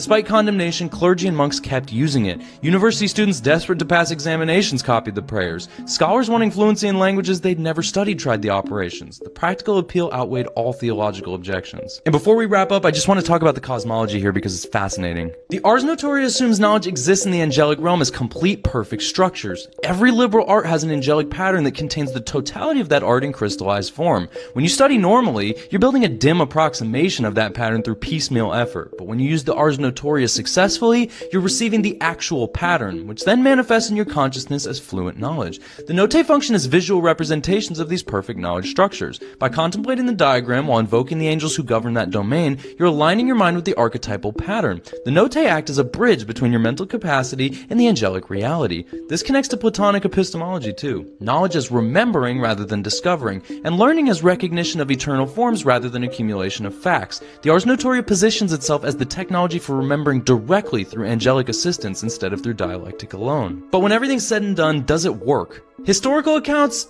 vary wildly. Some practitioners reported miraculous results like sudden eloquence, perfect memory, and dreams where angels taught complex subjects. Others reported nothing despite faithful practice. Some experienced psychological effects like increased confidence, sharper focus, and synchronicities without supernatural intervention. Modern occultists who experiment with the Ars Notoria often describe it as accelerated learning rather than an instant download. The practice creates deep focus, activates unconscious knowledge, opens intuitive channels, and somehow makes studying more efficient. Whether angels are involved or it's sophisticated self-hypnosis combined with structured visualization remains debated. So if you want more Grimoire deep dives in medieval magic, make sure to like the video, let me know what you think about the Ars Notoria in the comments below, and follow for more deep dives like this. Till next time.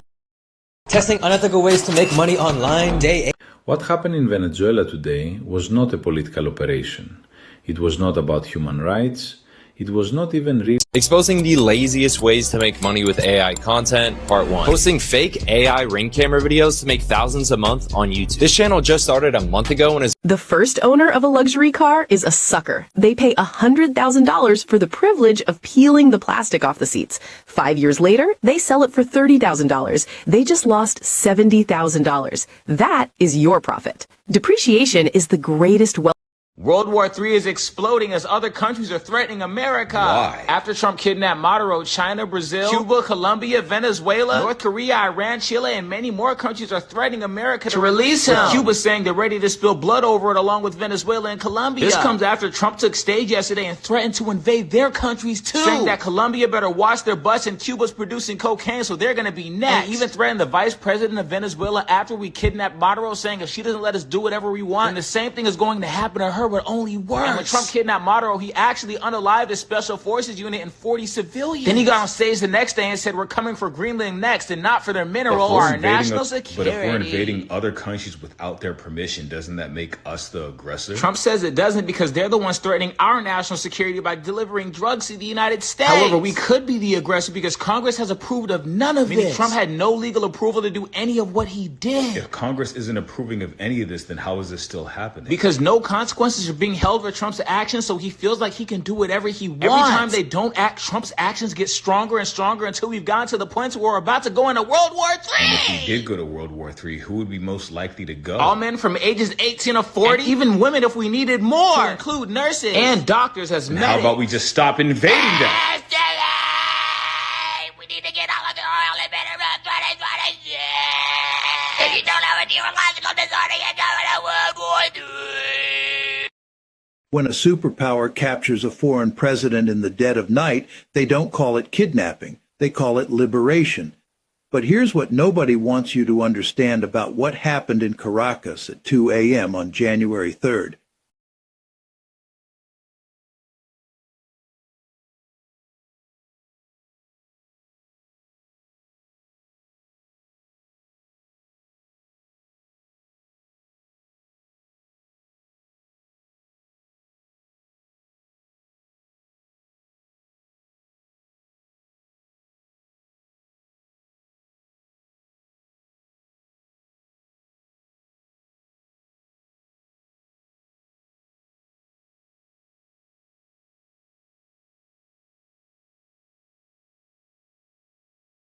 Said it's the year 2025 when in reality it's the year 1315. I made this whole video and then it got deleted, so this is a video that definitely needs to get out. This whole theory rests on the fact that the millennial reign of Christ has already happened, and they added time, fake history, to obscure the fact that Christ already reigned. This is the partially fake timeline that they say that we are on right now. And the beginning of this is okay. So Jesus was born around 0 AD. And from 30 to 33 AD, does his ministry, dies on the cross, resurrected from the dead. The destruction of the temple, 70 AD, all that checks out. The early church spreads. That's all fine. Roman Empire declines. All right, we'll just leave that there. But then here's where the big issue comes in. Right here, the Dark Ages, between 500 and 1500 AD. So that's essentially 500 to 1,000 years of no innovation. No cultural innovation, no literature, no nothing. Humans, people were just twiddling their thumbs in the dark. Just sitting around. Isn't that suspicious? Doesn't that raise any red flags? Just in the last 20 to 30 years of your country, look at all the changes that have happened. Or your city, or whatever. We don't just sit around. Human beings don't just sit around for 1,000 years and do nothing, no innovation. That's fake. Now, Satan was bound. Now, I believe the millennial reign of Christ already happened. So Satan was bound for 1,000 years.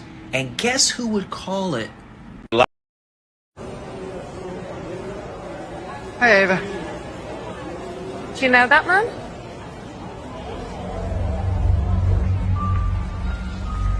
Happy birthday, Ava. 8 already. Look like you'd a ball with your friends.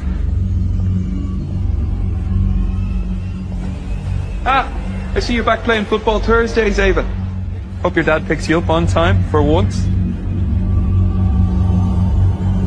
Every time you share their life online, you risk sharing their personal data with the world. Pause before you post. A message from the Data Protection Commission.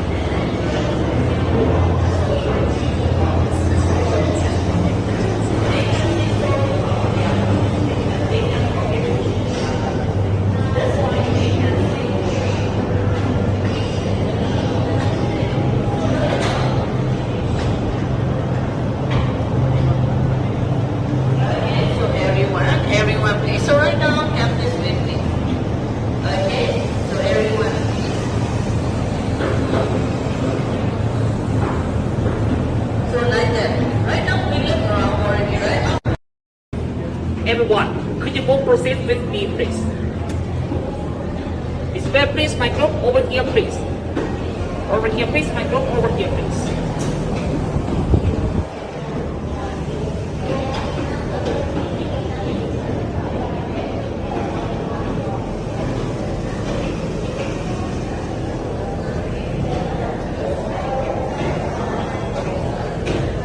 According to our life cycle, the first one is called our origin.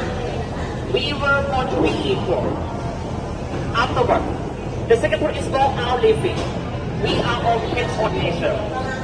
So, the third one of life should be the death. We are born to die, and also no one can escape from the death. Anyways, no need to scare and shock about the death, because if we analyze and considering for this, it will help us to find our own happiness when we are still alive. Could you look over here, please? This is the Buddha throne. For the outside, from the previous part, the purpose of life. We and our rise together already that we are born to die, and also no one can escape from the death. Anyways, what we still can left on this world? The good karma or the good thing. Because the good thing can become the gift for the others. And also, this one can become the legacy for the future generation. Over here, please, my group. 1935, scientists could make metal float.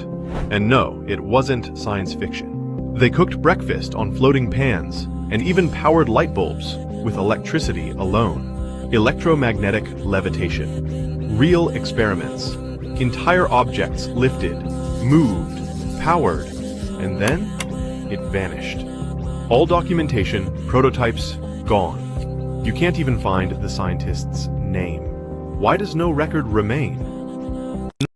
In 1999, a Japanese scientist stood before the United States Congress. He revealed something his own country had quietly accepted for decades. But in America, his testimony was buried. The press ignored it. The documents disappeared. I am recommending to the sick people or people who sick, and my association is recommending every day with a hot wet towel squeeze, scrubbing whole bodies twice morning and night, making blood circulation active, so forth. And then we found a rare recording of one of his presentations. It's raw, unpolished, and unsettling.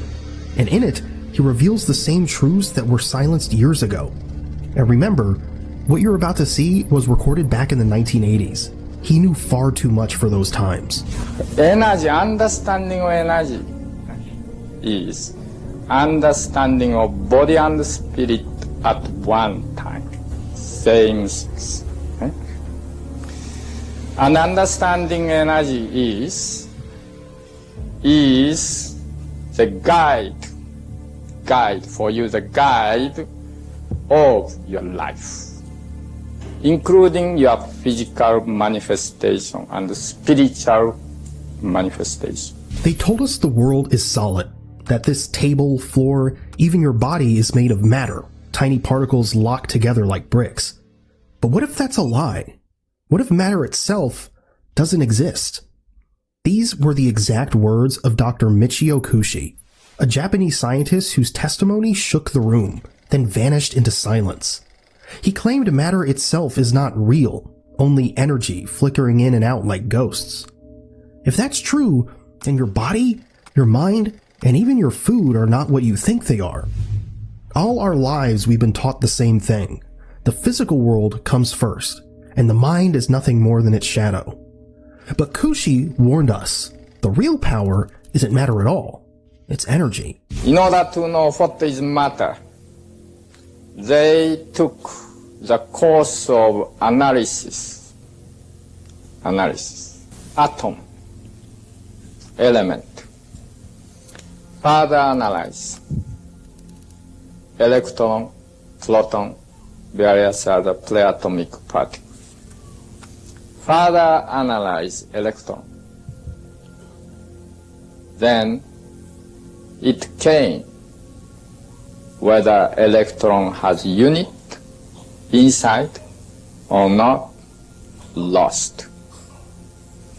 Electron is something, or even though that they discover smaller unit than electron which compose electron, that is something, mass of energy, mass of waves, and it's not solid at all, it's not unit at all, constantly changing.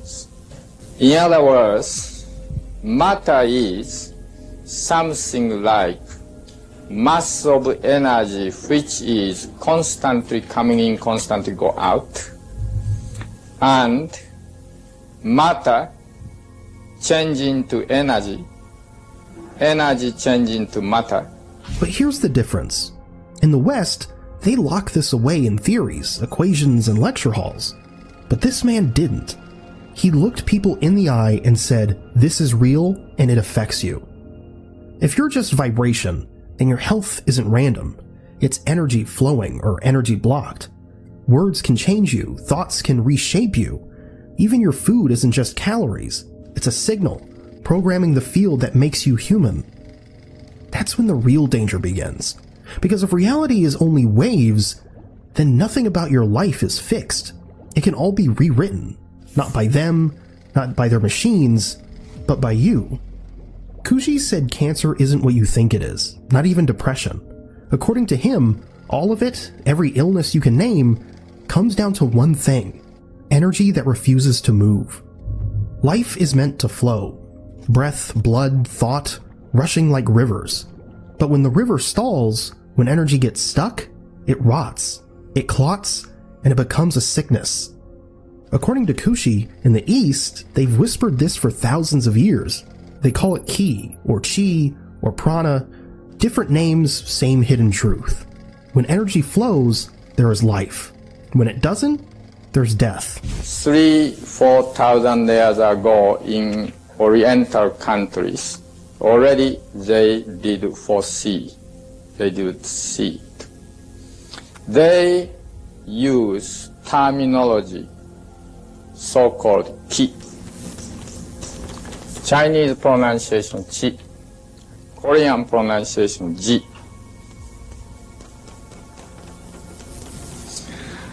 And they think everything is ki. For example, if you become sick, they call sickness is byoki. Ki is out of order, out of chaotic, out of order. If you become mentally ill, craziness, they call ki become wrong, kichigai, or kyoki, out chaotic ki. By the way, this kyo is very interesting. This is the beast mind ki, energy. Healers press needles into skin, brewed herbs in fire, or even fought with empty hands. Not to treat a symptom, but to shake loose the blockage. Then to supply that energy or to reduce that energy, treatment goes. Method is like the television set has an antenna. The antenna pick up the energies, waves, and supplying the waves. Same way we use needles.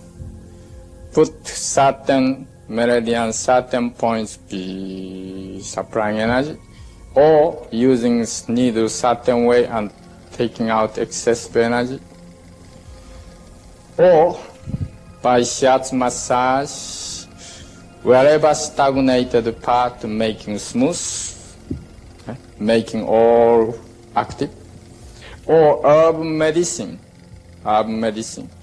drinking tea, certain herbs, etc., using and energizing certain type of key energy, and by that canceled out chaotic conditions, and using day-to-day food to make very balanced key activities, energy. That is the medicine of ki, medicine of energies. But in the West, we were told another story. They said cancer was a mistake in your DNA, a chemical accident in the blood. And with every story came the promise of a cure. Pills, injections, endless treatments that never seemed to end. Not once did they say that maybe it's energy trapped inside you. And the dangerous part is that if he's right, then health isn't something you buy, it's something you unblock. And you don't always need a hospital to do it. But if that truth got out, the system built on endless treatment would collapse. That's why he turned people's attention to hidden threats in daily life. Microwaves cookings, right? Now discovered it's very dangerous for cancer, right? Scientifically, creating more cancer, right? So now same things, microwave, certain wavelengths there, right? Now you eat that, you are affected, whole body, right? Influence to you, life or death matter. And the deeper he went, the darker the warnings became. They don't want you to know this, but words can kill, and words can heal. Every sound you speak leaves a mark, carving into the body like invisible fire. That's why some voices calm you instantly, while others make your chest tighten. And this too isn't random. It's vibrations. Same thing by words. You can alive people, you can kill people. Right? Same thing by your own chantings or own talkings. You can alive yourself, you can kill yourself. Okay? And the same things, if you talk to the plants, right? Your words of love, then plants become fresh.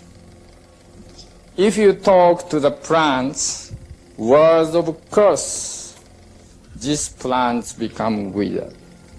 Okay? Same thing to animals, same thing to everyone. Then you can understand body is, human manifestation is nothing but energy. Same thing, crowd is energy. Ancient traditions always guarded this secret. Hindus whispered mantras, Buddhists chanted sutras, Christians filled cathedrals with echoing hymns. And now, science is catching up. A sugar pill works if the doctor says the right words, a placebo. The same pill harms if he speaks fear, nocebo. Blood pressure changes, pain vanishes, and the body rewires itself. Not from the pill, but from the sound of belief. So if words shape health and reality, who is controlling the words shaping you? The media, the teachers, the politicians, the endless voices flooding your ears every day. Do you think they choose their words by accident? So words, speech, you have to choose very carefully. You have to speak only truth. You have to speak only real meanings. If you tell lie, if you tell the just delusional things, you yourself making chaos, as well as you make other people chaos. And if you curse others, then you yourself become unhappy, as well as she or he will become unhappy. And words aren't the only chains. You bear the weight of histories you didn't choose. Now do you think your life is yours alone? Think again. Behind you stand shadows, 20, 30 of them, ancestors whose unfinished pain still grips your blood. This other delusion include also dead people's spirit, dead people's thought. Okay? Dead people's thought.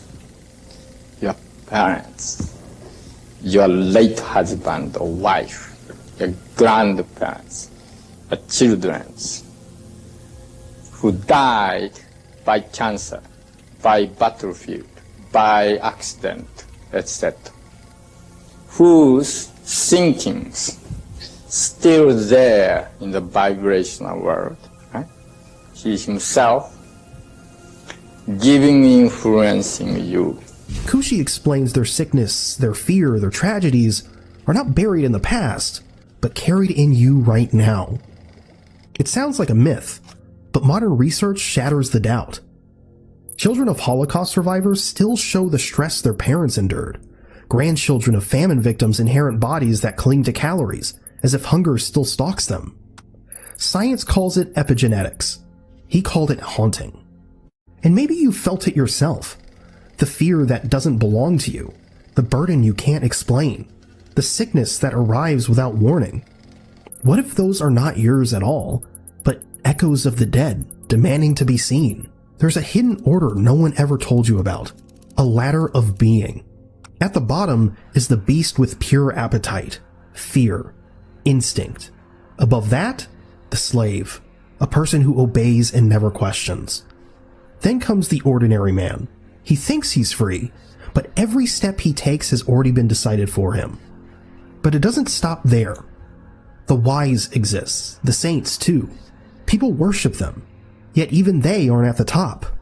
Because above all of them is the free man, the one who breaks every chain, the one no system can touch, and the one who represents the universe truly. Saint is still antagonistic to the people who are not saint.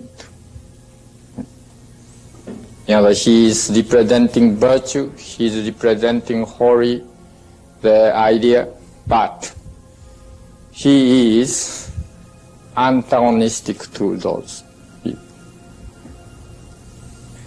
But Freeman embrace bad points, good points, everything, front and back.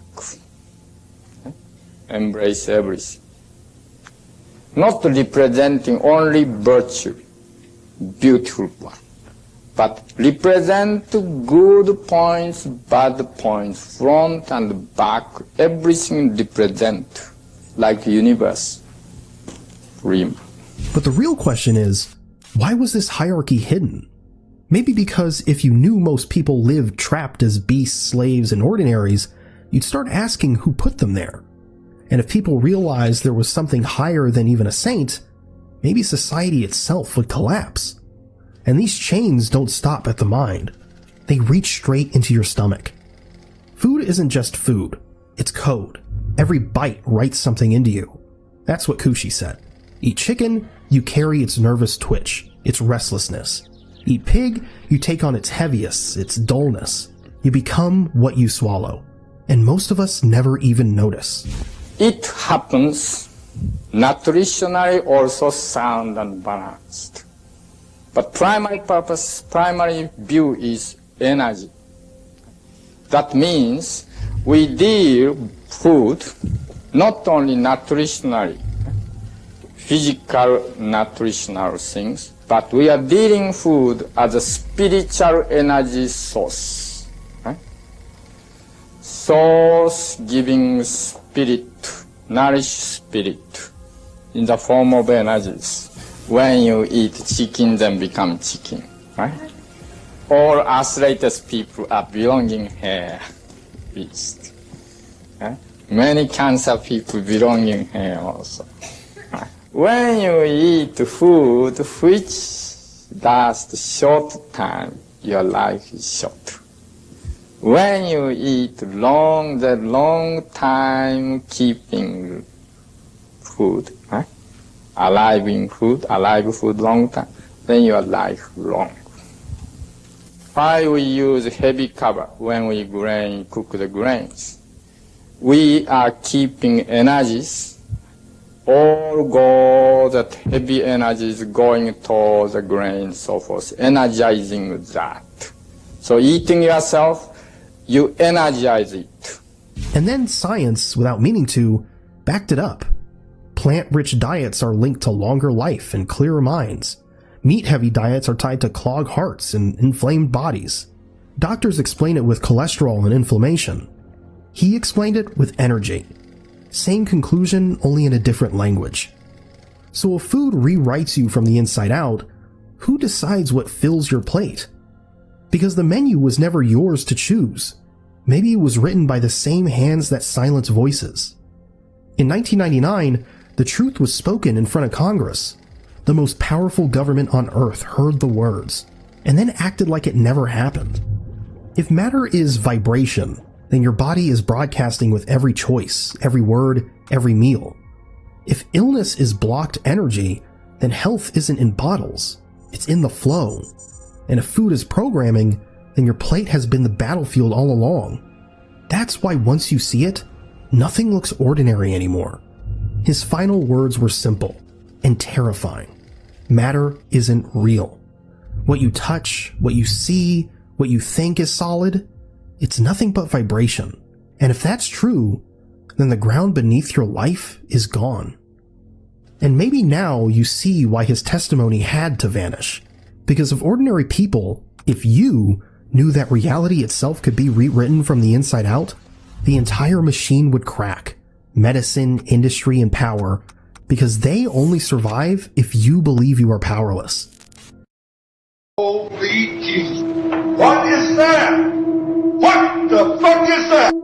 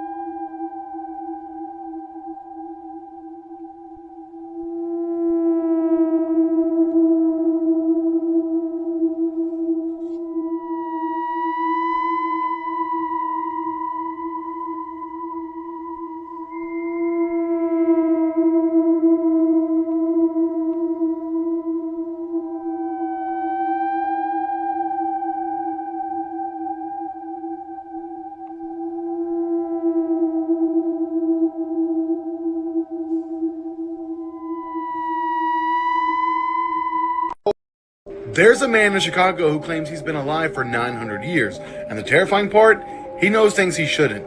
They call him the Infinite Man, and once you hear his story, you'll understand why even the police refused to write an official report. It started when officers found a homeless man wandering downtown, old coat, torn shoes, mumbling to himself. But when they tried talking to him, he spoke perfect Middle English, not modern English, the kind spoken in the 1100s. When they brought him in, he suddenly switched accents.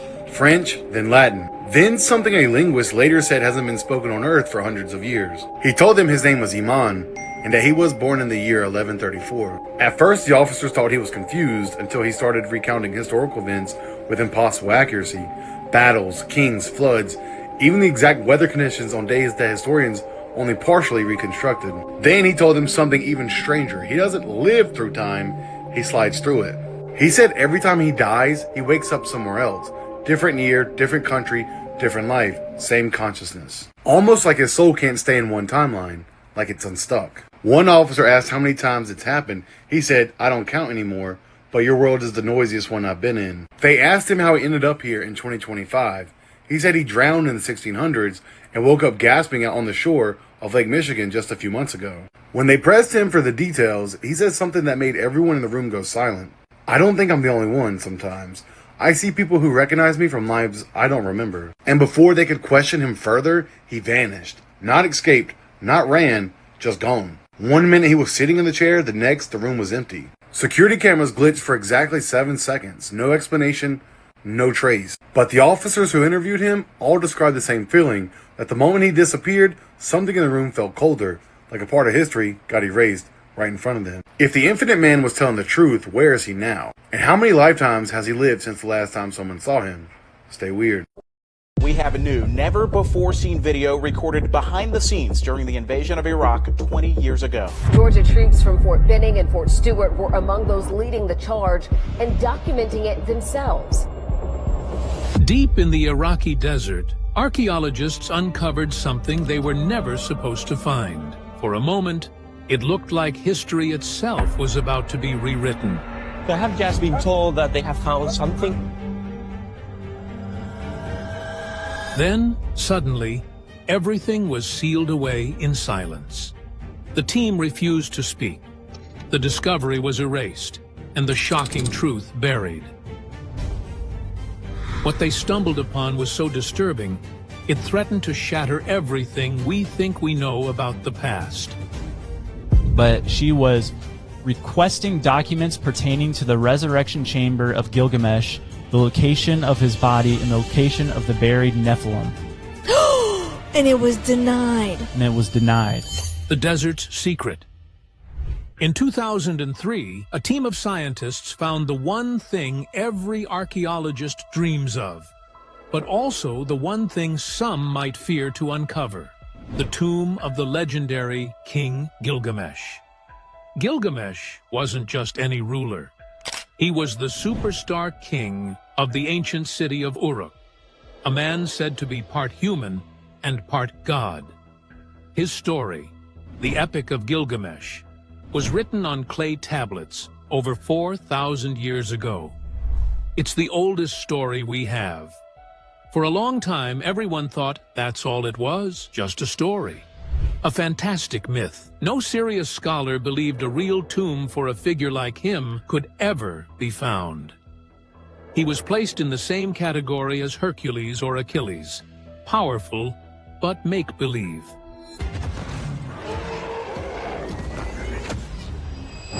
That all changed with a quiet beep. A team of archaeologists, led by Jörg Fassbinder, a geophysicist at Ludwig Maximilians University in Munich, wasn't even digging. They were scanning the ground near ancient Uruk with special radar and magnetometers like high-tech X-ray vision for the Earth. What their screens showed them was stunning. Deep beneath the desert floor was the clear outline of a huge building, as big as a football field. It was a complex with rooms, hallways, and what looked like a central chamber, all surrounded by the ghostly paths of old canals. This matched perfectly with ancient descriptions of Gilgamesh's grand tomb. But here's where it gets really interesting. Old texts said Gilgamesh was buried under the Euphrates River. But they just... Oh, we got your ass. We got your ass now. So as you know, there was a painting in 1562 that showed humans riding what we would call a dinosaur. And many people said it could not be. Some said dinosaurs don't even exist. Others said dinosaurs and humans didn't live at the same time. Alright, okay. Let me ask you a question. Can somebody tell me why has China got the same creature on a wall? Oh, you son of a bitch. Before you say that's a dragon, you can clearly see that the Chinese know the difference between dragons. That's a dragon. And that thing at the top is a long-necked dinosaur. So the Flintstones was telling the truth. It's real. Humans, dinosaurs, and dragons at one time all lived together.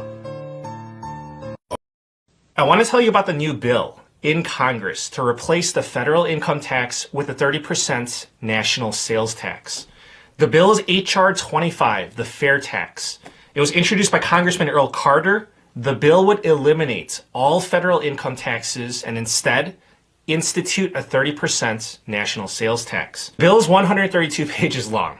So the politicians, they actually spent a lot of time on this. And sadly, I ended up going through all 132 pages. The bill wants to get rid of all federal taxes related to income. That means no more federal taxes for the IRS. Payroll taxes would be gone, Social Security taxes would be gone, Medicare taxes would be gone. Instead, the federal government would get their money from a 30% national sales tax. This would supposedly fund all federal spending, including Social Security and Medicare. So I want you to know this. The bill says that it's a 23% national sales tax. However, that is a lie. It's 30%. So here's why they're saying 23%, so there's no confusion. If you buy something for $100, the sales tax would be $30. However, they're saying 23% because they're taking $30 of tax and they're dividing it by the total of $130. And if you compute it like that, then yes, it's 23%. However, in reality, it's 30%. The bill says, and I quote, "This will promote freedom, fairness, and economic opportunity by repealing the income tax and other taxes, abolishing the Internal Revenue Service, and enacting a national sales tax to be administered primarily by the states."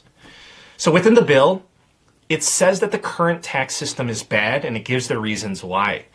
I'm going to list them out for you verbatim, so straight from the bill. The bill says, congressional findings are that a federal income tax retards economic growth, reduces the standard of living of the American public, impedes the international competitiveness of the United States industry, reduces savings and investment in the U.S., lowers productivity, imposes unacceptable and unnecessary administrative compliance costs on individuals and businesses, is unfair, is unequitable, intrudes on privacy, impedes upward social mobility. The bill also says findings related to federal payroll taxes raises the cost of employment, destroys jobs, causes unemployment, disproportionately impacts lower income Americans. So as you can see, it's talking very negatively about the current federal income tax. So here's how it would work. The federal government would work with the states. Businesses would need to collect and send in the sales taxes. And for doing so, businesses would be paid for it. A business will be compensated 0.25% of the sales tax sent in. So it's a quarter of 1%. Businesses that fail to comply could possibly be charged criminal penalties. So let me give you some of the quotes from the supporters. These are from politicians. Congressman Earl Carter said, and I quote, "Instead of adding 87,000 new agents to weaponize the IRS, this bill would eliminate the need by simplifying the tax code and encourage growth and innovation." Congressman Bob Good said, and I quote, "I support the fair tax because it simplifies our tax code. This transforms the U.S. tax code to a fully transparent and unbiased system which does away with the IRS." Congresswoman Kamek said, and I quote, "I'm very proud to co-sponsor the Fair Tax Act. We're calling for a simplified and fair code that works for all. This fights back against the weaponization of the IRS and stops punishing those who work hard to succeed." So I can keep going on. There's a lot of quotes, but I'm going to stop here. Okay, so if you couldn't tell, if you didn't figure it out by now, this is a Republican bill, and the Democrats are completely against it. Congressman Don Bayer said about the Republicans, and I quote, "They repeal taxes on billionaires while you pay 30% more for gas, food, and so much more." Congressman Chris Murphy said, and I quote, "Inflation is falling. Feels like the right time for the Republicans to push a new national 30% sales tax." So Congresswoman Pramila Jayapal said, and I quote, "The plan slashes taxes for the richest Americans and puts that burden onto poor and working class families." President Biden said, and I quote, "Let me be clear. If any of these bills make it to my desk, I will veto them. I will flat veto them." So that's the bill, and that's what the politicians are saying. Let me know what you think. Let me know in the comments down below. I'm going to tell you what I think. I'm going to give you my opinion, and I'm going to tell you the good and the bad. We don't want people to all have money. The powerful people don't want that. That's exactly the answer. And why? Because otherwise, no one would work. Do you understand? The point of putting money is not to give you money. The point of putting money is to create the illusion that money is valuable, and therefore you work hard in order to obtain it. But in order for me to make you want to get money, I need to create artificial misery. Do you understand? Right? If there weren't poor people, you wouldn't want to be rich. It's only because you see people suffer that you would want to go make money for yourself. What do your parents tell you? Your parents tell you, work hard in school, make a lot of money. Otherwise, you're going to end up like a poor person, right? Well, guess what? If there are no poor people, your parents couldn't say that to you. And you wouldn't want to work hard in school, right? That's why we have poverty. Because poverty creates the illusion that money is valuable. In other words, poverty isn't what you do to yourself. It is what the powerful do to you. Okay, so how did they, just look. Sorry, allow me to compose myself. But this has got to be some of the most impressive architecture ever. I've seen some impressive window frames, but this one takes the cake. And you want to tell me it was designed just to look good? Ah, hell no. No, this work of art must have served a purpose. The window frame seems to be based on a somatic pattern. Was it literally manifested through sound vibration? Not to mention the intricacy witnessed beneath. Hammer and chisel, donkey and cart, my ass. Oh, by the way, this so-called medieval church is found in Nuremberg, Germany. Nuremberg's great, by the way, not too big, but full of old world, advanced-looking architecture. Look at these statues that look as if they've been 3D printed. Look at the size of those doors compared to an average-sized person. Now we're inside. One, because it's raining outside, and two, to see this window from the other side. And you see that giant organ just behind, very conveniently located, with the sound vibrations being generated, projected through that window frame. And did this whole building serve as some sort of healing center, raising everyone's vibrations in and outside? As always, got the giant-sized ceilings, and that's the coolest chandelier I've ever seen. This church dates all the way back to 1250, being completed over 200 years later in 1477. Or was it built faster than that, with some sort of lost technology? So now you're telling me that the Galactic Federation egg with the hieroglyphs, as well as the representative who was in a hibernated state in his chamber beside the egg, even after AI debunking technology has confirmed that the videos and the photos are in fact not retouched and are real, some people still choose to not believe something outside of their comfort zone. Okay. Well, as the saying goes, denial ain't just a river in Egypt. That is called desensitizing at its finest. But you know what?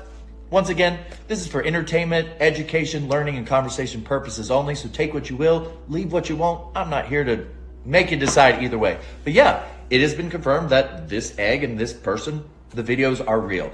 Our representative is now with the United Nations coming up with a course of action to usher in peace into New Earth, as well as our representative, Earth is District 1, and we have a representative called Alien Gaia. She's also here to help, as well as the Council of 26, the Light and the Dark Council, as well as the 5 elders, who are also going to make themselves known here on Earth to help us with what we need help on.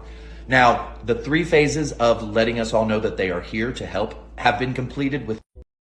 Well, we need to talk today because I don't want to be the person who tells you, I told you so, but do you remember back in March when we all started to discuss what was potentially underneath the Great Pyramids in Egypt? The cylinder-like tubes that went down almost 2 miles into the ground. You remember that? And do you remember how so many people came as quickly as possible to say, it's not true, it's absolutely false, that will never happen, nope, nope, nope.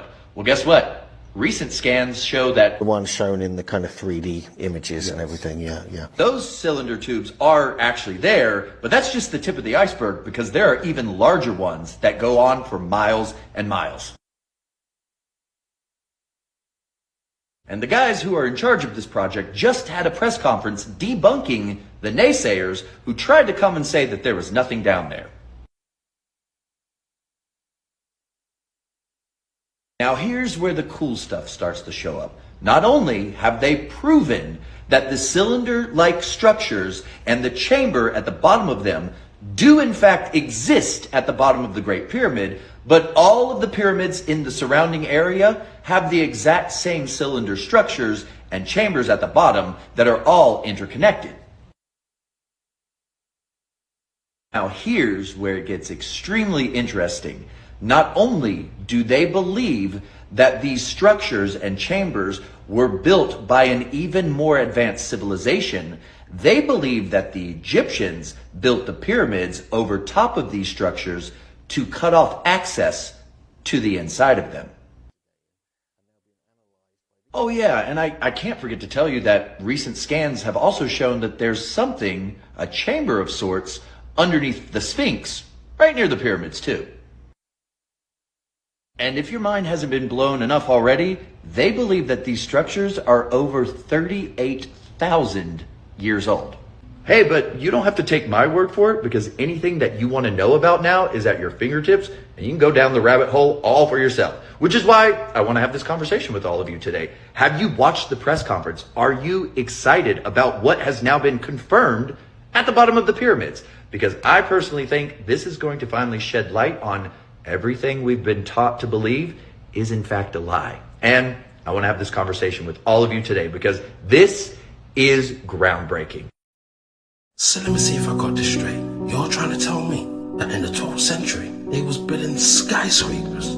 Oh, you son of a ballback. So right now in Italy, there's only 2 towers left. And if these towers wasn't here, I wouldn't believe. When you look at old maps of Bologna, it looks like a whole city of skyscrapers. If you look closely, it looks like it's got a dome. Just look at the top and look at the edge. It looks like that whole city was under a dome. So much of our history has been erased and whitewashed. But the day is coming when everyone will know the truth.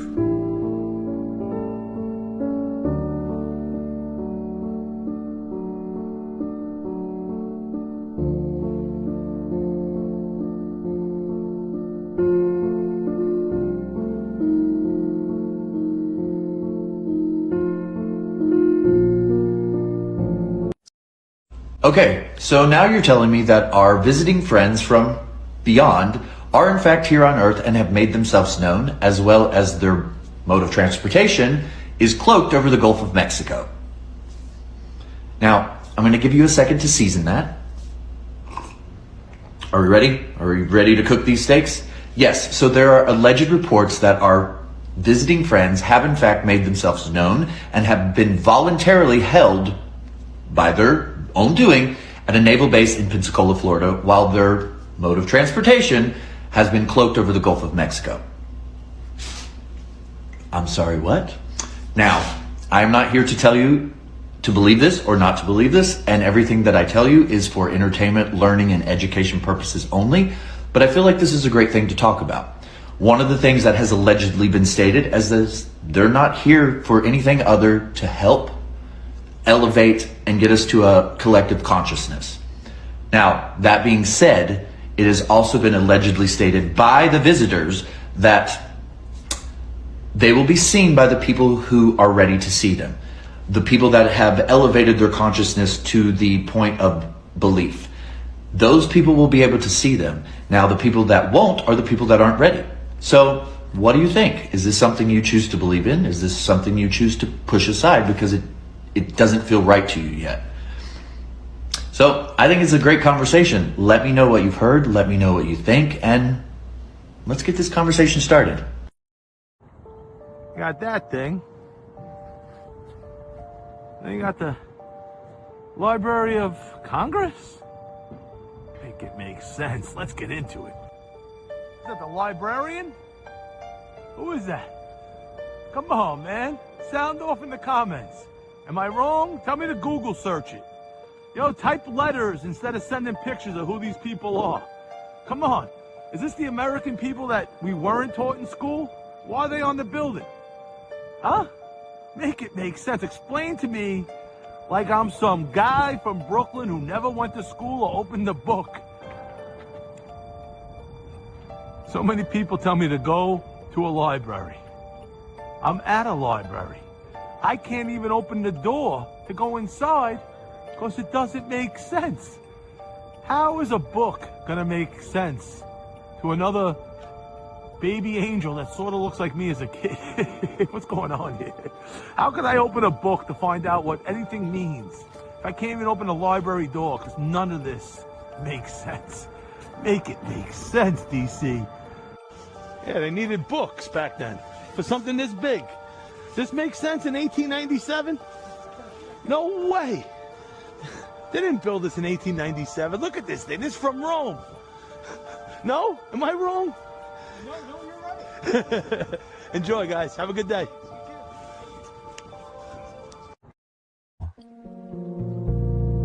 Ah, well. Nobody ever said that human farming was easy. Keeping the taxed livestock securely in the compounds of the ruling classes is a three-phase process. The first is to indoctrinate the young through government, quote, education.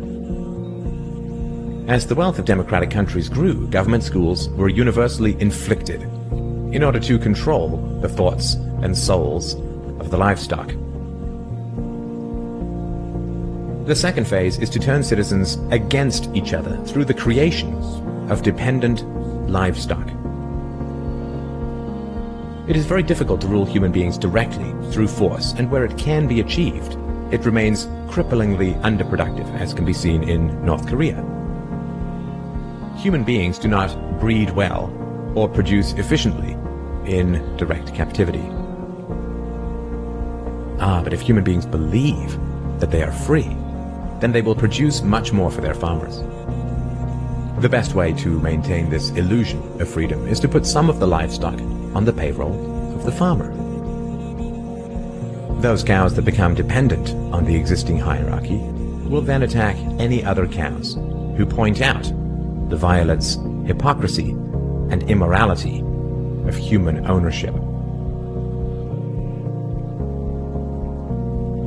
Officers positioned Grant face first on the floor with one officer near his head, a second near his back, and a third officer standing nearby. There appeared to be a brief struggle. Then, a 2-year veteran BART officer stands, draws his weapon, and fires.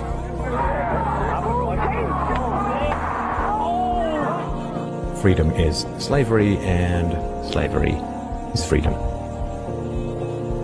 If you can get the cows to attack each other whenever anybody brings up the reality of their situation, then you don't have to spend nearly as much controlling them directly. Those cows who become dependent upon the stolen largesse of the farmer will violently oppose any questioning of the virtue of human ownership. And the intellectual and artistic classes, always and forever dependent upon the farmers, will say to anyone who demands freedom from ownership, "You will harm your fellow cows." The livestock. The more we dig, the more we find. Here we have an image of a diploma for the American Pacific Exposition and Oriental Fair for Portland, Oregon in 1905. So 1904 they have the St. Louis World's Fair. 1 year after, we get this one in Oregon. This diploma is very interesting. As we go down to the bottom, we have a photo. And we can clearly see in the background 2 airships, both looking different. They normally don't show this form of transportation in these photos. They normally blank out the sky. But as we look up all of these countries, we see the big ones. And then we see Caucasia. Have any of us heard of a country in the 1900s named Caucasia? I personally have never heard of Caucasia, which is similar to Tartaria. All of these countries that we were never told about. But this one wasn't hundreds of years ago. This was 1905. So they are now, in my opinion, lying and telling us that Caucasia, or Caucasus, is a region that has a bunch of countries in it, including Russia, which we all know have connections to Tartaria. But let's take a look at this list again from 1905. They are already listing Russia on this map with Turkey, France, Holland, Germany, Switzerland, Italy. All of these are countries. They are not regions. I'll say it again. These are countries. Why would they then throw a region in there randomly? That doesn't make any sense. I think we are finding, in my opinion, that there is more land that we aren't being told about that was here in the 1900s. And I think Caucasia is being hidden from us right now. Welcome to episode 48 of my lunch break. I hope you're all having a great day. And if you're new, welcome.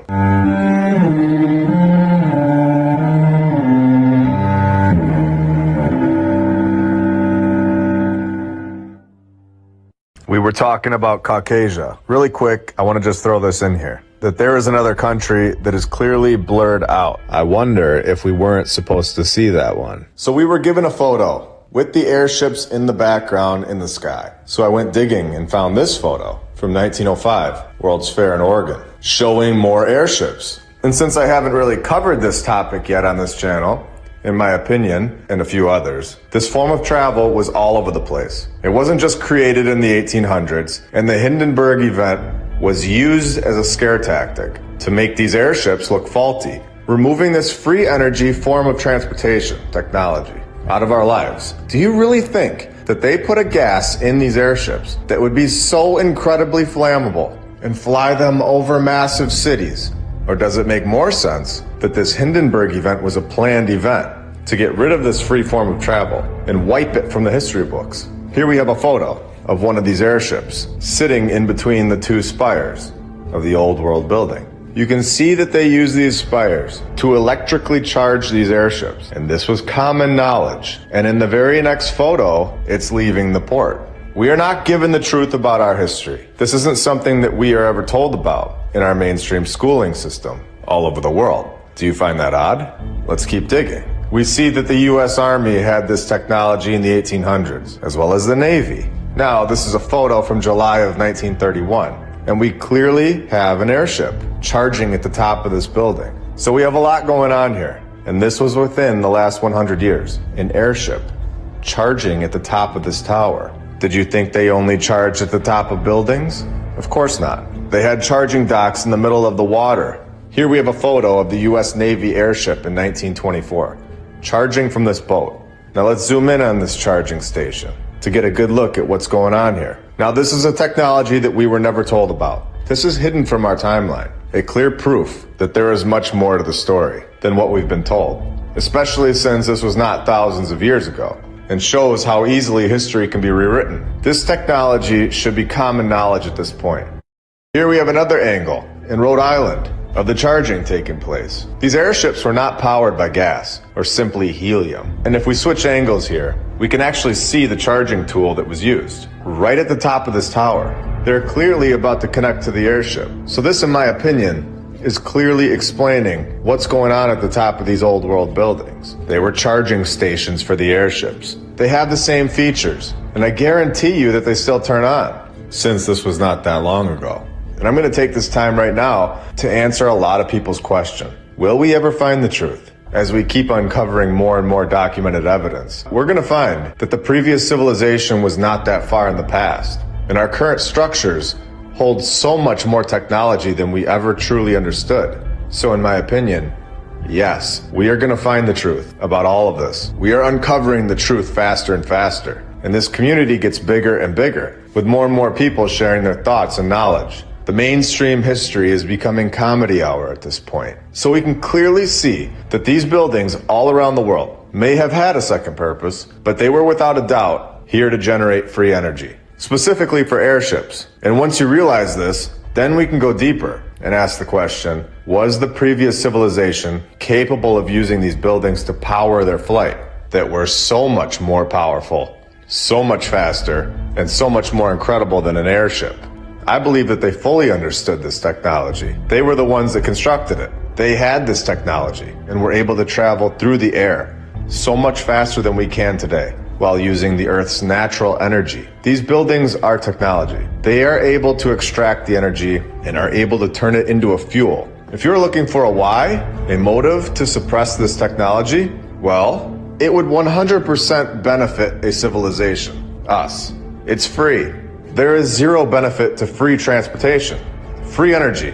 Do we need to go further for the why? So when you go around your town now and see the top of these buildings, we can all understand how popular this form of transportation really was. It was everywhere. Now we have talked about Tartaria. We have shown in this episode in the beginning how there are possibly more countries and more land, such as Caucasia. So we have Tartaria, but we also have Barbaria, where you would get the term barbarians. And of course, again, have any of us heard of a place called Barbaria in history class? Maybe you have now, but in mainstream history, this is not something that is taught to us. We're not being told the truth about any of this. And we have many maps of a land called Barbaria.